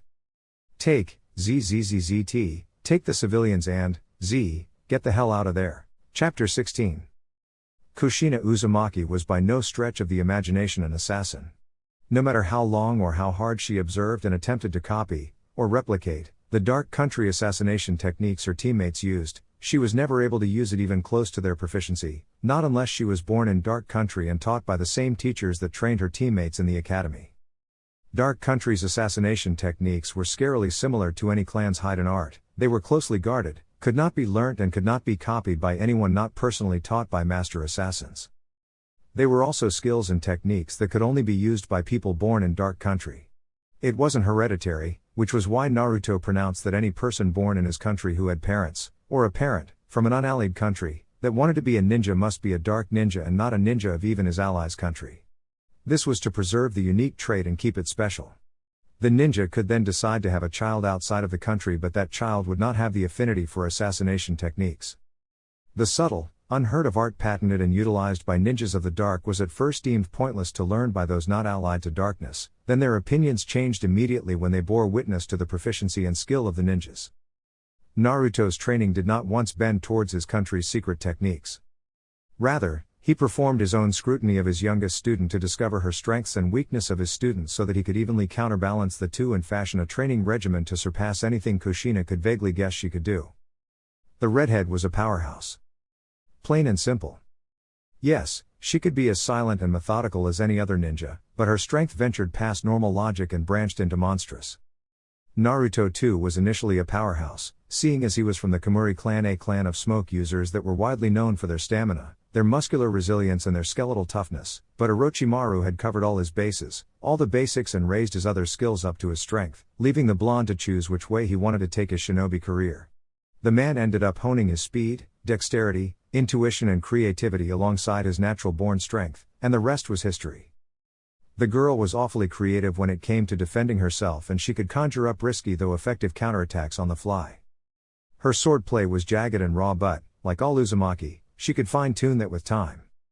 Her Fuinjutsu bore potential, but the leader couldn't actively train her on it, seeing as he was at level 5 and Kushina could very well reach the coveted and much fabled level 10, so he gave her books and helpful pointers until she reached level 5, where she would take her Fuinjutsu training into her own hands. Most importantly of all, Kushina Uzumaki was stubborn. Oh, the girl was stubborn as hell. Their initial spar had lasted a measly 10 minutes, but the girl had refused to take defeat lying down, even going as far as coming at him on all fours when the man's killer intent had broken her into the ground. She had no fighting skill whatsoever and her movements were sloppy, but she made up with fervor and passion. Naruto took Kushina's strong point and crafted a training regimen for her, beginning from only a day after she swore to become the next leader of Dark Country to the present, molding and forming her skills till it had a lethal edge. It wasn't easy, for Kushina. Not in the slightest. Naruto was a hard teacher to please. She would have to do something truly exceptional to wiggle a compliment out of his lips. When she reached 17, she got better and the compliments and praises came out easier. She grew into her massive chakra reserves, possibly among the largest in the whole country, and as such she was able to throw around monumental, chakra-draining jutsu without feeling so much as a twang on her chakra reserves. Whenever she felt tempted to be cocky about her reserves, she reminded herself on something her uncle told her after a particularly heartless sparring session only a few years ago. It doesn't matter how large your reserves are, what matters is how well you use it. Is everyone ready? Kushina said in a quiet voice, hiding her haste and urgency under a gentle smile and lightly ushering the family out of their back door. There were in total 5 members of the family, 2 teenage children, a boy and a girl, their parents and the paternal grandmother. The swordswoman took the lead, holding the 2 teenagers' hands, who were just about 12, so they didn't like their hands being held all that much, but they shoved their dislike away because the person holding their hands and looking after them was a redhead so beautiful that it looked like there was a halo around her face. Kushina looked down to them and grinned, feeling the roiling uncertainty and shyness welling up in their gut. Oh, she knew that feeling very well. Every time she was with her uncle Ruto. The parents plotted between them, their hands more or less free of luggage, for the Uzumaki had sealed all of their possessions away for the time being. They looked about with frantic eyes, trembling and holding each other. The grandmother was behind them, shuffling as quickly as her body allowed her. The swordsman came up their rear, his eyes swiveling about the house and the subsequent garden at the back. His hands clenched and unclenched, ready to defend at a moment's notice, and the pool of chakra inside Seimata, both his own and the chakra of his victims, bubbled in anticipation. Thouum. Kushina turned to the parents and addressed them all. It's all right, that wasn't near here. They nodded quickly and steadily trekked out of the garden. The boy opened the back gate and they ambled out of the small compound. It was a great loss that the parents and grandmother would have to abandon their businesses in Wave. They only had time to scrap up their profit, their invoice and a few items in their inventory before Kushina's team came in and insisted they hurry out. Kisame and the Uzumaki had remained behind to personally watch and reassure their safety while the other 6 jounin went out to keep the combatants deep in the country away from their location. They would get some compensation from the National Bank, but said compensation wouldn't be as much as those that had heeded the leader's advice to vacate any unallied territory. For those that listened and acted without fail, they would get everything they lost back, but for those that didn't, they would get only half. At that moment, the older members of the family were lamenting why they didn't follow their leader's advice and returned home. It wasn't out of defiance or disobedience, but rather they wanted to milk out as much money as possible and then send their dues back to darkness. Part of the money would go to the family's account and the rest would serve as their obligated payment to their home country. The small group ventured onto a thin footpath through a thin group of trees. The footpath would lead out of the forest and onto a row of fenced-off backyards.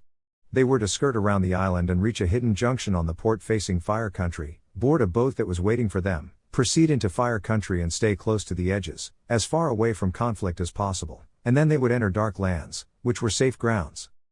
Kisame laid out the beginning part of the plan to the scared family, keeping the rest hidden until they reached specific checkpoints. This was because there could be hidden listeners about. Their ghostly leader had informed them of the plant man. The creature could be listening in on them, watching them at that very moment, and not even a sensor of Kushina's skill could pick him up unless the plant man physically surfaced out of where he was hiding, whether it was a small bulge forming his head or his whole body. None could sense him unless they were in tune with nature chakra, another way of saying, only sages could sense the plant man. Tzzzzzzzzt, come in Jounin Uzumaki, this is Jounin Sakana. The redhead took out her own receiver from her pocket and promptly responded. Are you, Tzzz, there Kushina? I'm here, what is it? ZZZZ, ZZZZZZ, Port 150 has been compromised. I repeat, Port 150 has been compromised. The sounds of battle permeated through the receiver and the person on the other side remained cool, speaking in a low voice. We're being, ZZZZT, ZZZZT, surrounded. Konoha ninjas, TZZZT TZZZZZZT. Engaging. The red-haired woman stopped and turned. Kisame nodded that he heard as well. These bastards, too stubborn. No major casualties here. We've got authorization, TZZZZZZ, use port T112. Got it, sit tight, Sakana. We can, ZZZT, handle ourselves, keep 'em, TZZZZ, safe. The family overheard this and began to panic, so the two began speaking so as to distract them. Kisame and I have been on dozens of rescue missions and we haven't failed any one.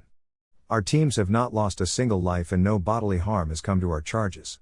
The family shriveled up into themselves and nodded again, quietly paying attention to the serious Uzumaki leading the way.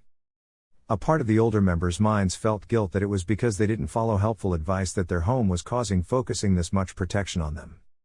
Sure, Darkness had many active ninjas and a few reserve shinobi to fill in somewhere they were needed, but they wouldn't even be splitting their attention between keeping invaders out of the country and rescuing civilians in unallied nations if they had simply come back home. Naruto held nothing back to get them back home safe, 2 jounin teams and a secret, fully protected though temporary port and boat to take them off the island country. Their gratitude for their leader increased tenfold, that he would still see them as this important and value their lives to such an extent humbled them. Rescue missions were different from escort missions, given the current war. Dark ninjas were deployed to save citizens of the country from the war-torn country they were residing in at that time.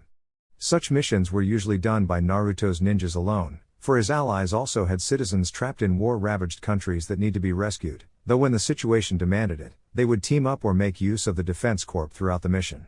Presently, the DC was only in the last part of the mission, when they got into dark territory. Kushina continued, striding with quick steps. On a mission like this, your lives are our priority. We don't care about any injury that comes to us, but nothing must happen to you. Do you get me so far? They murmured, yes. Kushina stopped at the other end of the forest, releasing the hands of the 2 children. She looked about and walked out, motioning them to remain where they were, while Kisame finished for her. You 5 have to do everything we say you should do. They watched as 2 golden chain with a lethally sharp tip spiraled out from both of her shoulders, slinking out from under her short-sleeved red shirt, and began writing on the ground with her chakra, crafting seals with each step. She patted down her jounin flak jacket twice. Living body switch seals. The seals were tiny and barely seen, though they glowed with red-tinted blue chakra. The woman unsealed 5 small wooden logs from her jacket and placed them over each switch seal, drawing 5 seals and thus placing 25 logs on the ground, neatly arranged and hiding the level 8 seal.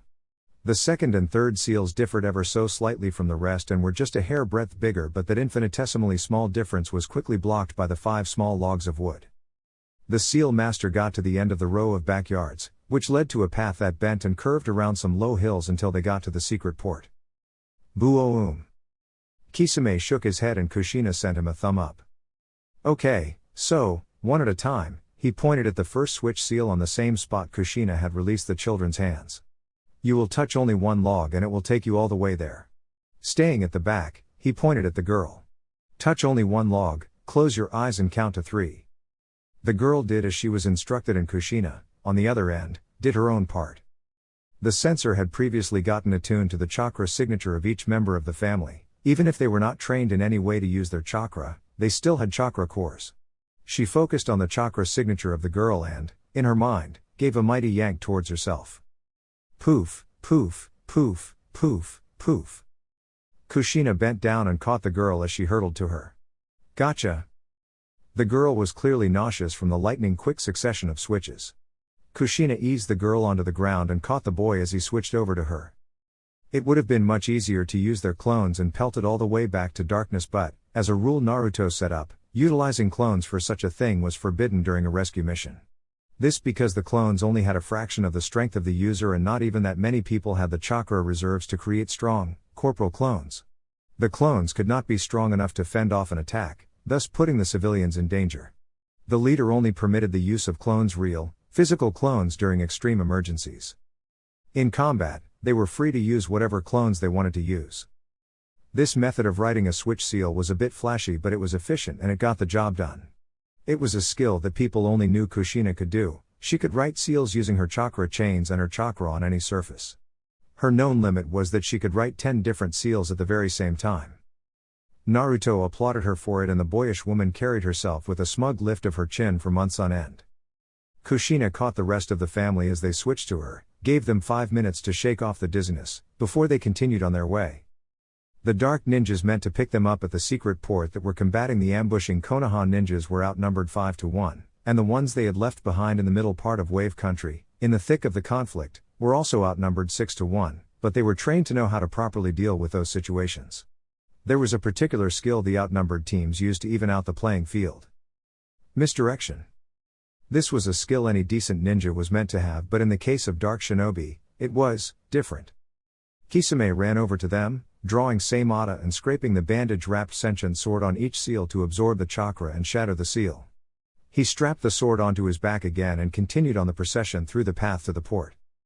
Something that got him curious was that he had been on a few missions with Kushina, and this situation of being ambushed by so many Konoha ninjas and in such a coordinated fashion was new to him. Kisame and Kushina, first off, weren't on the same time, so they didn't often go on missions together, though the ones they did go on were mostly to faraway locations like Frost Country, Iron Country, Hidden Saltwater Village and places like them, which were countries and villages that were in no way close to Fire Country. Next was that their positions and escape routes had been compromised. Their mission had been tight and members of the rescue teams rarely spoke out loud the plans, only doing so within the safety and privacy of their home country. Kisame had purposely done so when the niggling feeling in the back of his head didn't leave him. It might have put their teammates in danger, but the pair had confirmed one important thing. They were being watched. They were being followed. Their radio signal was being jammed too. The channel they used was an exclusive one assigned to the rescue teams for this particular mission and would be abandoned when all was done. Communicating in the channel was easy and clear, no matter how many of the 12 members of the rescue teams, meaning 3 teams, spoke at the same time. The channel was private and encrypted, so they were positive no one was listening in on them speak, though they were sure some sort of counter signal was blocking them from freely communicating. A radio channel used a signal and there was only one counter signal to that channel, no matter how private. The channel could be difficult to pick up in the air, but once it was done, then engineers of the other village who could come up with a counter signal could begin jamming their radio. They were definitely being targeted. Kisame gnashed his serrated teeth, ensuring that his bubbling anger didn't show on his face. Konoha, Kushina said with her glowing purple eyes as she sent a look over her shoulder to her silently festering friend. She knew this because no other ninja from any other shinobi settlement, not even Fire Country ninjas or samurai, were actively attacking them. The Kiri-born dark shinobi hated how the plant man's singular influence was making their job harder. He glanced over to Kushina, who was holding the teenager's hands, and the woman, without peering back, shrugged invisibly. She might be their objective, or better yet the QB sealed in her. Another target could be the unseen entrant/citizen seals on the backs of the civilians' hands, seeing as the 2 ninjas could very well cut off their hands and set them on fire before they could allow Konoha anywhere near them. The civilian family didn't even know basic self-defense, making them easier to pick off.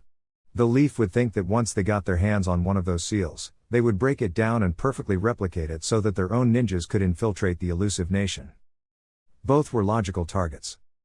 Kisame wasn't cocky enough to think that Konoha wanted Seimata. They should know that no one but him or anyone he permitted could use his sword.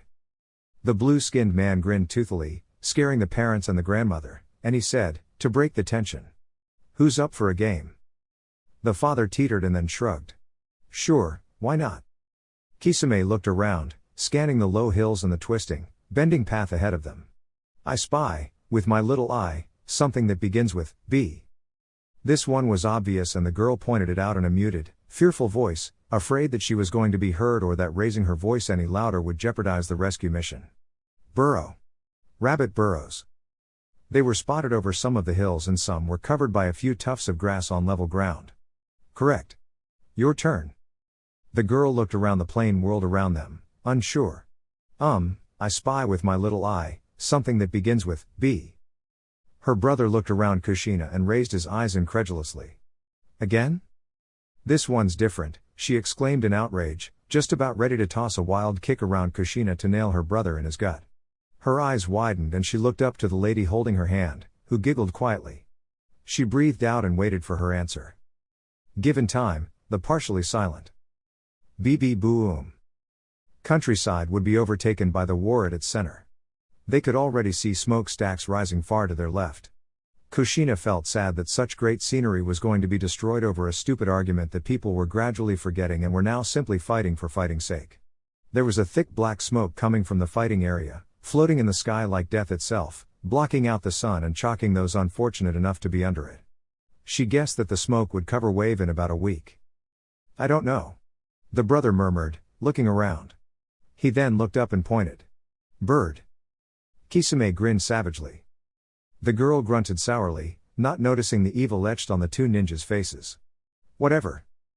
"Kushina?" Yeah, I'm ready."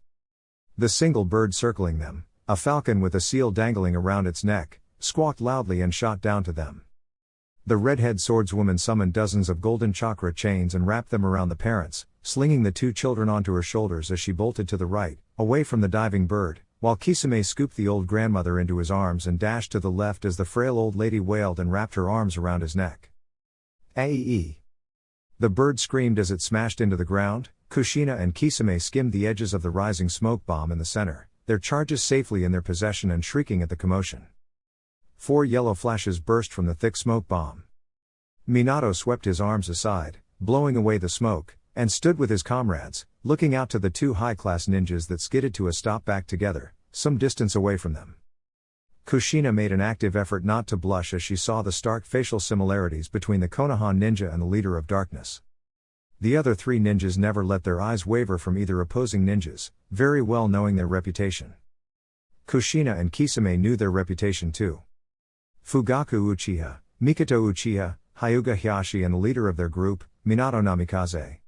The 2 Uchiha and the Hyuga had all their dujutsu activated. Minato smiled brightly, his blonde hair shimmering and his crystal blue eyes glittering. "Sup, Kushina? Those 4 look heavy." "I can barely feel them." The woman answered with a wide smirk. "They might be heavy for a prissy like you, but I'm good." The man laughed good-naturedly. I see. I'm just saying, someone as cute as you shouldn't burden yourself in such a way." The Uzumaki's eyebrow slowly slithered up her forehead, surprised. "That's awfully forward of you." "I mean it, and I also think a lady of your class shouldn't waste away in a place like Dark Country." "Oh? We," he said, motioning to his teammates, "are here to take you back to your real home. Sorry to disappoint you, man, but I've got a pretty good thing going on back in Dark Country." "That's because you haven't fully experienced all the leaf can give you," Minato exclaimed with a genial smile. "How about it? Won't you come back home with us?" Peacefully, the redhead said in her mind, finishing what the blonde man didn't voice out. Suddenly, Hiashi sighed and mumbled. "Minato." His pride couldn't allow him to finish what he wanted to say. He only shook his head and palmed his face, the thick veins on the sides of his eyes pulsing. Mikoto bashfully coughed into her fist and Fugaku, the ever-frowning man, grumbled in frustration. "You've been talking to an illusion this whole time, idiot." It was Minato's turn to sigh, his own heavy and his shoulder sagged tiredly. Kisame and Kushina looked at each other and grinned playfully. I know.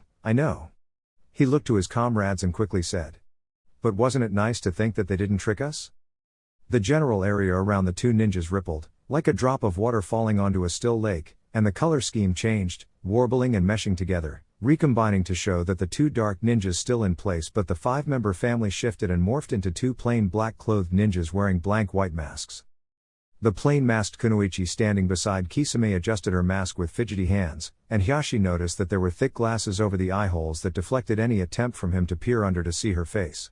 The root ninjas stood between the 2 chakra powerhouses, and the one by Kushina, noticeably male, flexed his hands. To the absolute shock of the watching Konoha ninjas, all of the illusionary chakra entered into his ringed palms instead of being dispersed into the air. For some reason, the dujutsu holders also couldn't look under his mask. While Zetsu had been feeding information to Konoha, via one of Jiraiya's most reliable spies, a series of events had been happening behind the scenes that no one but those involved knew about. Flashback, 10 minutes ago. Root base. 16 miles from Wave Country. Fire Country. With all due respect, Auntie Umara, I'd like it if you stayed back and watched the base, Onion said as he marched down the almost dark halls of the root base. His head was buried in a scroll he had received, where detailed information on the physical attributes of the family of 5 dark ninjas we're rescuing was written down, previously by a Kurama clan mate a few minutes ago. The message had come through a headset when an order from the top changed the rescue mission first plan to the second. At that moment, Carrot was trotting behind her younger brother, buzzing into the same headset and memorizing the clothes the family was wearing, not really paying attention to the 2 Kurama talking ahead of her. Danzo is still unconscious and there are not enough guards at the moment. Umara cast a baleful look at her busily ready nephew. "I can be of great help, you know." "I'm sure you will, but Master said he only needs Carrot and I." The woman shrank up into herself and huffed, pouting petulantly. "If I see Master, then I will ask him if there's anything for you to do." The woman smiled and slapped his back. "Thanks." They reached a dead end, but Onion continued in his stride, passing the camouflage illusion and walking up a short flight of stairs to a forest. He pushed open an old, heavy-looking door and exited into the semi-silent forest. He looked up from the scroll and checked around him. No fighting, no near explosions, and the forest was dense enough to cover any chakra smoke. The place they had even exited out of was the trunk of a large, artificial tree. They were very close to Wave, though not close enough to warrant attention. Here should be close enough to Wave. Carrot came forward and began drawing a seal on the tree 10 feet or so before the fake tree root entrance. It was the same seal Kushina was drawing at that very same moment in Wave Country, except it had the same slight difference the second and third seals had. Long-range living body switch seals. As she drew the seal from memory, she began reciting the specific clothing articles the members of the family had on, right down to the color of shoelace the boy wore and the tint of yellow the girl's head tie was. She was speaking, crafting the complex seal, and her younger brother, the reincarnation of the first Kurama clan head, nodded solemnly as he moved his hands about, expelling illusionary Kurama chakra about him and molding it along with the words of his sister. It was like looking at a rainbow-colored painting in the process of being made, completely alive and partly sentient as it followed the specific movements of the man's ringed palms. It distorted and pushed very hard against the realms of reality. The parents and grandmother were simple paint bunshine, illusionary clones that were reinforced with the chakra of the Kurama young man. The jutsu could be used by anyone in the Kurama clan. It was more detailed than normal bunshine but not much stronger or durable. The general area around the paint illusions was also distorted to make the animations more realistic. When he was done with the older members, he began shaping how his sister was perceived by the rest of the world, not physically touching her but warping her body and clothes to suit that of the teenage girl currently in Wave. The chakra paint from his hands utterly shifted how she looked. He finished and changed his form to that of the boy. Umara smirked, impressed that even she was fooled. "Auntie, turns out we'll need your help," Carrot said, wiping her brow as she finished the seal. Fuinjutsu didn't come to her as easily as her Uzumaki friend. She brought out a small scroll and tapped it onto the seal. Kushina's chakra escaped and merged with the seal, linking itself with the one in Wave Country. The woman clapped her hands and rubbed them, eager. "What do you want me to do, kiddo?" "Long-range body switches carry a lot of energy," the 23-year-old orange-haired Root Kunoichi began, finding her mask in her backpack and sliding it onto the top of her head. The range for a standard long switch seal like the one she and Kushina had drawn was exactly 16.5 miles, she explained quickly, to form some sort of base knowledge for her aunt, who wasn't as knowledgeable of sealing like her. The longer the switch, that is, within the 16.5 mile range, then the more energy used for whatever it is coming from the other side will be shot out. "Ah, I see what you're talking about." Precisely. Long switch seals are mostly used for traps and ambushing, but seeing as this seal is made to specifically carry living beings, the people coming from the other side will come out really, really fast. Like, she snapped her fingers, trying to think of a good way to describe the sheer speed and power of the human beings that were going to be blasted out from the seal. The seal might have normally been used for traps, but it wasn't commonly used because both the short and long range switch seals were easily level 8 Fuinjutsu. Carrot, disguised as the girl teenager, turned to Onion, who was putting on the finishing touches on his boy teenager illusion. "Think of this seal as a cannon and the people as cannonballs." The girl snapped and pointed at her brother. "Yes, that. At point blank range nonetheless. They'll be coming out stupid fast." "Don't worry, I'll catch them," Umara promised as the headset buzzed, the sound of Kisame telling the family to come over one at a time wafted over. "They'll be safe." "All right," Onion said and gave his aunt a thumb up. Underneath the illusion he was sliding on his plain white mask, as did his sister. The paint illusion didn't follow their motion, as the genjutsu also extended from their bodies at about 3 feet. He placed his hand on the trunk of the tree the seal was drawn on and slowly allowed his chakra to seep into the seal, coming out on the other side and mingling with Kushina's own.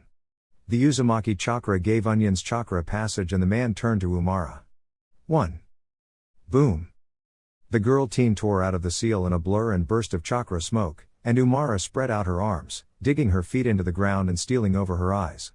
She caught the girl safely, her thin, hidden muscles flexing, her heels skidding back a single feet in the ground and her teeth ground strongly.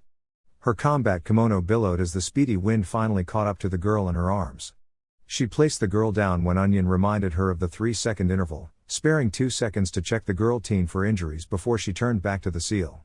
Carrot entered the seal as soon as the girl flew out, coming out on the other side and allowing Kushina to catch her, only fractionally slowed down by the 4th and 5th short-range switch seals. The redhead visibly put effort into now showing how much strength was needed to catch her. She also didn't comment on how the little girl teen's weight didn't match how she looked. Onion said. 2. Boom.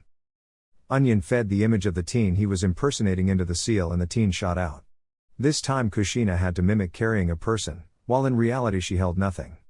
Umara kept her feet anchored to the ground with chakra and caught the boy. 3 boom. 4 boom. The same illusionary clones of the parents went to wave through the seal while the real ones arrived, in a quick blur of speed from the seal, to the entrance of the root base. Kurama clan mates rushed out, not wearing their root masks, and smiled gently to the frazzled family, leading them into the tunnel where they would rest, eat and prepare to move to darkness the next day. 5. Boom. Onion slipped through the seal, the image of the grandmother over his image of the teen boy. The image of the old lady moved away from him and the image of the male teen remained, staying over him like a second skin, and Kushina grabbed his hand and carrots, proceeding on the walk. Back on the other side of the seal, the Kurama clan members soothed the nervous woman's nerves by showing them the sign of dark country. Kurano. It was also intuition and recognizing the Kurama clan's orange hair that calmed her down. A majority of the Kurama clan were now living in the root base all the way back in Konoha's Forest of Death, and they had been able to arrive in this smaller root base because there was a tunnel connecting the main base to the branch base. To not arouse suspicion in Konoha, some of the clan of painters remained back and set up a painting illusion to make the village believe that they were all still there.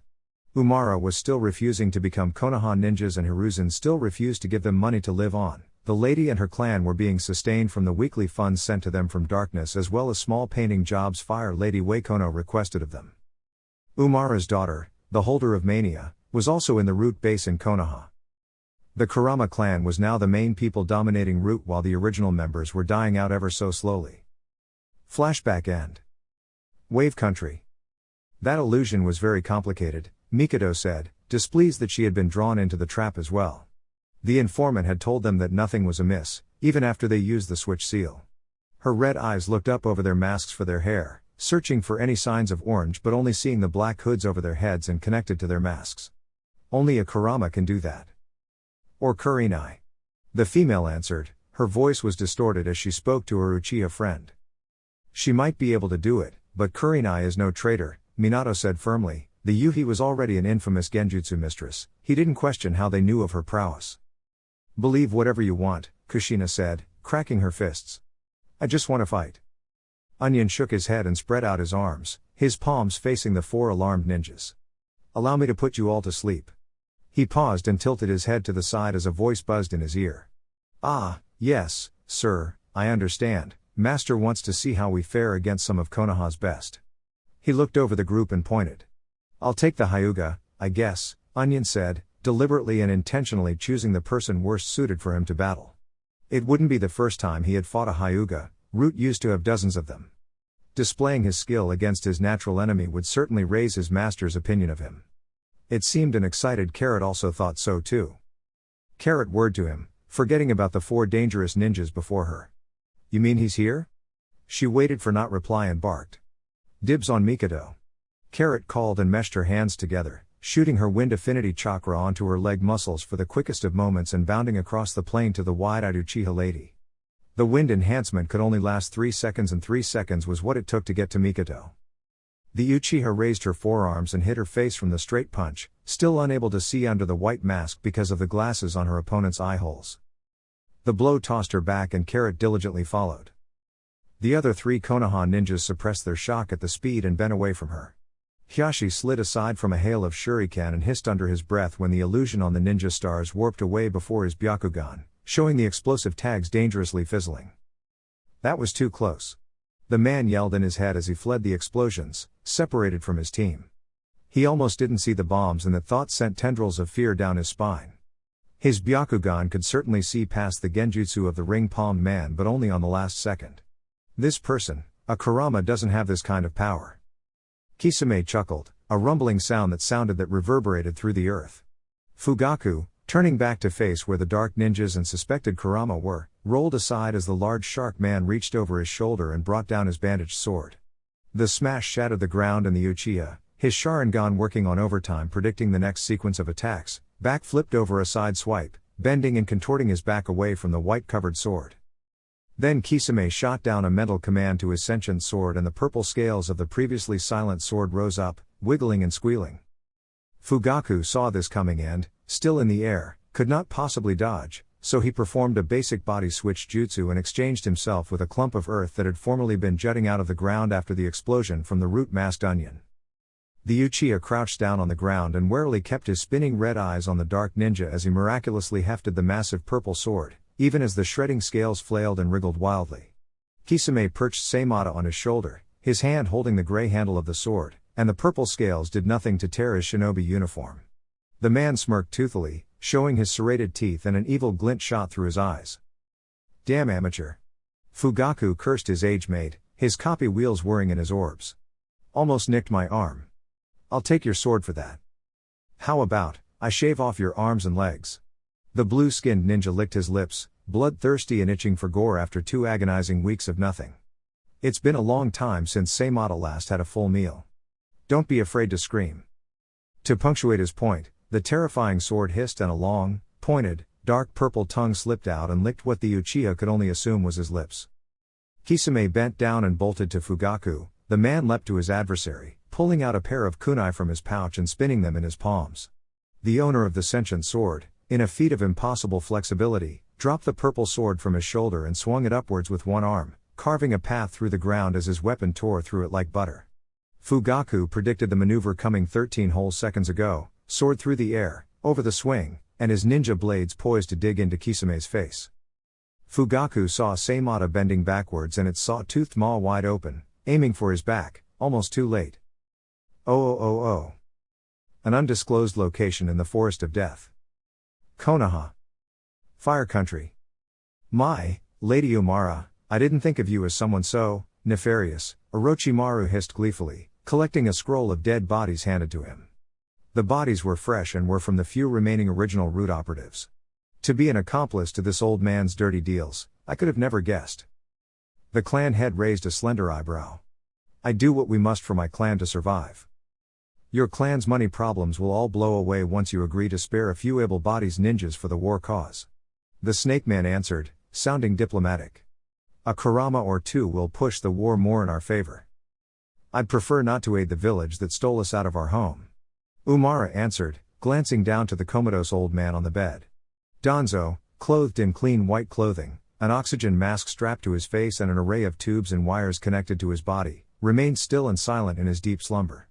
But you, Orochimaru, gave me scumbag vibes from the very first day. She eyed him up and down, a terse frown twitching on her lips. You still do. The man touched his chest, faux offended. My lady, you hurt me with your words. At least your disgusting habits are putting something in my pocket. I'd hardly think that my medical services and monetary compensation is enough payment for covering up my activities and providing me healthy test subjects. He stashed the scroll into his lab coat and crossed his arms. Still, if you were to throw in a few of your clanmates. Umara looked up at him, her eyes silently narrowed. Orochimaru held up his hands in surrender, tittering nervously. I understand. I'm pushing my welcome. My apologies. You should leave. The man smirked and bowed politely. Of course. Call me if you need anything else. The man slinked out of the underground hospital room.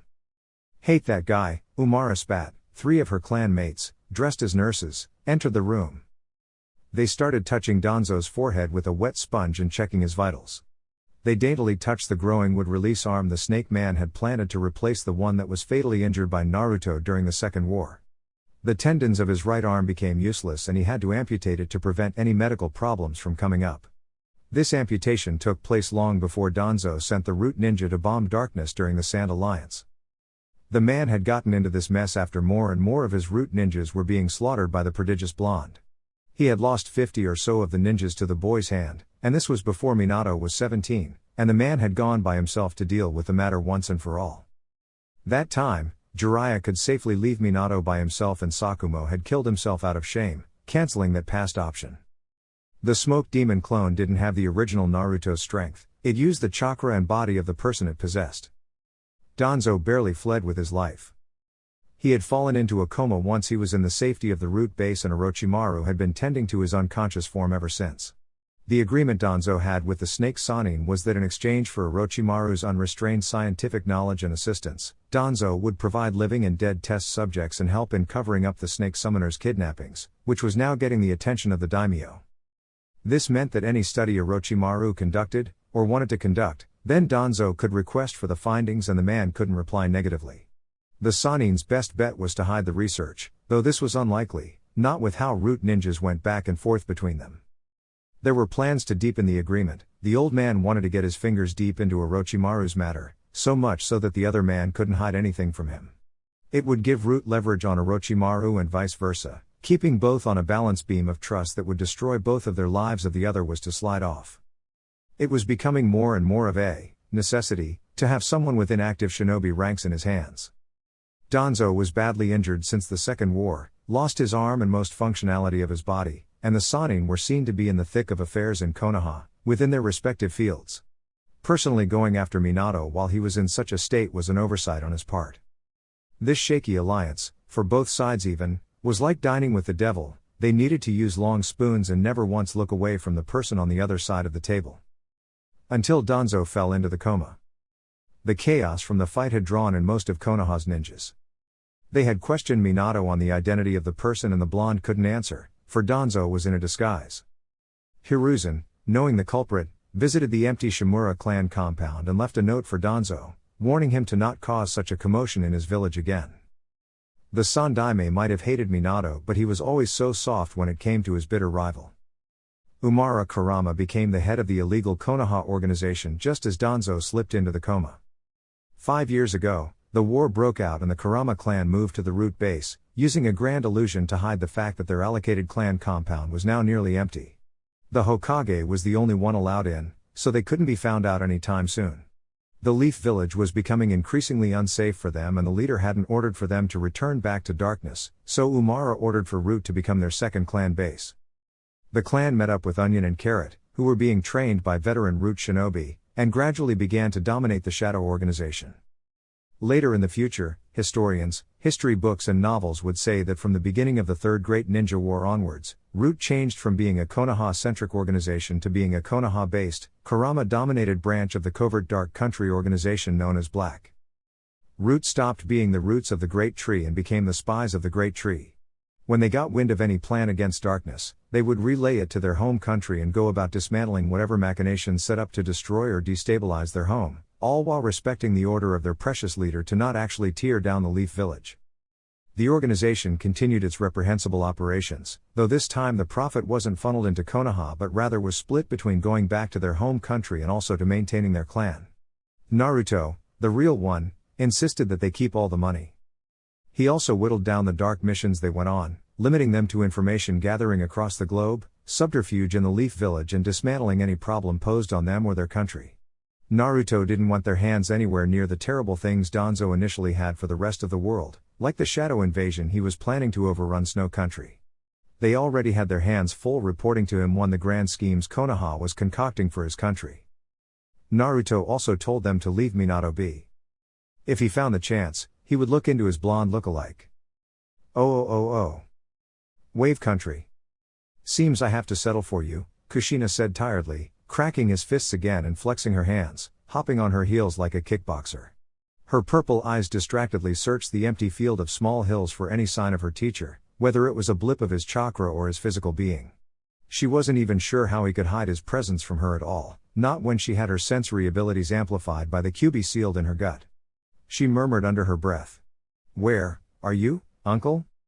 You sound like that's a bad thing. Minato laughed with a small smile, his expression was easy despite the battles being waged around him. I'm curious, is it true that your coward leader is scared the war would break his country? That's why he's hiding and not helping in the war effort? Nah, he's just not into picking sides, so he made his own side. Kushina answered, forcing her gaze back on the blonde across from her. I'm sorry, you said something about him being a coward? I wasn't paying attention. The ghost, Minato spat, his lips shaking and struggling not to frown too deeply. Isn't as strong as he was back in the Second War, admit it. Kushina scoffed and lowered her face, peering up at the leaf ninja through her bangs. Her purple eyes rippled and shone from the darkness and her smirk widened to show her sharp canines. If you're trying to piss me off, it's not working. The man hummed pleasantly. I beg to differ. Oh this? She motioned to her dark, malicious face. This is my sleepy face. I want to get this fight over with and go in for a nap. So? She motioned for the man to come. Can we get this over with? Whatever the lady wants. Minato lowered himself into his fighting style of choice, hummingbird fist, and Kushina stayed in the simple kickboxing stance. Someplace nearby, close enough to clearly see the fighting and yet remained undetected, Naruto tapped his chin and thought, "Alright guys, that's it for the video. If you enjoyed it, please feel free to leave a like and subscribe. As always, the rest of the story is already out over on Patreon, link to that will be in the description. Anyways, until next time, peace."